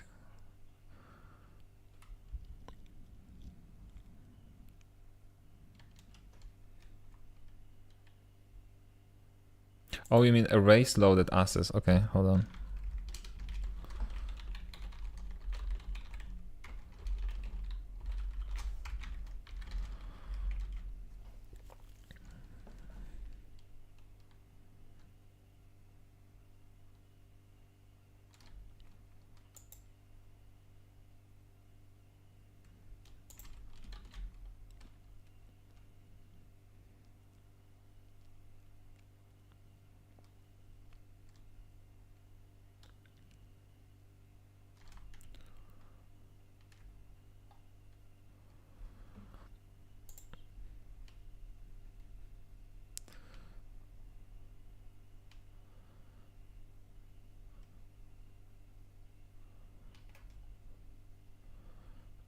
From loaded. Okay, that makes sense. Okay.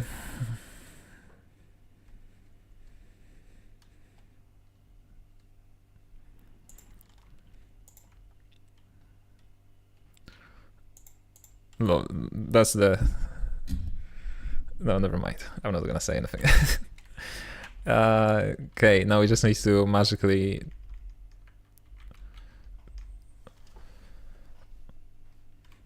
Maybe it should be done in the loader. No, that's not gonna work though. Because the loader context probably operates within the context of the asset directory, right? So we won't be able to use it to load the output of this. Let's see, how can we construct an image?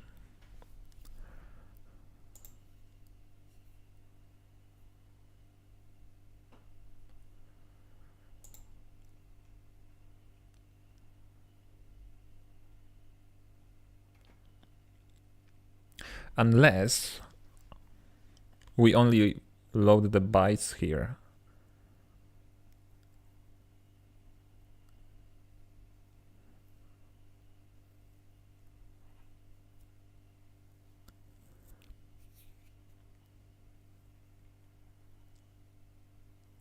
Here's the thing, right? Because they probably already have a saver for PNG files. So can we just pass the... Or maybe they don't.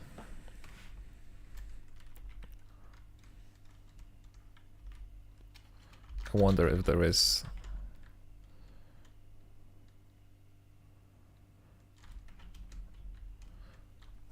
If there is like an image saver or something like that in Bevy.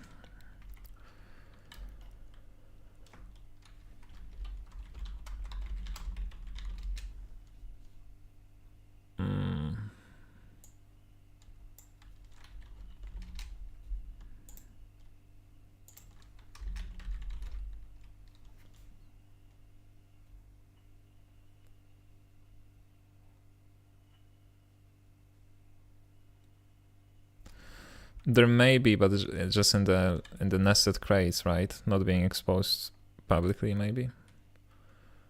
There isn't in 0.12. So how does it work?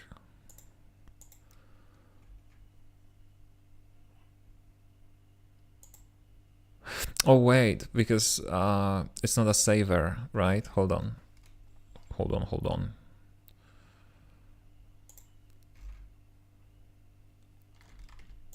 Because here my asset saver, yeah, it defines the output loader as scene loader.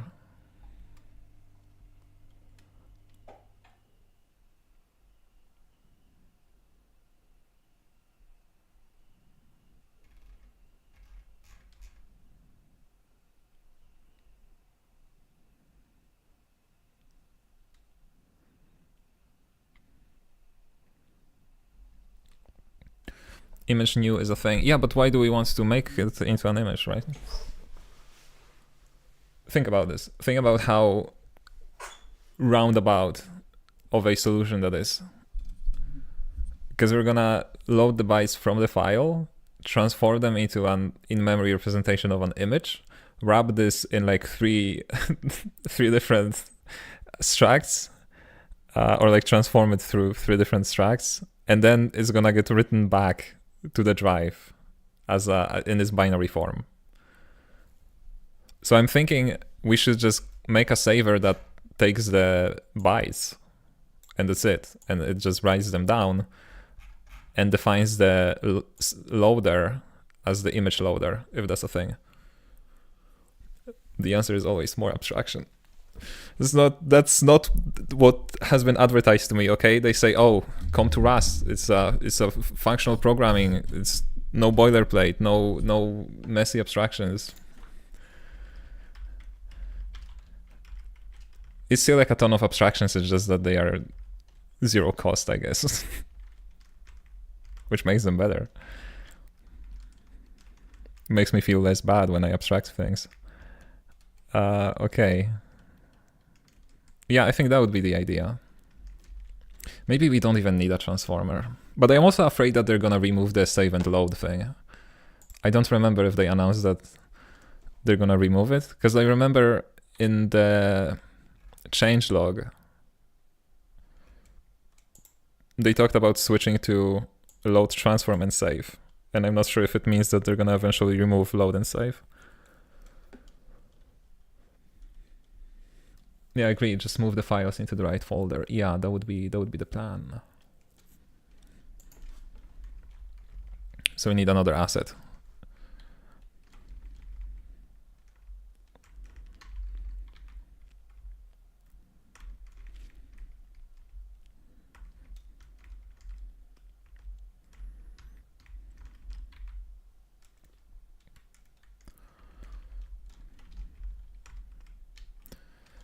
Here's the idea. We're gonna have, hold on. Let me copy this.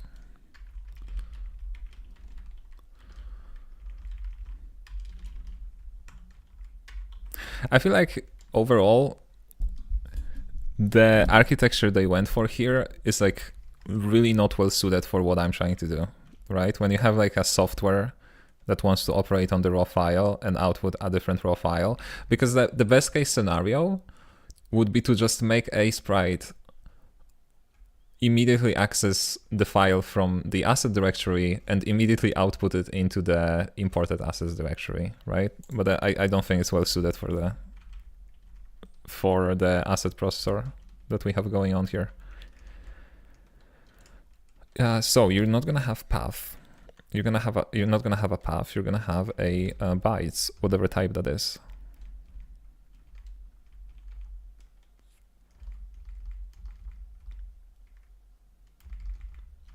Saver. What are you? What is this? This is just a slice of U8.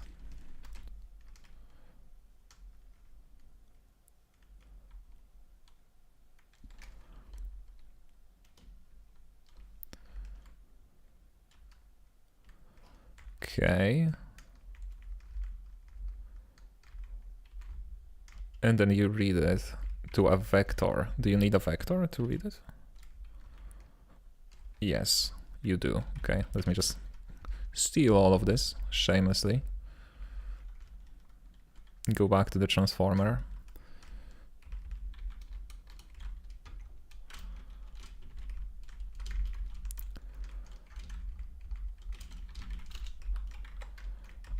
You will have this now.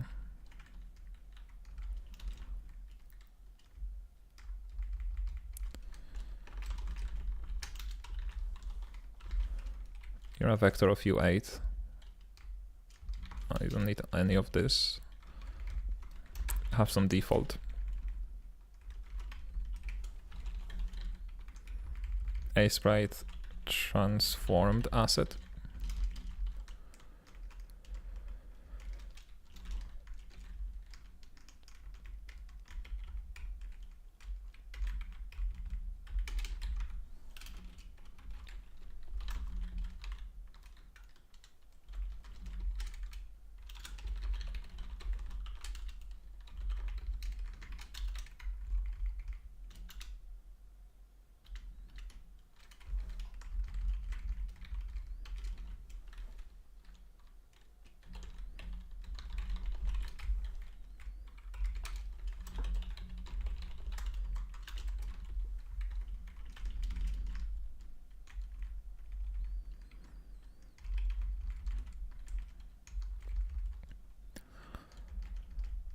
and just read this into the bytes here.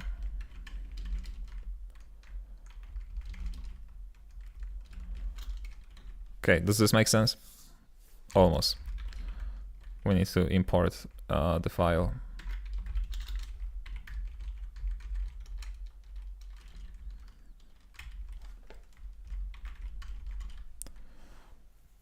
No method name reads to end found for struct file in the current scope. Okay. Okay.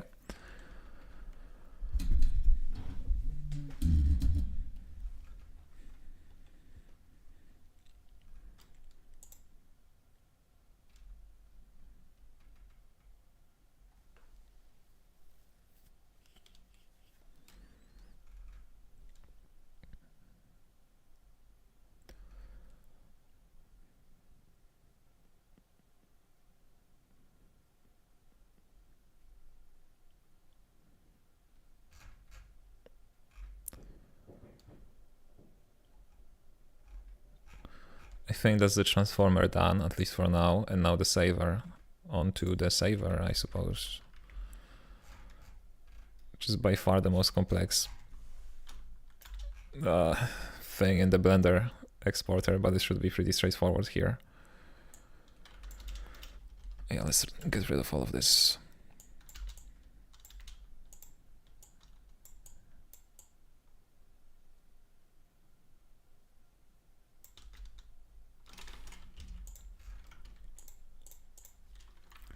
So this is Aprite saver. We don't need the registry, we don't need the parsers, we don't need the generic argument. We have the default, so we don't need this. All of this can go away. And this too. Okay, so asset will have to be a sprite transformed asset. Output loader. Now question, is there an image loader? There is. Awesome. And this is a sprite saver error. Okay. We don't have GLTF.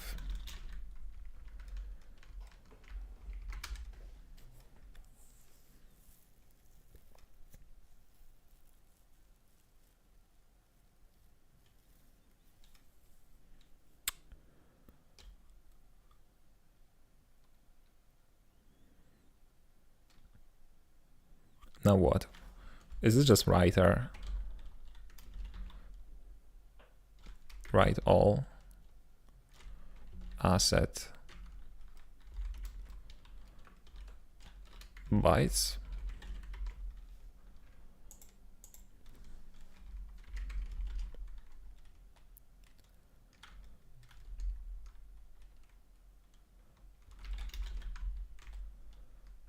Like this. Hold on. Let me consult this with my previous code that I wrote. Oh, and then there's just an okay, and this needs an await. Okay.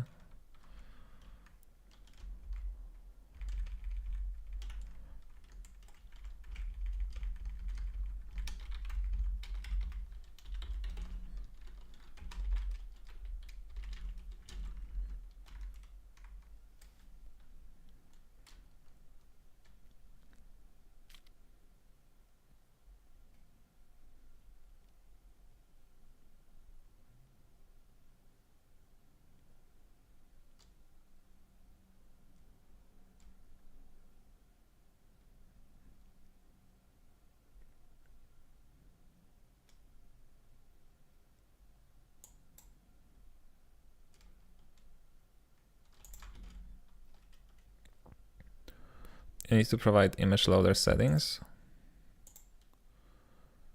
No, why? Do I?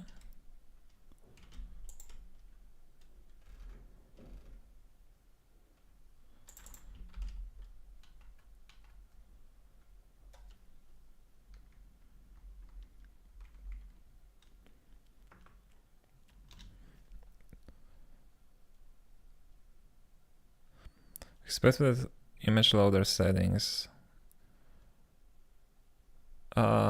So it's different than these settings. Oh, these are the settings that come from the other thing. Okay, interesting, interesting.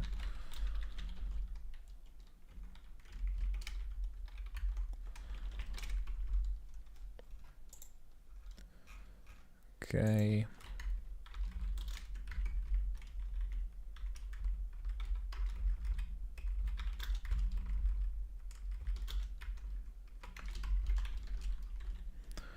This is just for the PNG file, right? That's like the easy part. Though it would be awesome if it worked.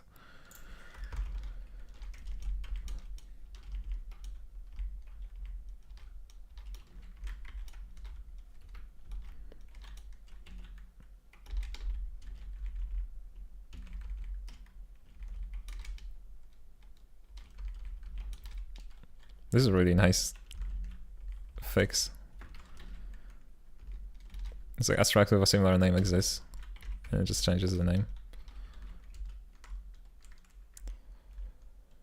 Okay, we want to load and transform and save.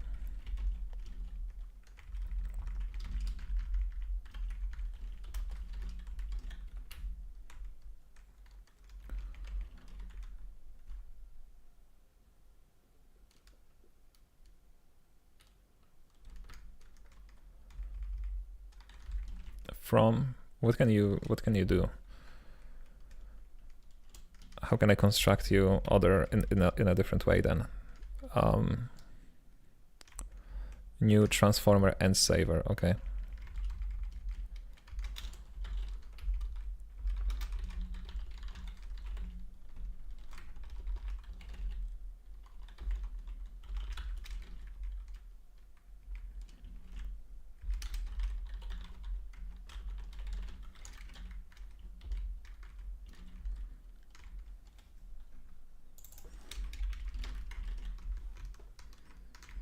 Do you think it's just gonna work?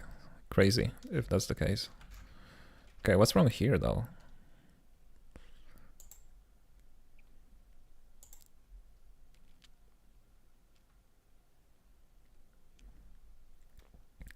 Cannot move out of the reference. Does not implement the copy trait.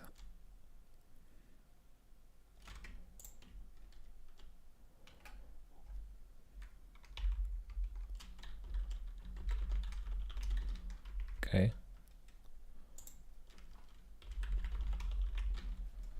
Okay.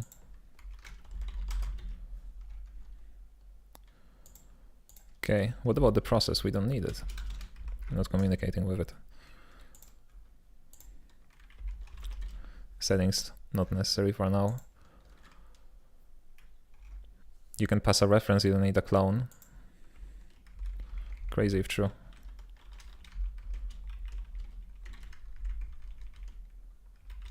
That's silly. Why is that? Oh, because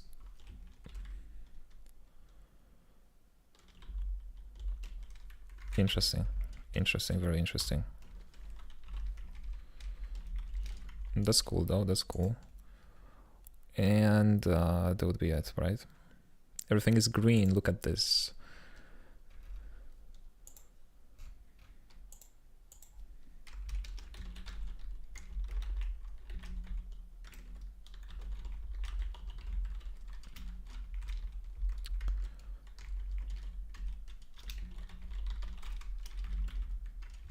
Oh, wait, that's a problem.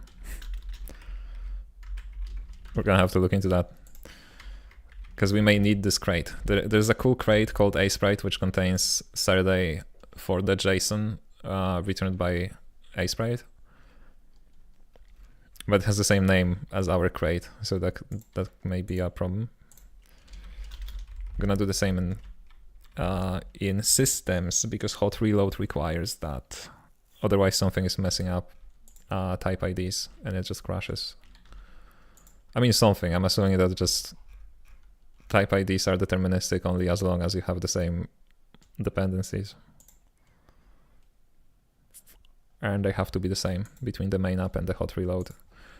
Okay, are you default?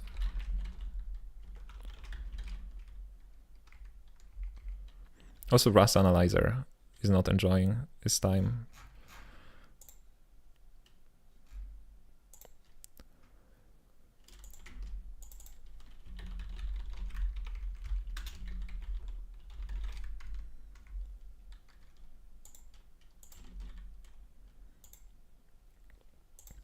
Okay.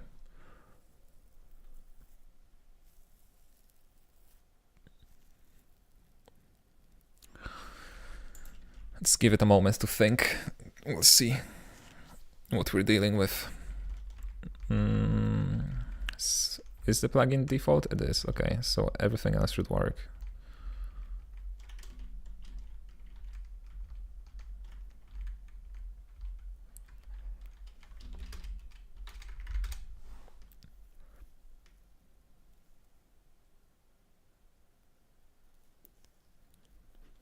I do wish Rust Analyzer was better at handling cargo toml errors. I mean, but I think it tells you in the console, right? If you were to check the logs that something went wrong. Although I agree, it could be more graceful and like actually, you know, continue working. Okay, what do we have here? Asset Alice Aprite is configured to be ignored. It cannot be loaded. Why though?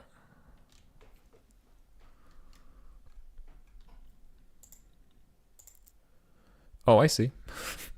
I think I have a suspicion as to why that is. Let's remove this. Remove the meta and rerun this.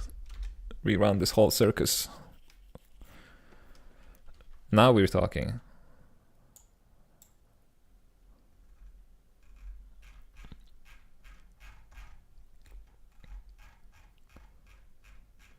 I don't know if this is an error. I don't think it's an error. It's just like an output log. It can be an output log from Aprite, right? What did it load?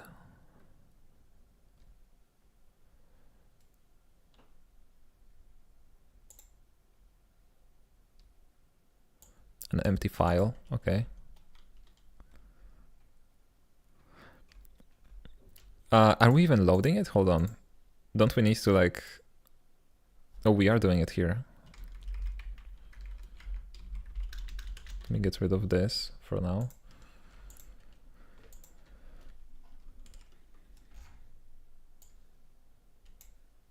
Also, you know what we can do before we move on?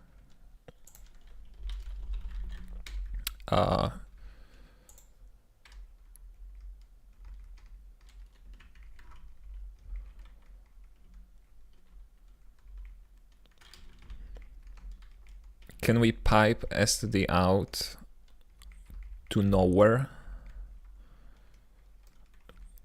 To dev/null or whatever the path is.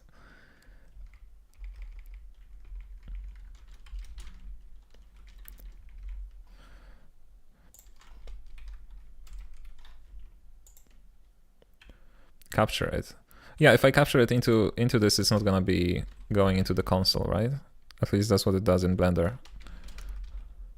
And then std error is a separate thing, so we should still get errors if I sprite correctly errors them out.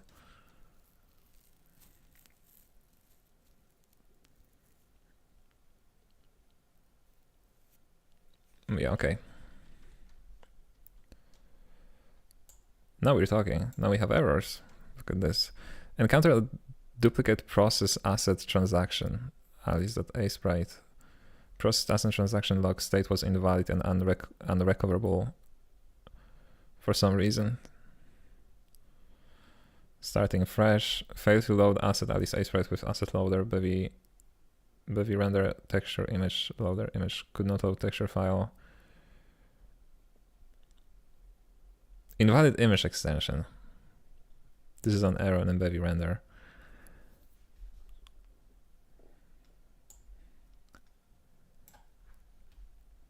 I guess it infers the type of the file by the extension.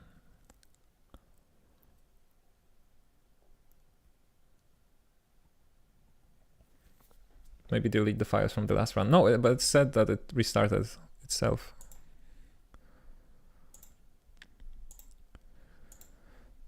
Okay, so maybe if we define loader settings, we can override the extension detection. Yes, and you need 0.13 for my fix. But I am on 0.13.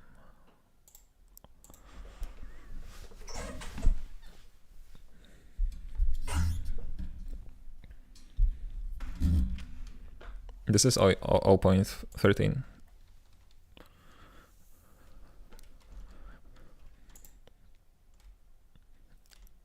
Right, I think this is the problem, right? Invalid image extension, Aprite.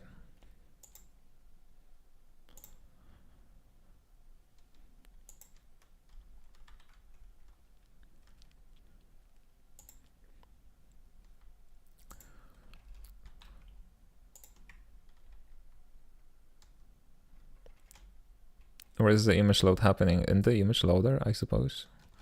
Image file extensions.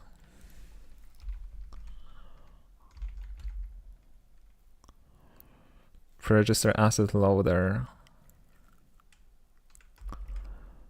Oh, okay. So is it like the asset system not wanting to use them?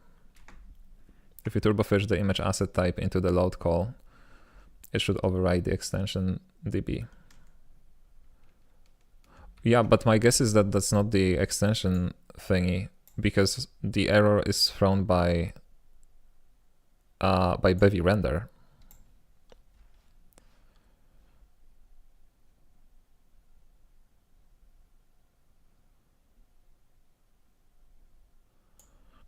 Let me do something crazy.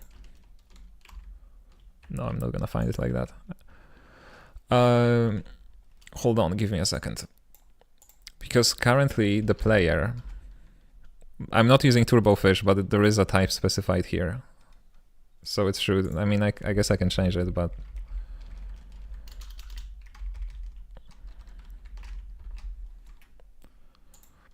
I'm pretty sure that's gonna be equivalent.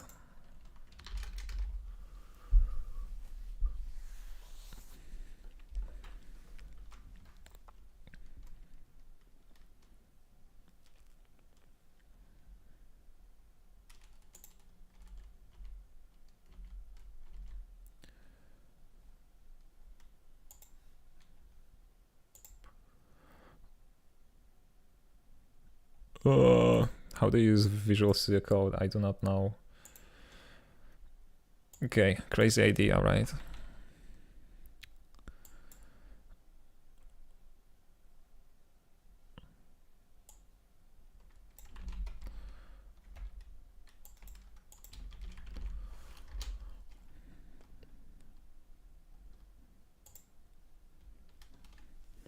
Texture error.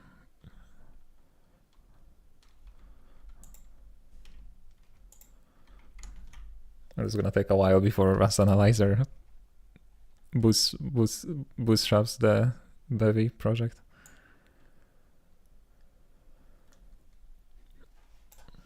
So we need to output a file with the right extension. Okay.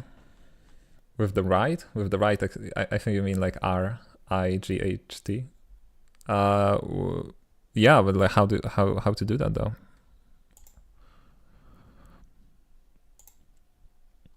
It's not like Saver can modify the name.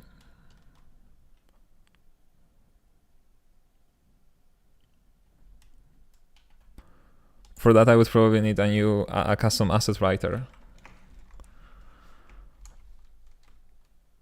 But I do wonder if maybe there is a way, maybe this is like a fallback thing where it cannot detect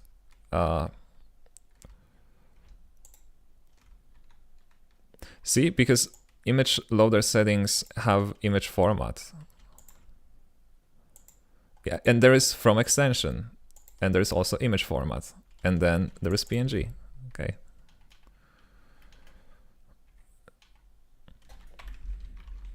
So technically, this should work.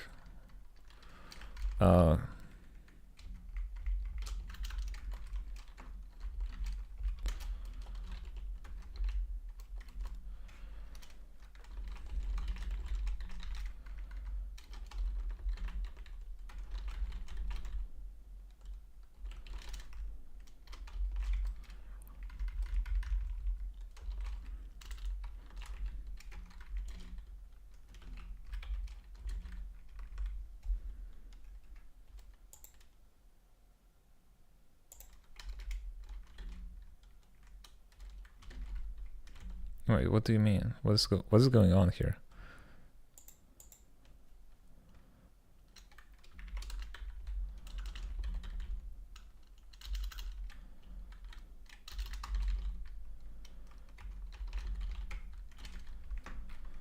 Why can't I do it like this?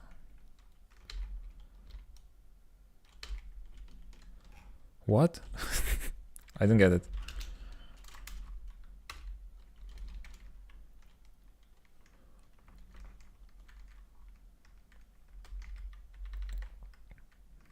Import Bevy.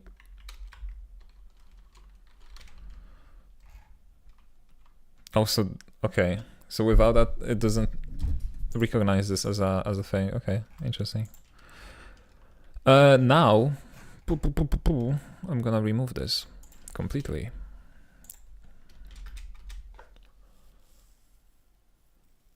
The default free function is a feature from Bevy. Okay, interesting. Good to know. Okay, now we're talking. Could not load texture file.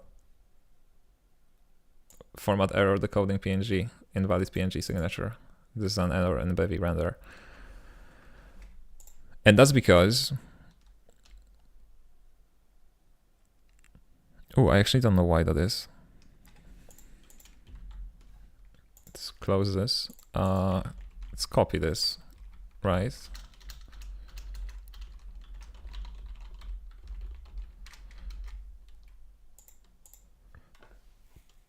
Okay, so the PNG is not correct.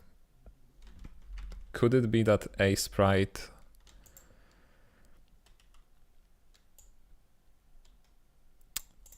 is guessing the format as well? Because our extension is also wrong.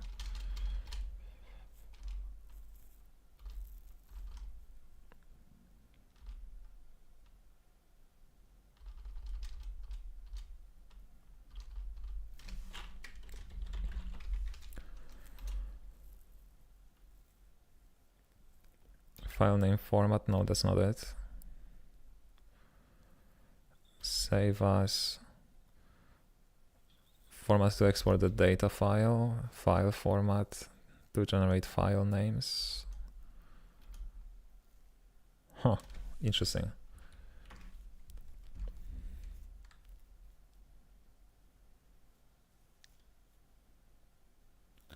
Open it in hex editor. I don't have a hex editor. I don't know how to do that.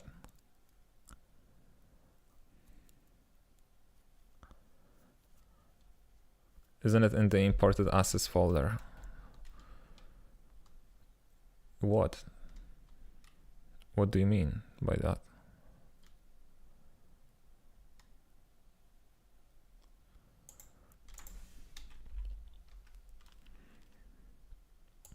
Let me try a little simple fix first, because I feel like it can be the case here. In the transformer, let's just make the destination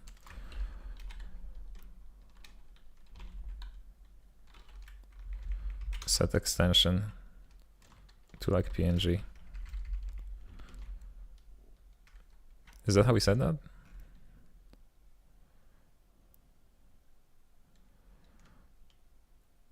Yeah, okay.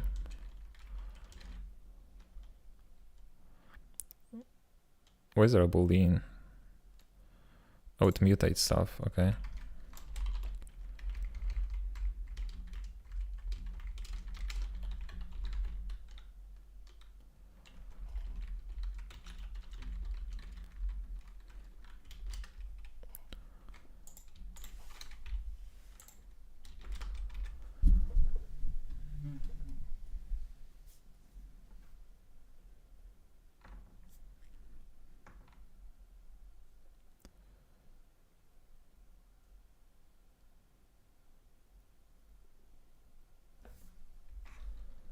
Oh, you're right.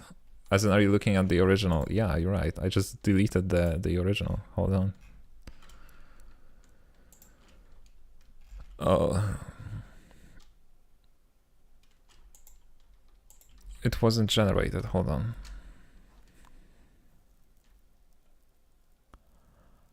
There it is. Path not found, but it's right there.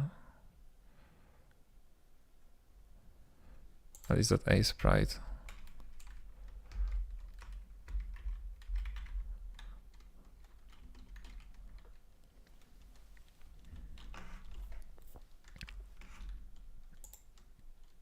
Right, it's here now, as it should be.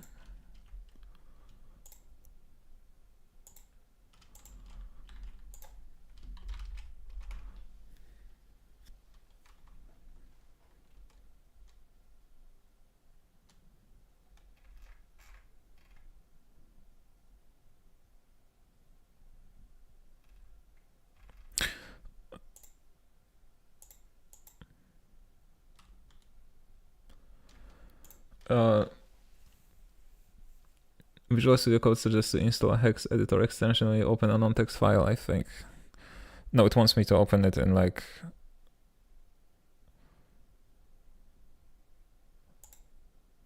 Yeah, it wants a different editor. Maybe there is an extension for that. No error at the time. Yeah, I think it fixed that. But I'm still sort of curious in like opening hex files. Is that a thing? Allows viewing and editing files in hex. 4.1 million installations by Microsoft. Would you look at that? Just out of curiosity. No, that's the wrong one.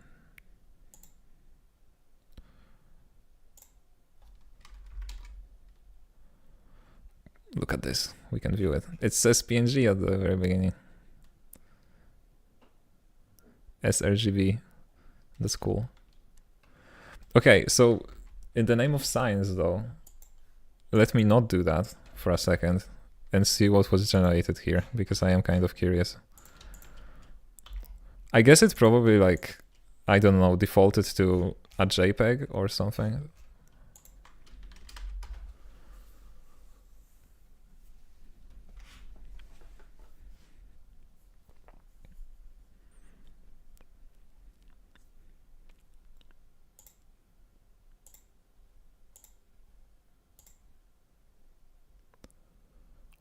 Oh, that's nothing. Layer 1. I guess it just... Wait, I'm stupid. We exported in... We used Aprite to export a file into an Aprite extension. So it probably just like saved the file.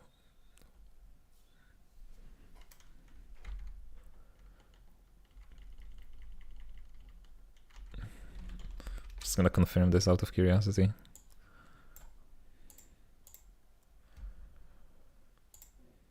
I'm gonna go into imported assets, default. Alice.Aprite.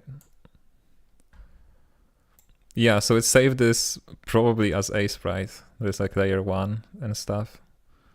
It lost all of the data because the original one is split into like, you know, it's an animation, it's not a sprite sheet.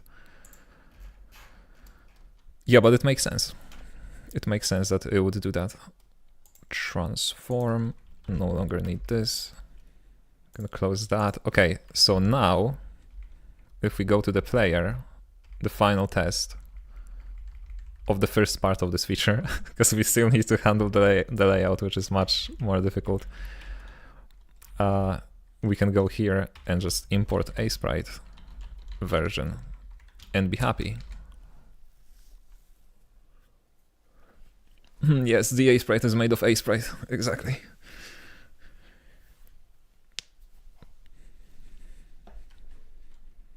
Yeah. Here we go.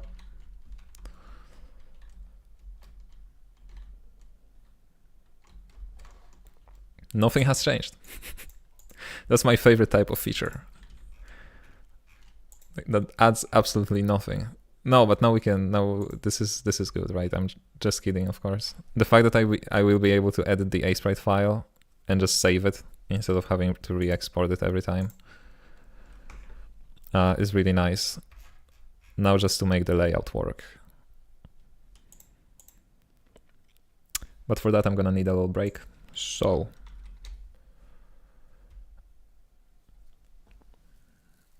nothing visually changes after hours of coding.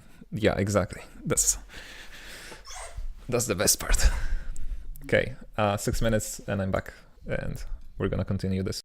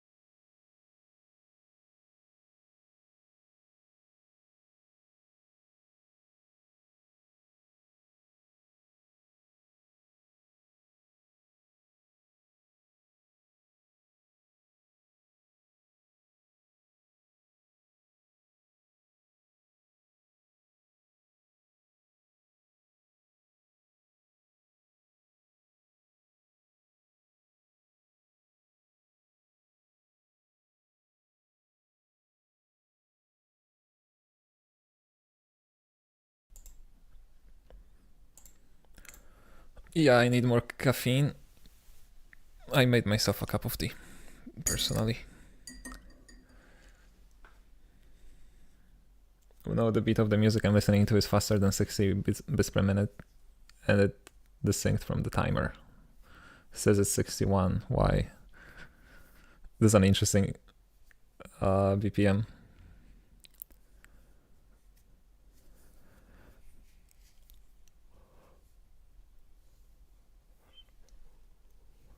Okay, I don't know how to do that.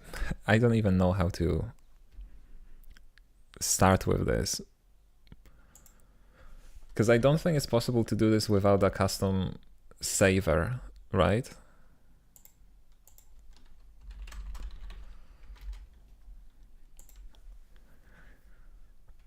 Not a saver, excuse me, a writer, asset writer or an asset reader.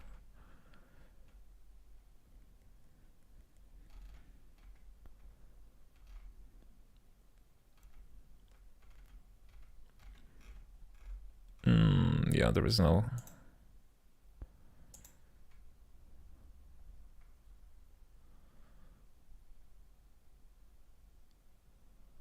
Extra source? What is this?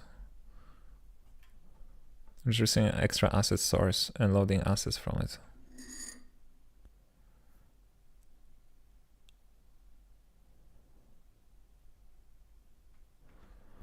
Okay, I see.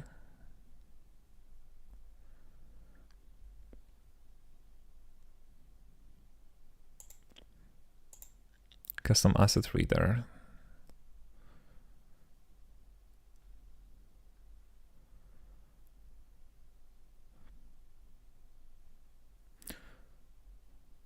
Yeah, this is for the my source path to asset stuff. I see. But I don't think we need that, right? At least I hope we don't.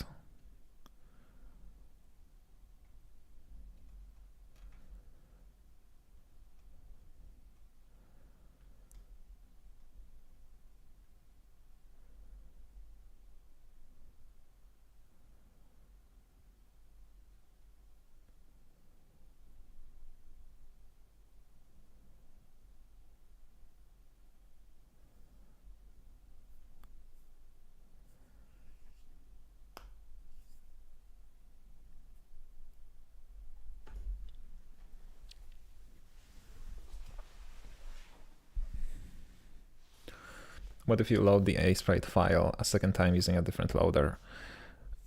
The name's gonna clash, right? Like that's the main issue that I have with this.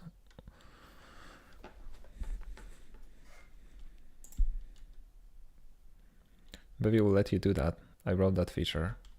So what's gonna happen? I believe you, but I would like you to explain me how are the two different results gonna be stored?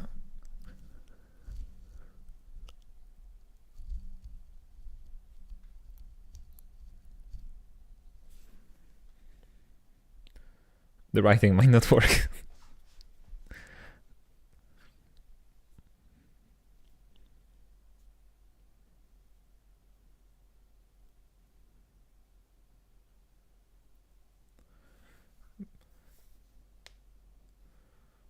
But loading the same asset path as two different assets is fully supported. Well, it isn't though, because the game ships with only this, right? If writing to imported assets doesn't work, then it's not gonna work in the final build. Or am I misunderstanding you?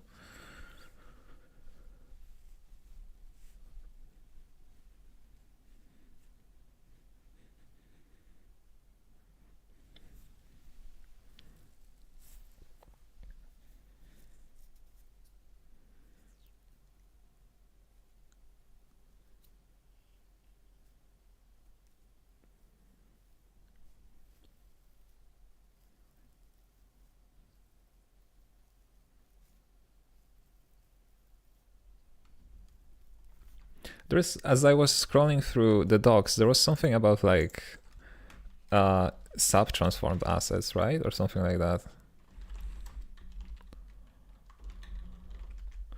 The functionality is for something like image loader and binary loader. So you can load the same asset into Bevy as a binary blob and an image, for example. Yeah, so that's not what we're looking for, right? Because that's when you want to load the same data but interpret it differently at runtime. How do you load multiple assets from one assets loader? Interesting.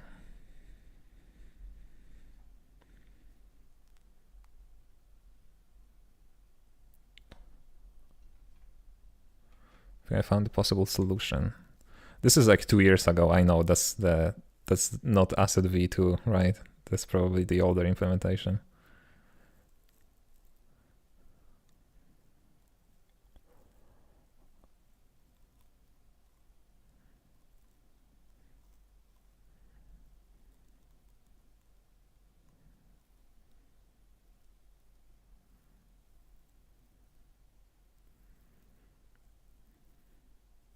See, but there are these things like load context set the default asset. So that it does imply the existence of like non-default assets, right? Per context.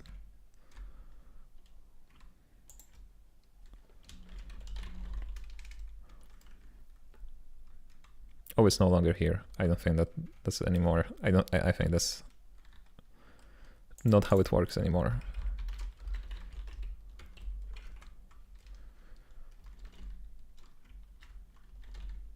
Yeah, there is no default.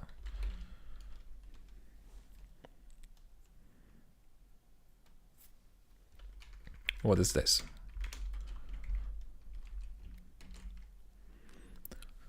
And a loaded asset that is a labeled sub-asset of the root path of this load context. It's going to be used in combination with load context begin labeled asset to parallelize sub-asset loading.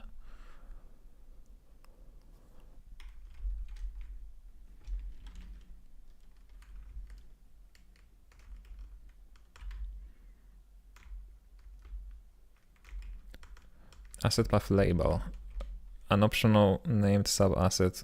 When assets are loaded, they are allowed to load sub-assets of any type which are identified by a named label. You could concatenate the two files together and use load direct with bytes to pass the two chunks to the respective loaders. It is a solution. Is it a good solution though?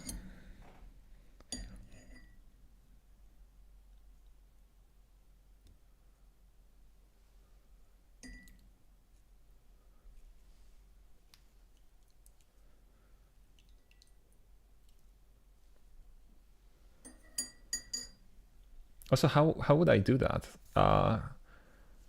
To pass the two chunks to the respective loaders. But how would I execute code between a different loader? I would need a custom reader, right? If I wanted to reuse image loader, but have something that stands in between the image loader and the file, that would have to be an asset reader, right?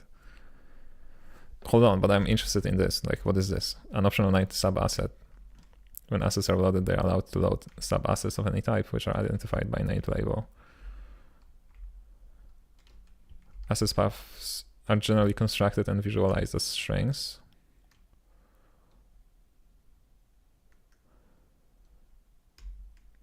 Oh, and this sub-asset has a hash at the end. That's what this is for.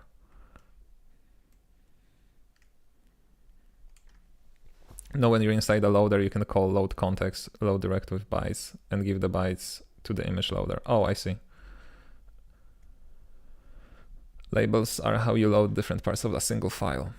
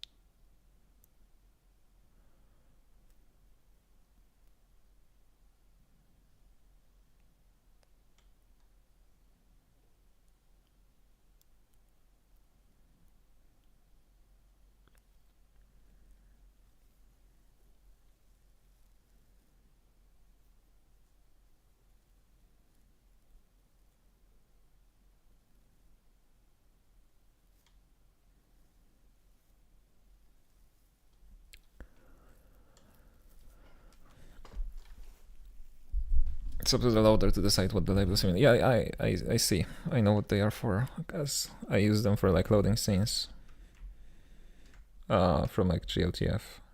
But I'm kind of thinking.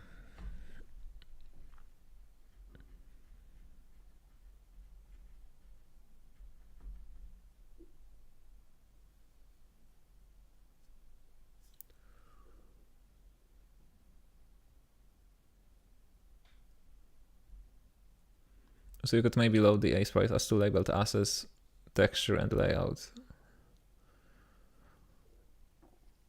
Yeah, I do understand the idea. It's just that I don't like it. I mean, you know, if I cannot figure out how to keep them separate, that's probably what we're gonna end up doing. But I'd like to try and devise something that actually will keep them separate. Because then, like, if we want to merge them as bytes, you're probably gonna need some custom header to like store the offset where one portion ends and where the other starts, or some custom settings. That would be worse, I think, storing that information in the settings, in the meta file, being like, oh, this is how many bytes constitute the PNG, right? Whatever. Unless PNG, maybe PNG has some termination, but then again, I don't want to parse PNG. Okay. And then you'd also need to have like one meta file for both things, with probably some conjoined settings for both.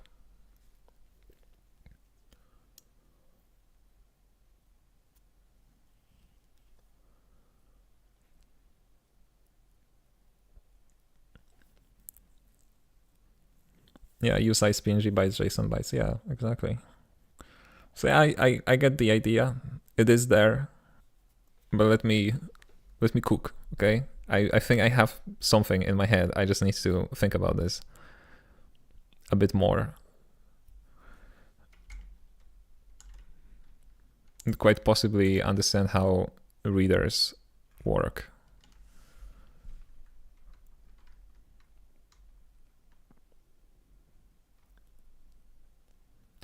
Because here's the thing, right? What if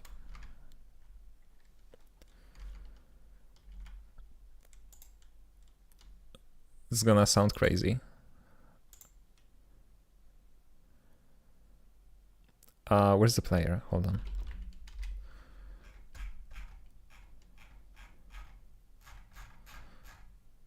Oh, I got rid of this. What if we could do like this? Right? And then the reader would interpret that.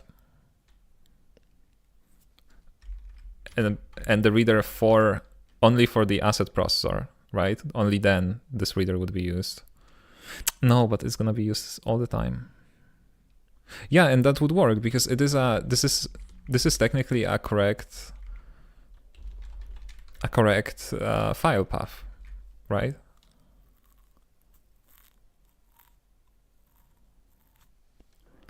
So the reader would be the interface that maps between an actual directory in imported assets to the actual file in the original assets. Custom asset source? No. I'm thinking about a reader. Because I don't want to write something like that, Aprite, right? Like this. I mean, I guess we could. But the problem is that I would like to embed them later. And the embedder is already a different thing.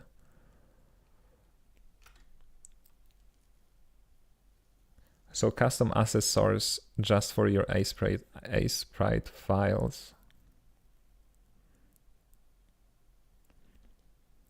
But the thing is, it's not a different asset source, because the asset source is like this. Right? Once I'm done, alice.aprite, that's gonna be a directory, and image.png is gonna be inside of it. And so the final game is gonna use the normal source.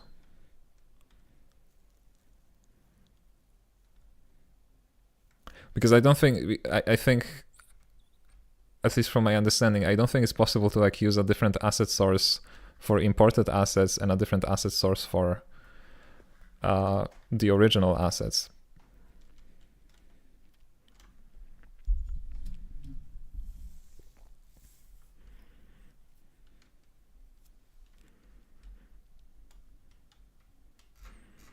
And I would like the results to be like completely transparent from like Bevy's perspective. It's just an image file with its own meta inside of it and stuff like that.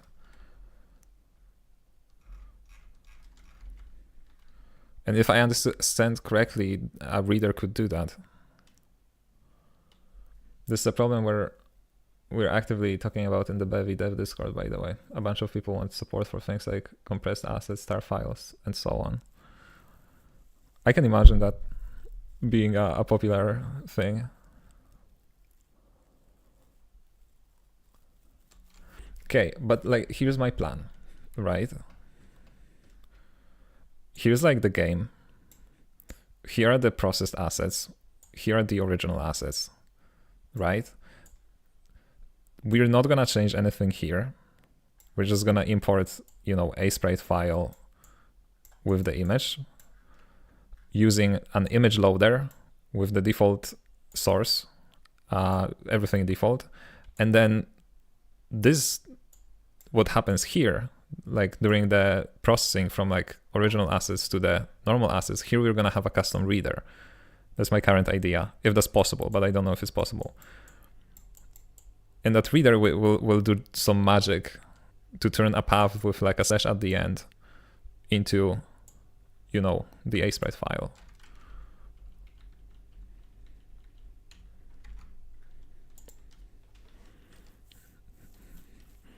Just a rough idea, but again, I'm not sure if I can specify a custom reader like this.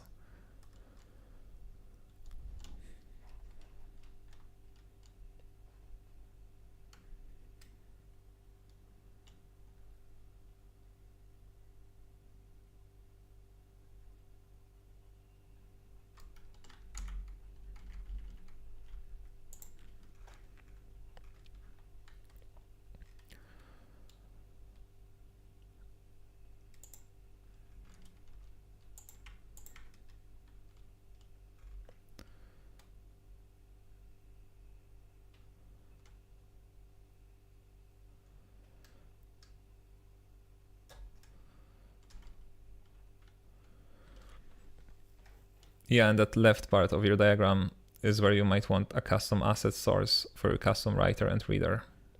So on the right half, game and embedded, it would be unchanged. So it is possible to do that. Oh, okay, I see, because you do need an asset source to have a custom reader. Okay, I get you.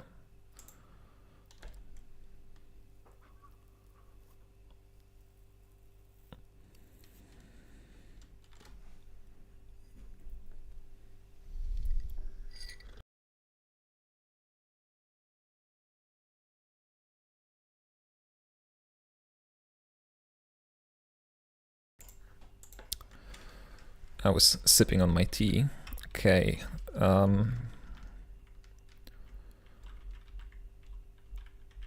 So we can just wrap the default reader, just like this example, and just process the path accordingly.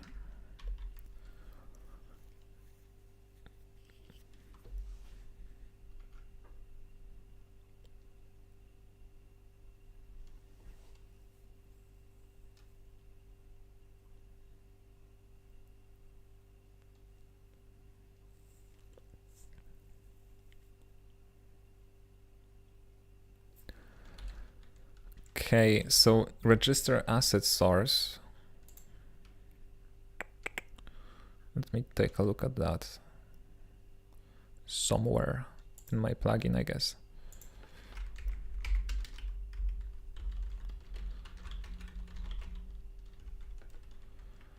What's an ID?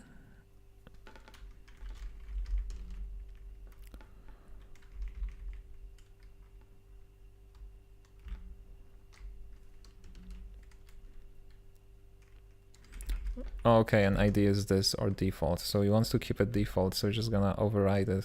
Okay. For the sake of development.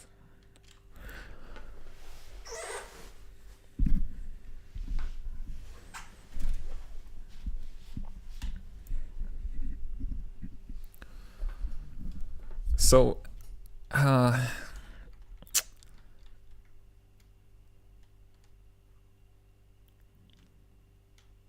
don't see how I would do that only for the left half of my diagram though, because this looks like it just registers one asset source for everything.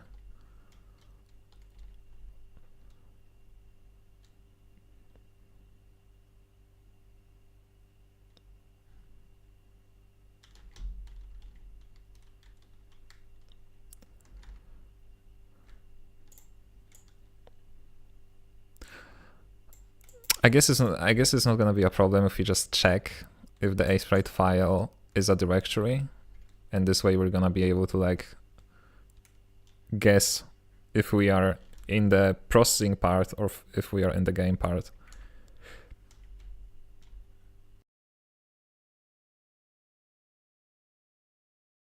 Because then after the game is built, we can just not attach this plugin at all. Okay, so let's try to do it here, and we can then split it into multiple files, I guess. Just yank this whole thing shamelessly. And also this.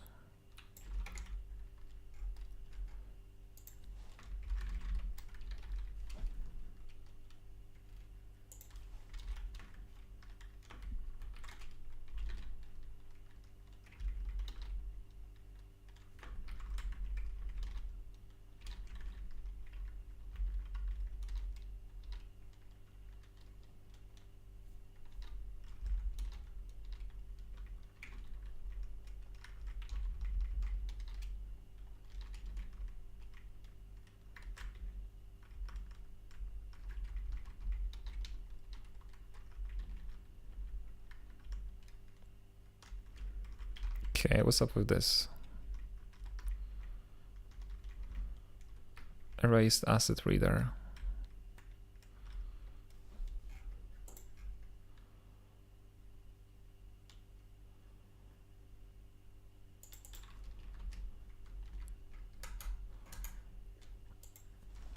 Is this no longer a thing? Is this like...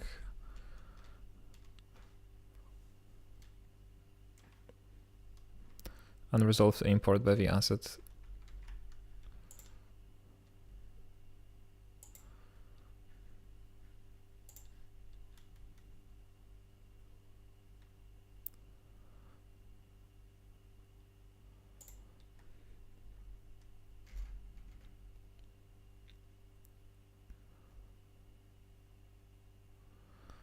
No, that didn't change it. Why was it shown on the diff? You're on the main, switch to 0.13 branch. Yeah, I know. I was trying to check what actually changed.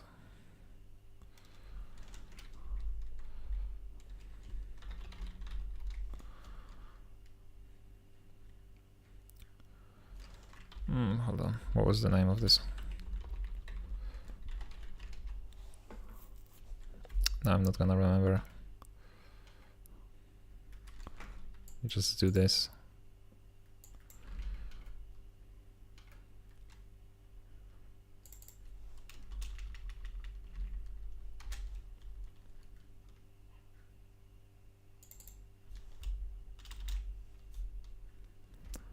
Okay.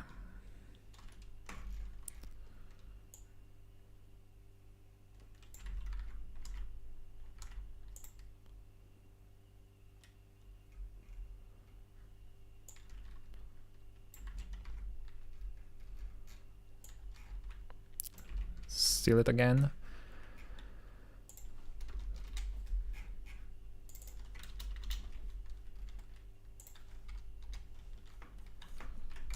Is this different? Copy this just to make sure.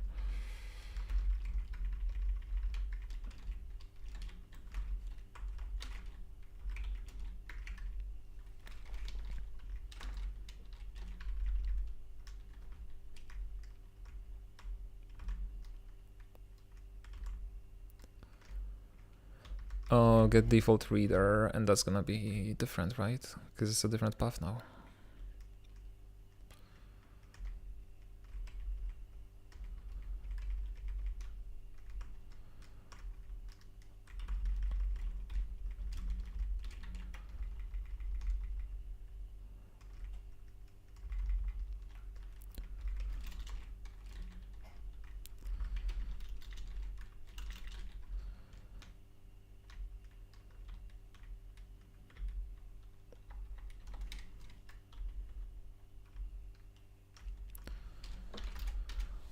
Let's see if this is gonna work. No, it's not. It's a problem in loader. Oh yeah, that's not necessary. Also, this should probably be Aprite.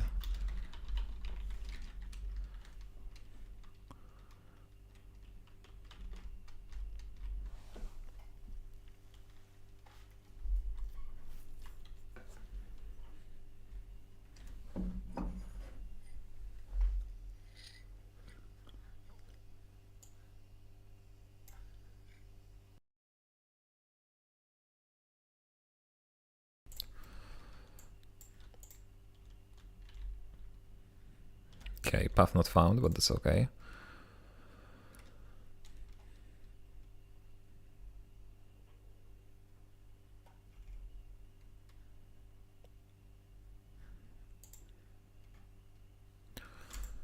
But we didn't get any reading. Or did I miss it? Oh wait, because there's gonna be an info, right? Yeah, it immediately throws path not found.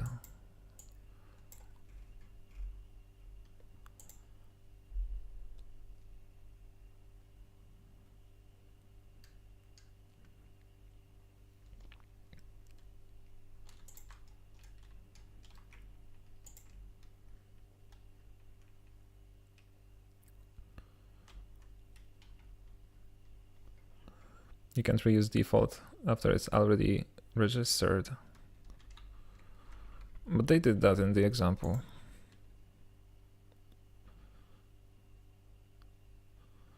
Check the error message for the details. Oh, here it is. Default must be registered before asset plugin. Typically added as part of default plugins. Kind of a bummer.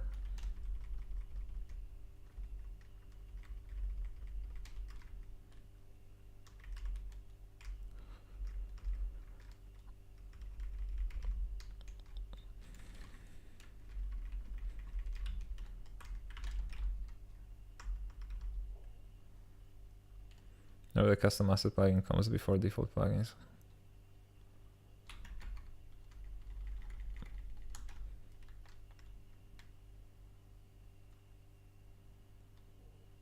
Oh yeah, that's true.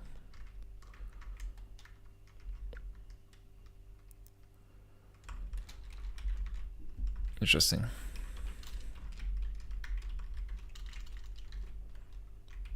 I mean, I guess there's a good reason for this.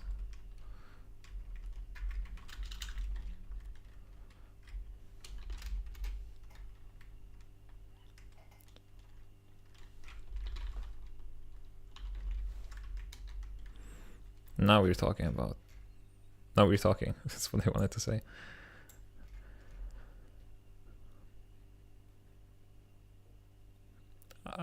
Bevy asset server does not exist in the world. Am I accessing it?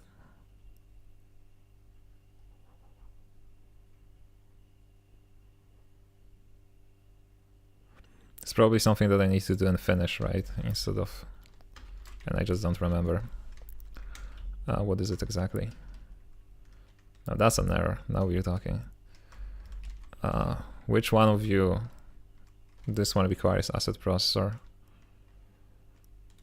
Right, wait, hold on. What resource is missing? No, we're missing asset server. Yeah, but like even registering an asset processor requires resources in the world, right? Which are not added without default plugins, I think. I'm gonna consult this with asset processing.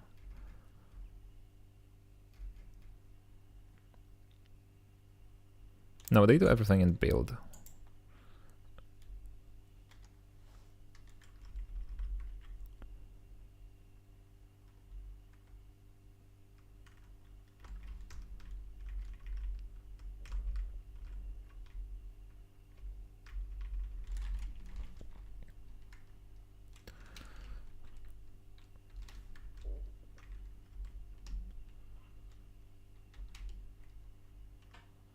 Register asset loader. Okay.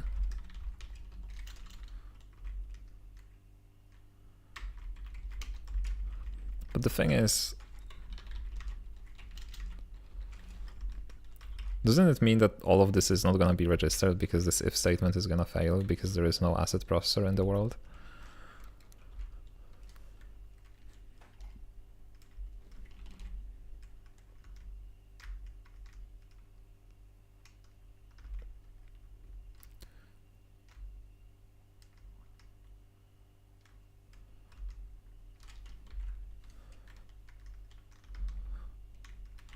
So I guess I'm just gonna move everything here.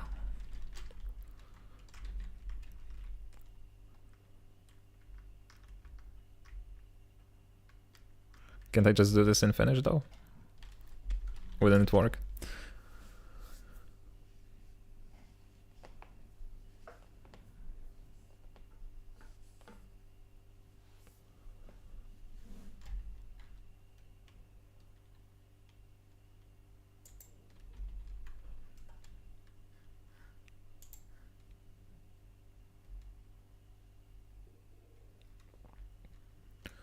I haven't used Finish. Finish runs after all the plugins build, right? Asset source ID default does not have a processed asset reader. Ooh, what do you mean by that? I like the name of it, processed asset reader. Does it mean that there is a way of registering an asset reader for processing?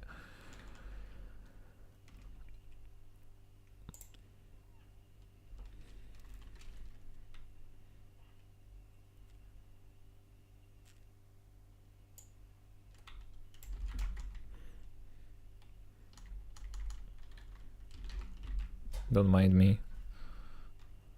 What is this? That's not a warning, that is an error.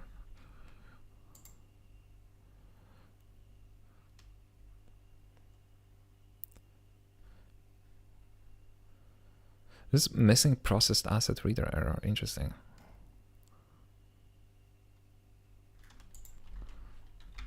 Let me look at something, because I'm interested in this.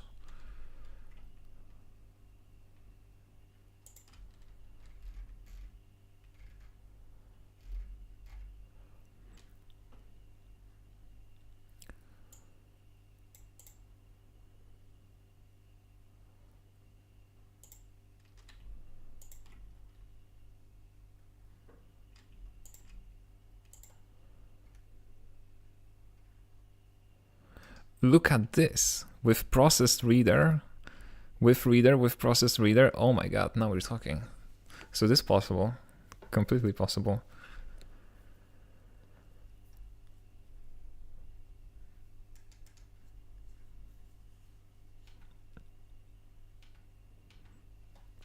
Okay, now why doesn't it work though? Register asset source, asset source builder.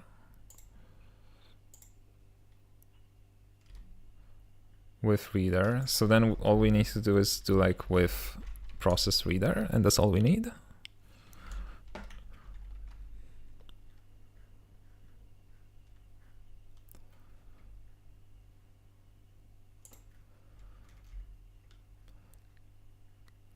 Because they only add the reader, okay.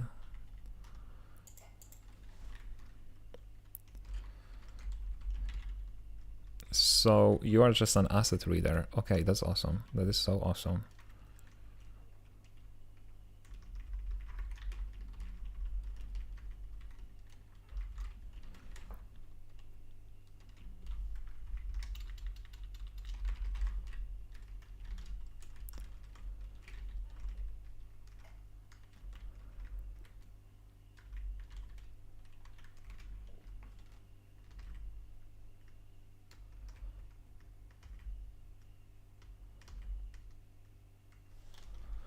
Okay, let me go back here for a second.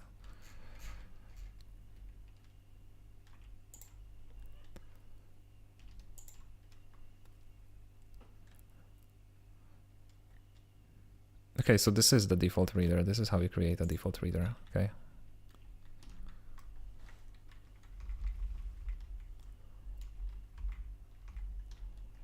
Oh, I'm getting lost in all of these files.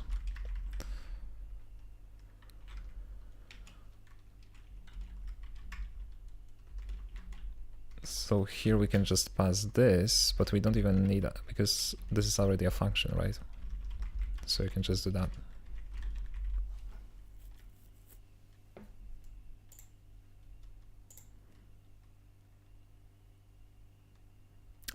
I messed up, right? Which one is which? Processed reader is gonna read the processed files.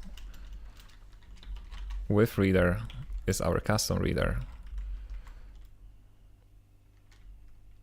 Okay, and then here we're gonna need this for now, which is this is gonna be its own can of worms to solve.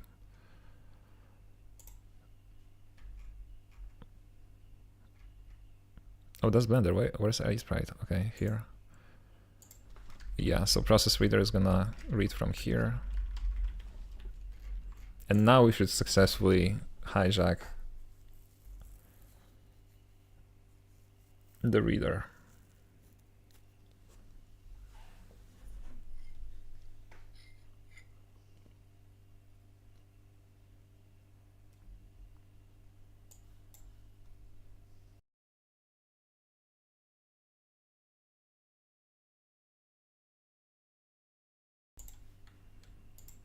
Okay, I spoke too soon.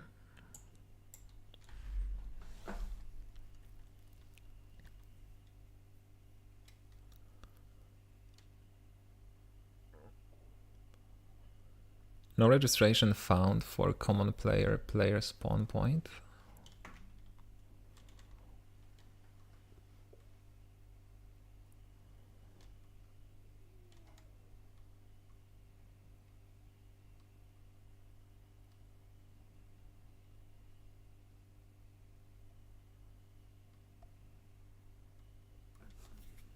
Well, I don't enjoy that. What do you mean? No registration found.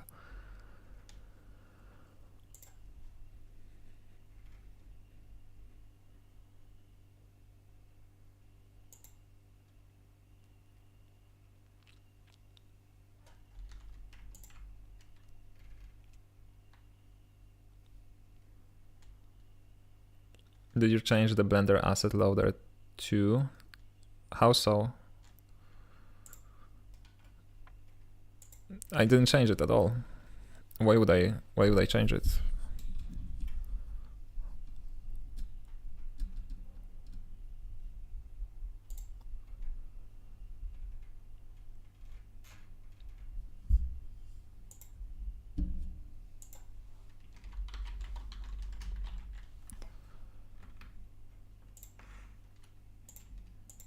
I'm gonna remove the files and see what it's gonna generate. If it generates an empty file, it means that the registry is missing. Oh, it's just the path not found. Okay, hold on.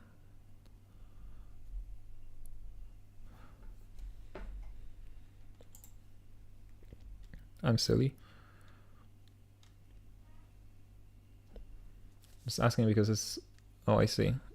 No, I didn't touch it yet.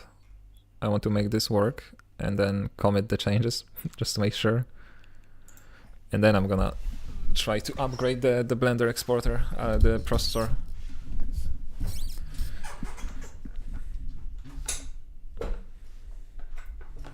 Okay, hold on.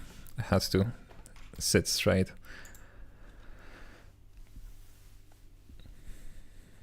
No, okay, so something's wrong with the path. Let me go through this one more time, just to make sure that I understand it.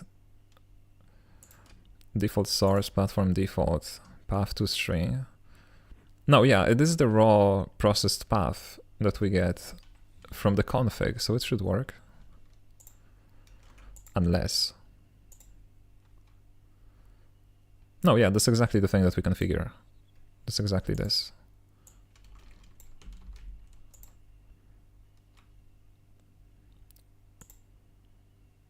as a string.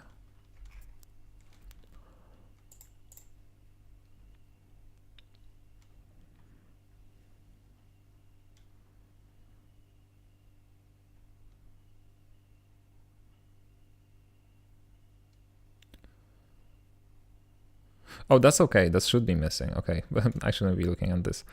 Imported assets default test.blend. Path not found. Okay. Why though?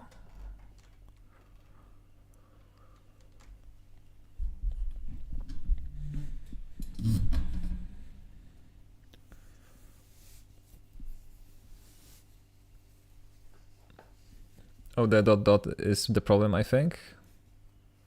Looks wrong. No, it's correct. It's correct. Because we start in the AST and then we go back up once and then we have imported assets here. That's correct. It looks wrong because, you know, this is Windows, this is Linux, but it works. I promise. It worked before. How long do you plan on streaming for? I do not know. Probably for like another hour, maybe. Although I'm getting hungry. But I would really like to finish this today.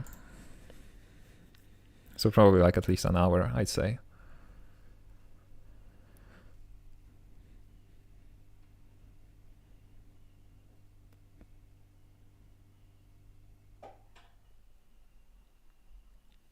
Maybe I configure this the other way around. Maybe what I think is a process reader is the not process reader.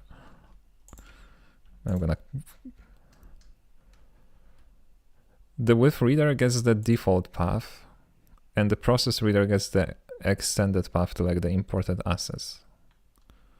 Is that the case in Aprite as well?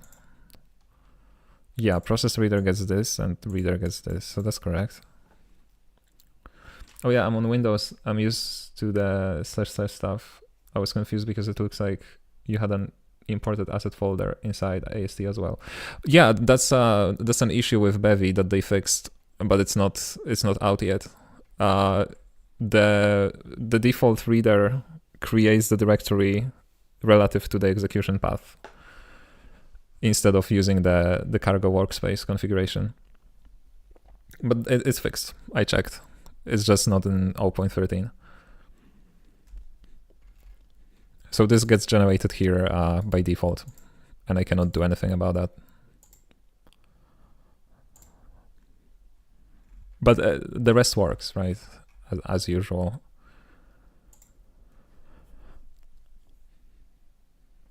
Wait, what about the default folder? Is that supposed to be there too? Yeah.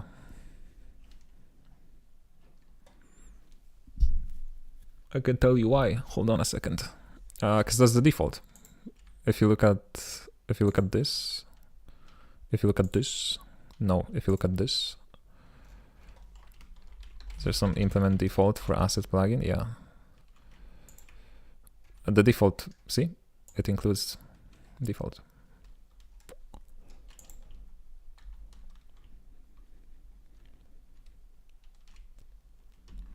Okay, so let's scale this down. Let's start with just going to man, it messes me up the fact that Aprite is now above assets, because I'm so used to having assets at the top. Maybe you should change the name, call it Bevy_assets. Let's not wrap this just yet in our default thing.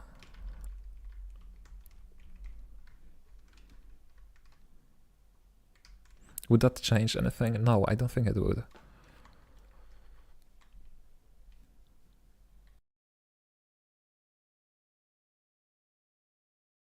Because it's not even the problem with this reader, it's the problem with this reader.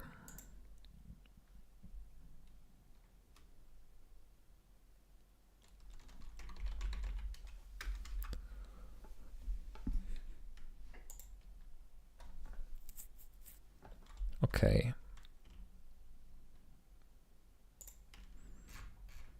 Let me go to my favorite place for the 10th time this day. in default source, platform default.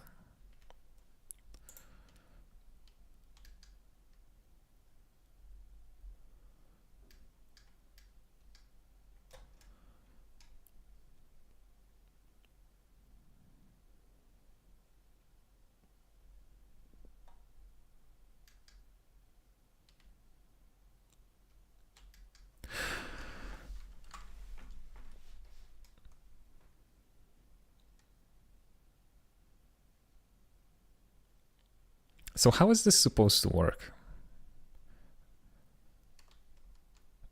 Because we're not registering our own writer and watcher and with watch warning or anything like that.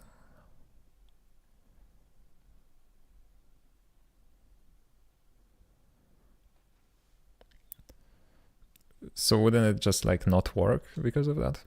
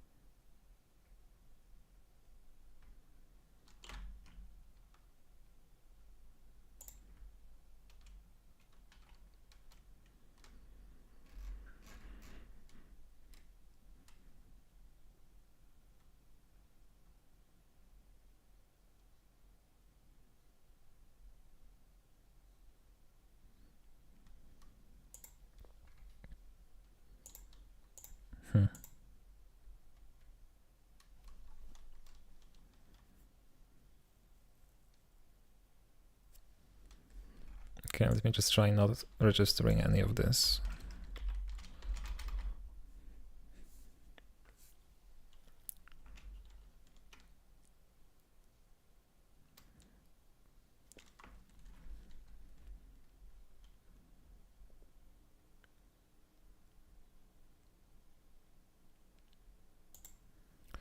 Yeah, still nothing.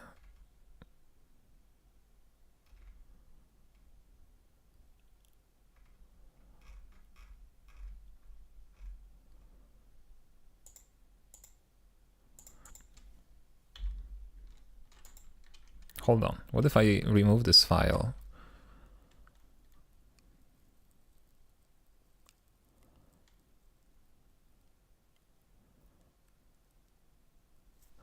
Okay, it gets regenerated here. Yeah, but it's empty. Okay, so that's okay. It's not a problem.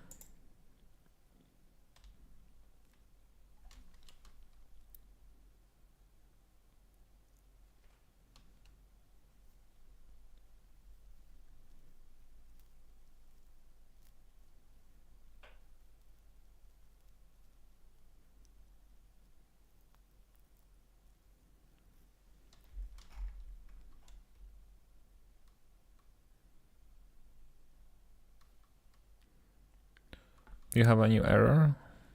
No, it's path not found. I think it works now.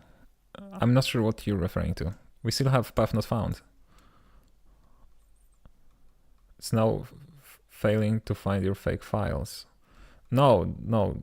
Here, yeah, that's true. But here, no. That's a real file that should exist.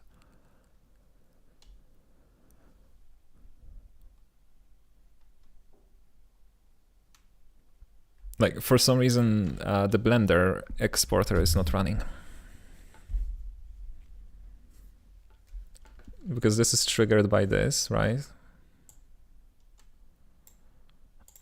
Test.bend, and that should trigger, you know, our Blender processor. Oh, I can see that error. Oh, okay. Excuse me. Here it is. I guess I could have just done this.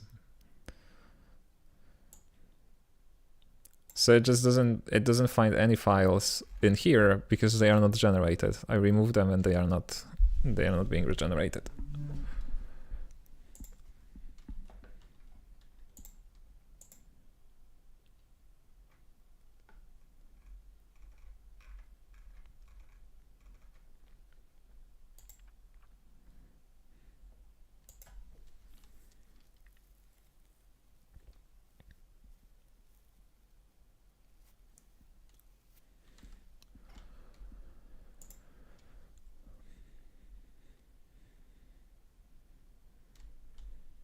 Maybe you need to add the process writer stuff too.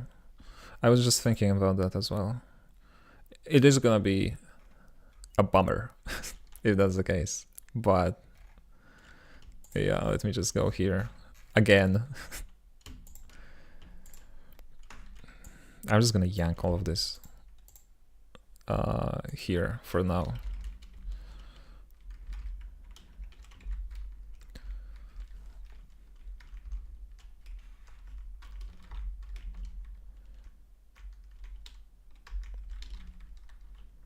So even this alone should probably fix it, right? Because now no,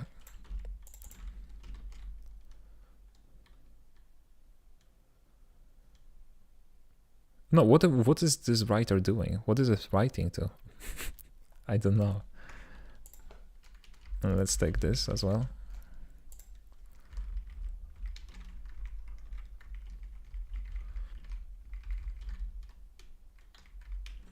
Yeah, turning them into constants is starting to be more tempting. The function is public, just use it. Wait, hold on. What are you talking about? The example you're referencing doesn't do anything with asset processing, so it's probably missing. That function is public, just use it. Which function? The one that I copied? Platform default. And can I then override the writer again? I can. Ooh. That's what we're gonna do in just a second. Something happened. The level loaded, so that's the problem. Okay.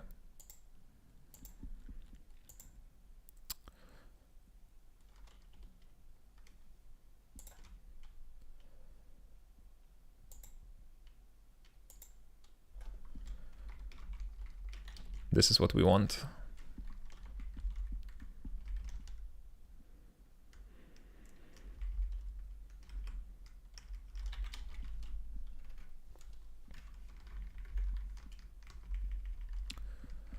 Yeah, that's what I'm thinking. Platform default with reader, yeah.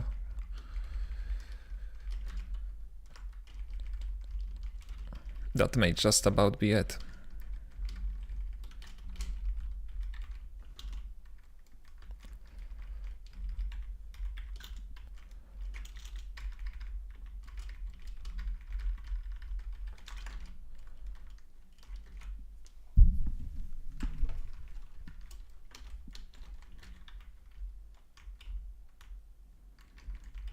You, sir, are some, I believe.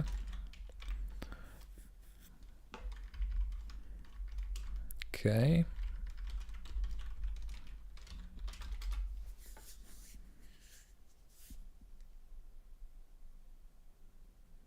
You deleted the custom bit.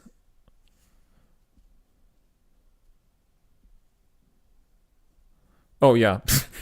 Okay, I'm gonna fix that.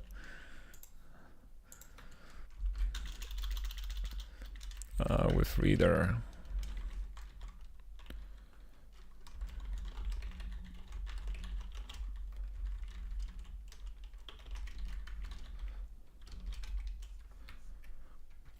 What's the matter?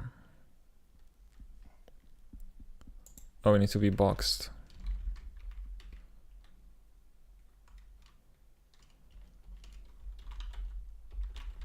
What was it? Was it like this?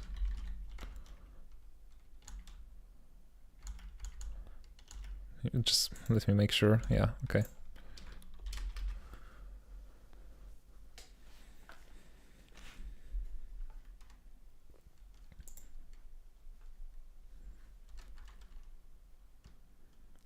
All right. For some reason it doesn't yield any error. Oh no, it does. There's just a lot of info. Oh, because this is our logs. Look at this. It's logging the reading operations.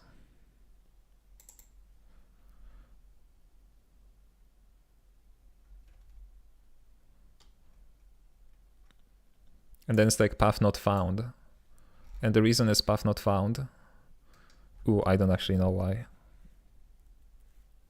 That's a problem. That shouldn't happen. I mean, it should happen, but I would expect to first get the reading thingy.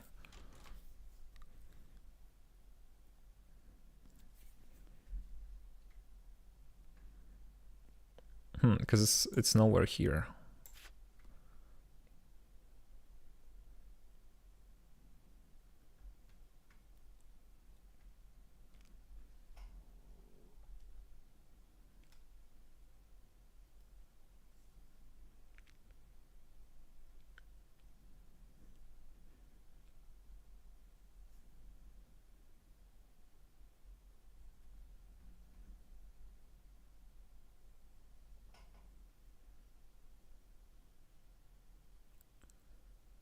That's interesting.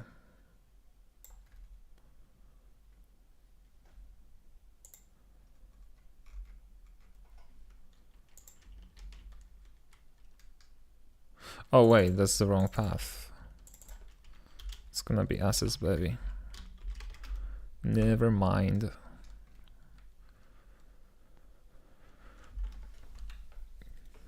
Well, good luck developing. Thank you very much. Appreciate it.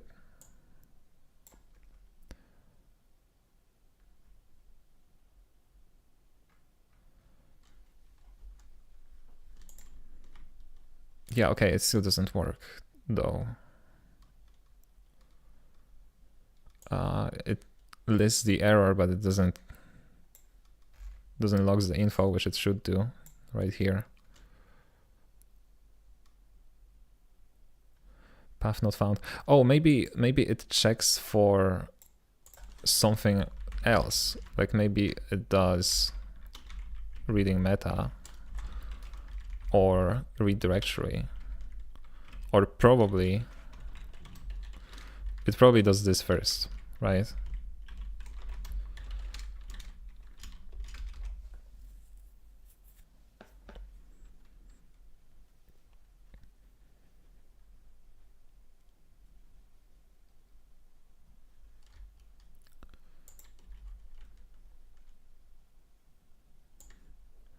Let's see now.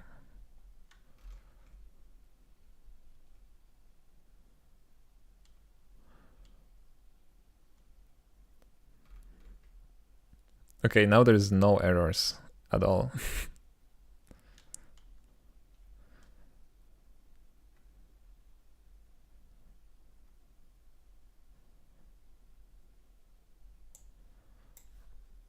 That's interesting. Have I changed that? No. Yeah, still this.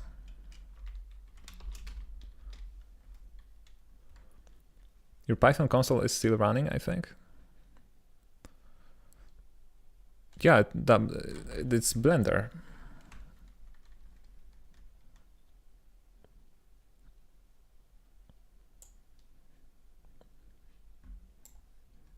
It always runs, you know? That's just, it just outputs to the console.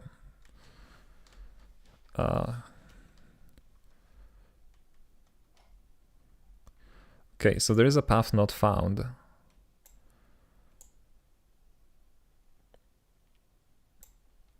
But there's no attempt at like actually reading it.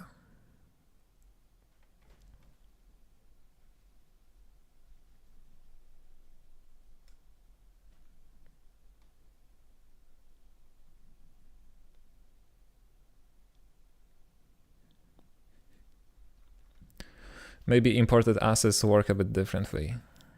Because there has to be some sort of a bridge that like figures out, oh, this assets in imported assets correlates to a different asset.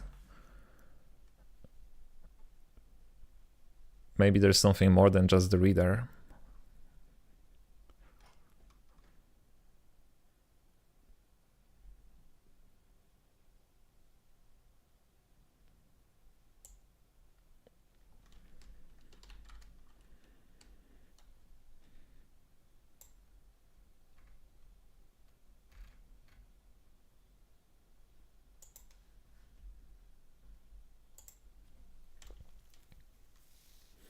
Hello, I'm considering learning Rust. Is it a good idea?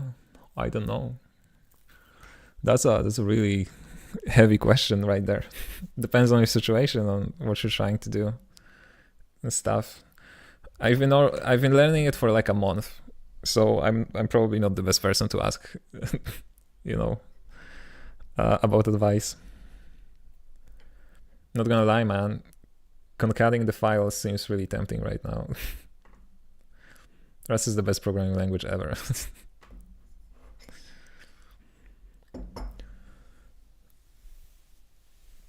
Yeah, but not gonna lie, concatenating the files seems really tempting. But I don't wanna give up. I've been only hitting my head against the wall for like 2 hours. I feel like we can take like 2 hours more. I am curious as to how this works. I would like to understand the secrets of the processed assets.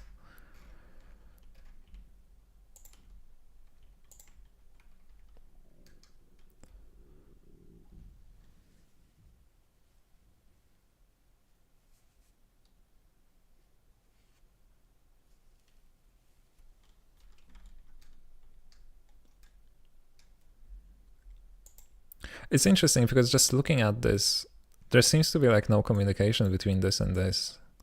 It's not like the with processed reader looks at the source directory to see if something is there, because it only has access to the processed path. And it's literally the same implementation as this thing.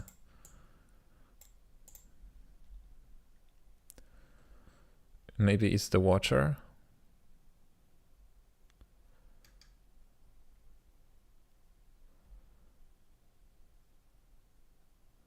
What is this? Yeah.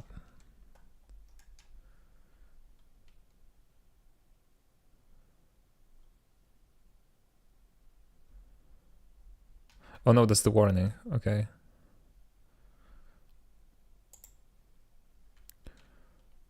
With processed watch warning, with processed watcher. No, but the processed watcher also only watches this directory, nothing else.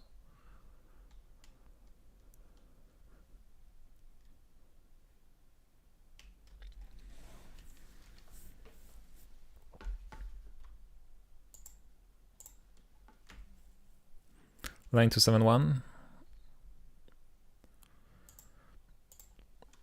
Oh yeah, I think the stream is a bit behind.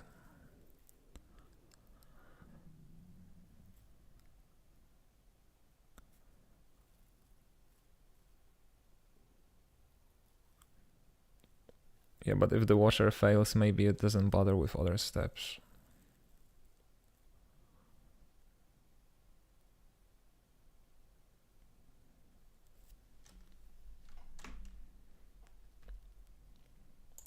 What are the steps? That would be nice to know.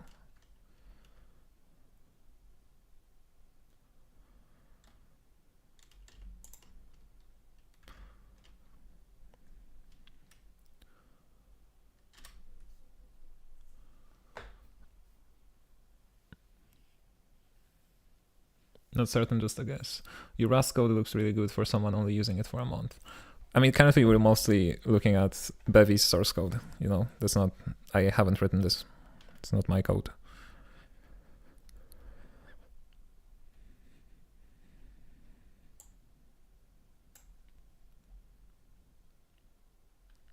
This is a conundrum. Like,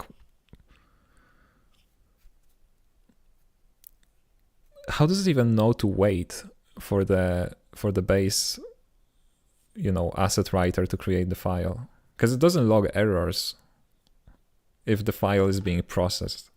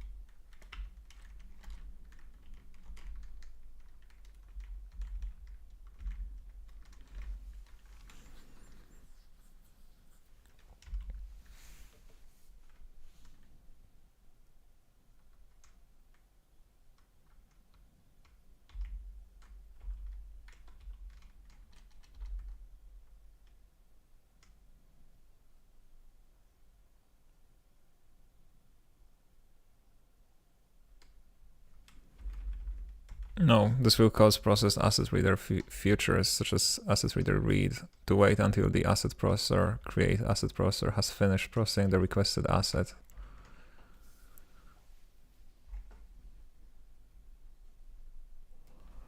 Processor gated reader.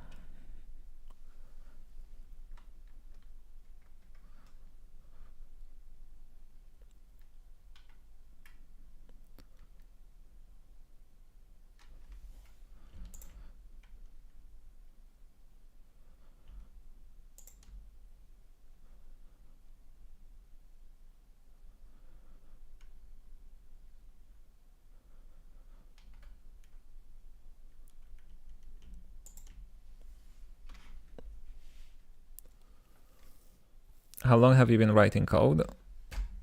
You mean like in general or like during this live stream?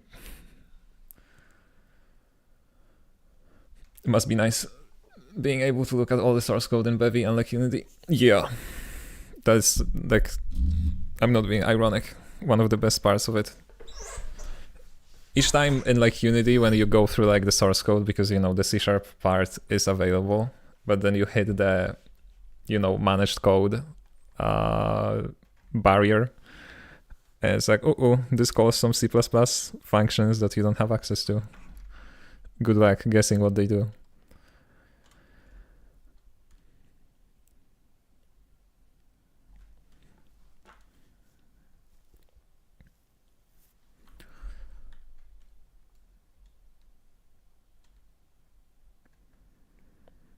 Okay, so apparently the normal process reader is wrapped in this thing, and this makes sure that it waits for the actual processing to stop. So ideally, I would figure out how does it do it.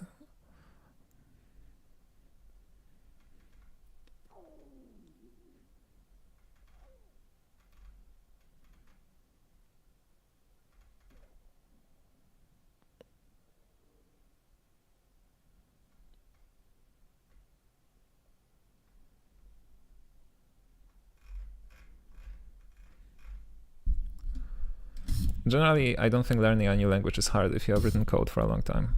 That is true.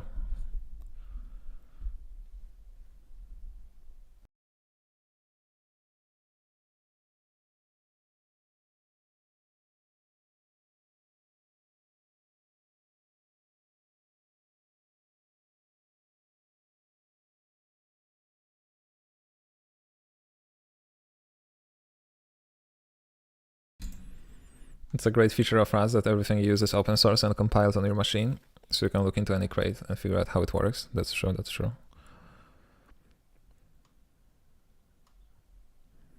That was mostly my way of learning stuff, poking in other crates source code and looking how it's done. Yeah, I like doing that too.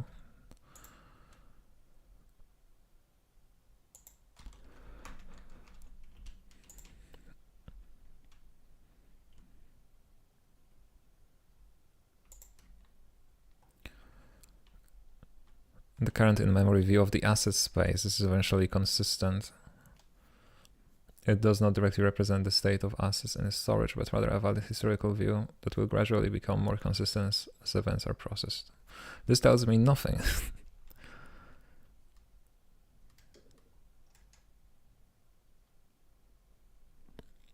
In-memory view of the asset space during processing, if path does not exist in this, it should be considered non-existent. Okay, I have a wrong feeling about that. Because if they just have an in-memory view of the original assets, then we will not be able to do anything here. Because it simply assumes that the hierarchy that is the same, right?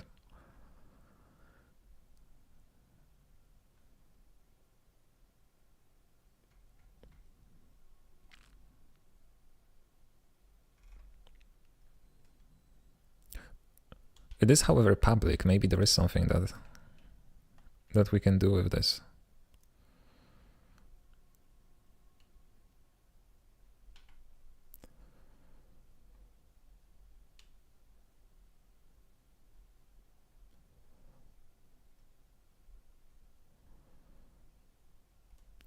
See, I would even guess that this is what throws our error, right?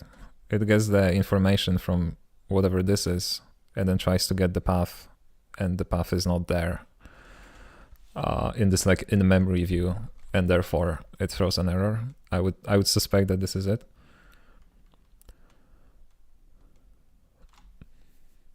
It sounds like it's concat o'clock. I hate that concept so much. Random thought, it could be good to avoid doing too much asset processing through Bevy itself, since there's often breaking changes to it. It may be annoying to rework it on a new version. I don't think that's true though. Like they had a huge redesign in like Bevy 0.12. I don't think they are planning to like do any crazy changes to it anytime soon.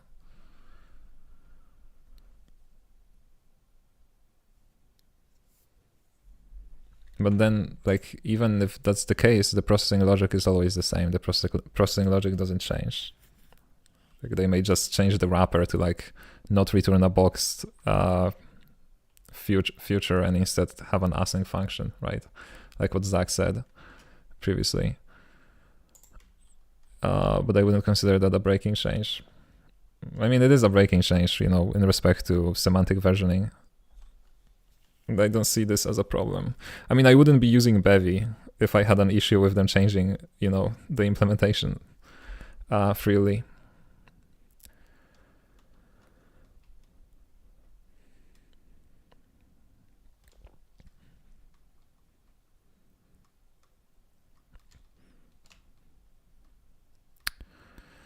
Okay, anyway. Asset infos. What does modify asset infos? For my latest project, upgrading from 30.0 to 30.1 broke my renderer completely.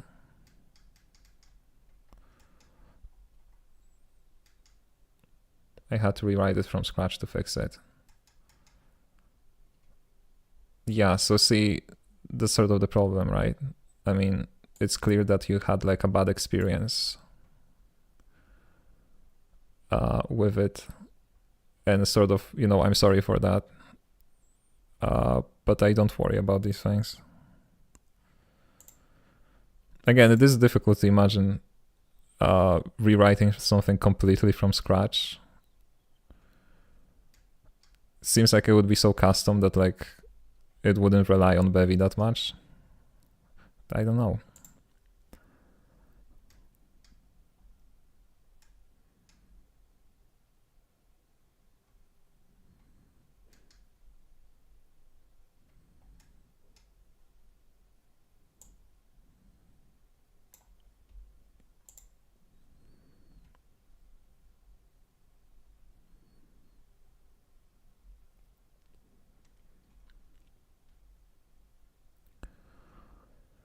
Okay, so asset source events are being reflected in this, in the memory view, right? It seems.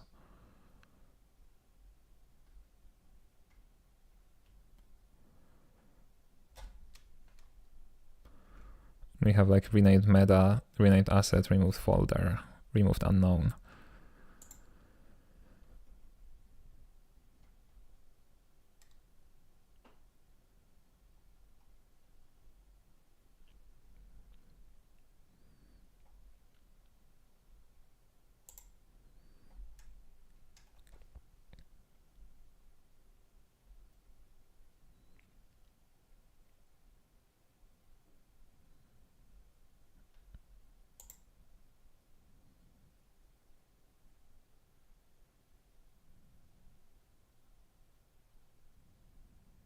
It was built completely on the Bevy UI stuff. I had to move it all to EasyUI so it would stop breaking.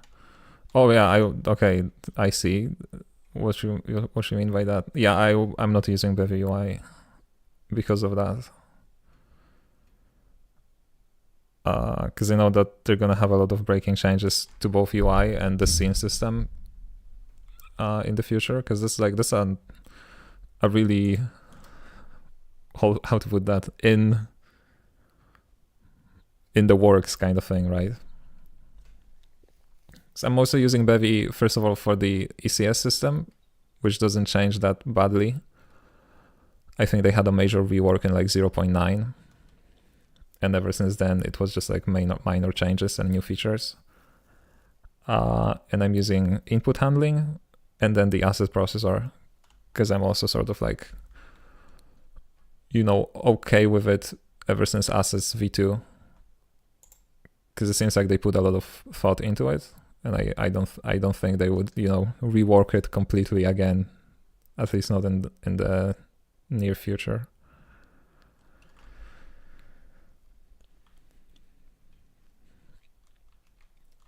WIP, work in progress, yeah.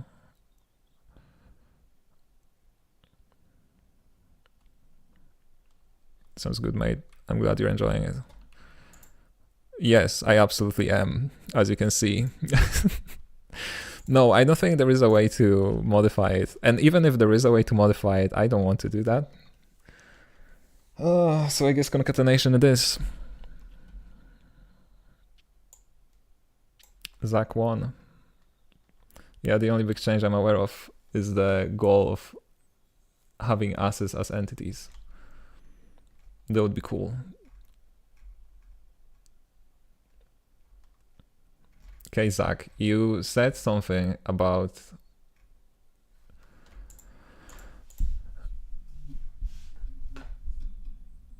oh, okay, it's a custom loader that uses the load context and the bytes function.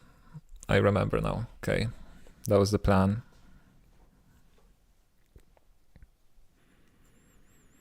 Man, but I hate it so much though.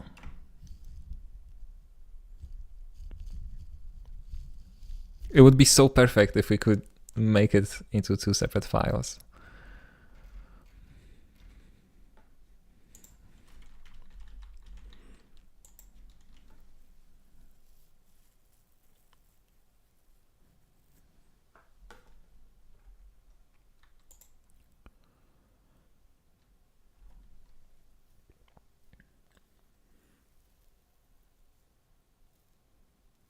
Yeah, you'll do almost all the work in the loader rather than the transformer, I think. No, I think we need a separate loader for runtime, right? Like, I think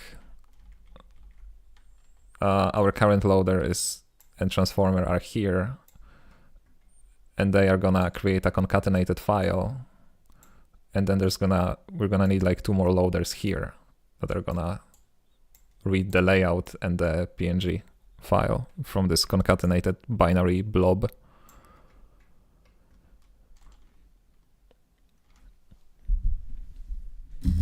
Well, I think I will join Rust cult. I'm starting to hate relationships with high-level programming languages. Yeah, it do be like that. I can relate.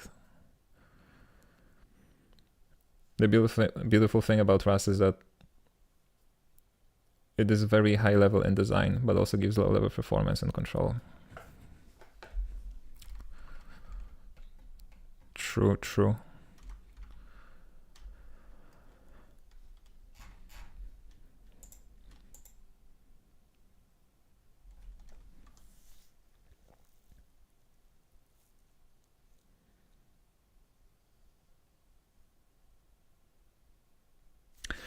Can I, okay, hold on, because I kind of want to,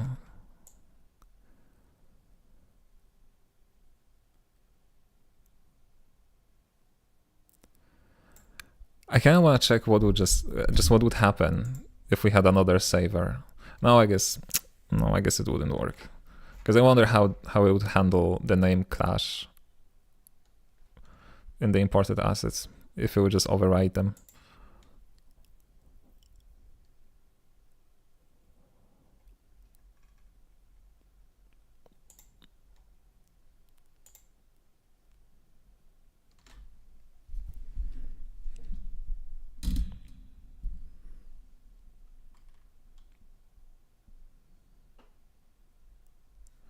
One last question, though, that I would have before we pursue the binary split kind of thing is whether or not we can serialize an image. because if we can serialize an image, that would be quite fun, because these sprites are pixel art, so I will want to embed them anyway in the source code. No, hold on, image.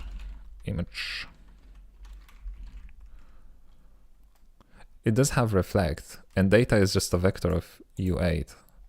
So maybe that's the direction.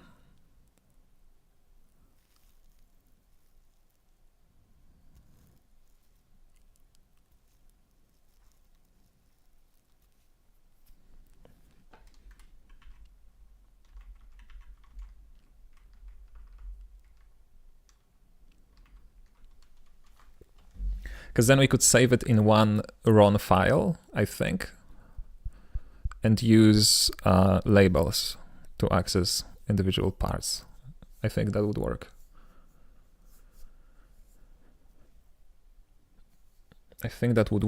But I'll think about this a bit more during a little break.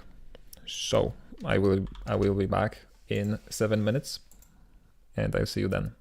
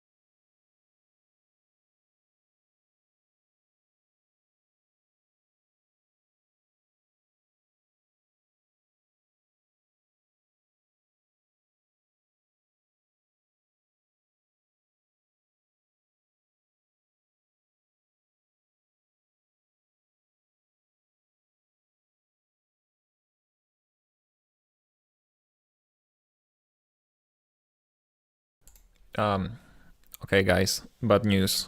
I actually need to finish the live stream. So, I went for a while. I thought about it. And I'm hungry. So I need to go make myself some dinner.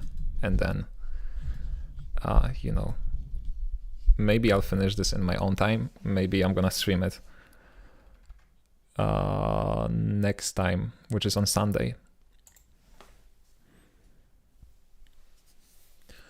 Enjoy your break. Thank you very much. I did. Hungry is the best reason to stop. Yeah, it is. It has reflect, but it doesn't have serialize. Yeah, but I think you can serialize anything that has reflect, right?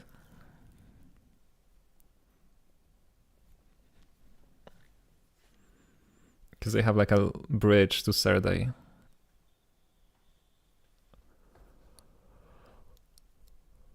Yeah, I'm thinking. So I will be finishing the playtesting level. I do want to start playtesting this weekend with my patrons. So hopefully when we meet again on Sunday, I will be able to like either announce that we are playtesting or maybe even show you the playtesting level. We'll see.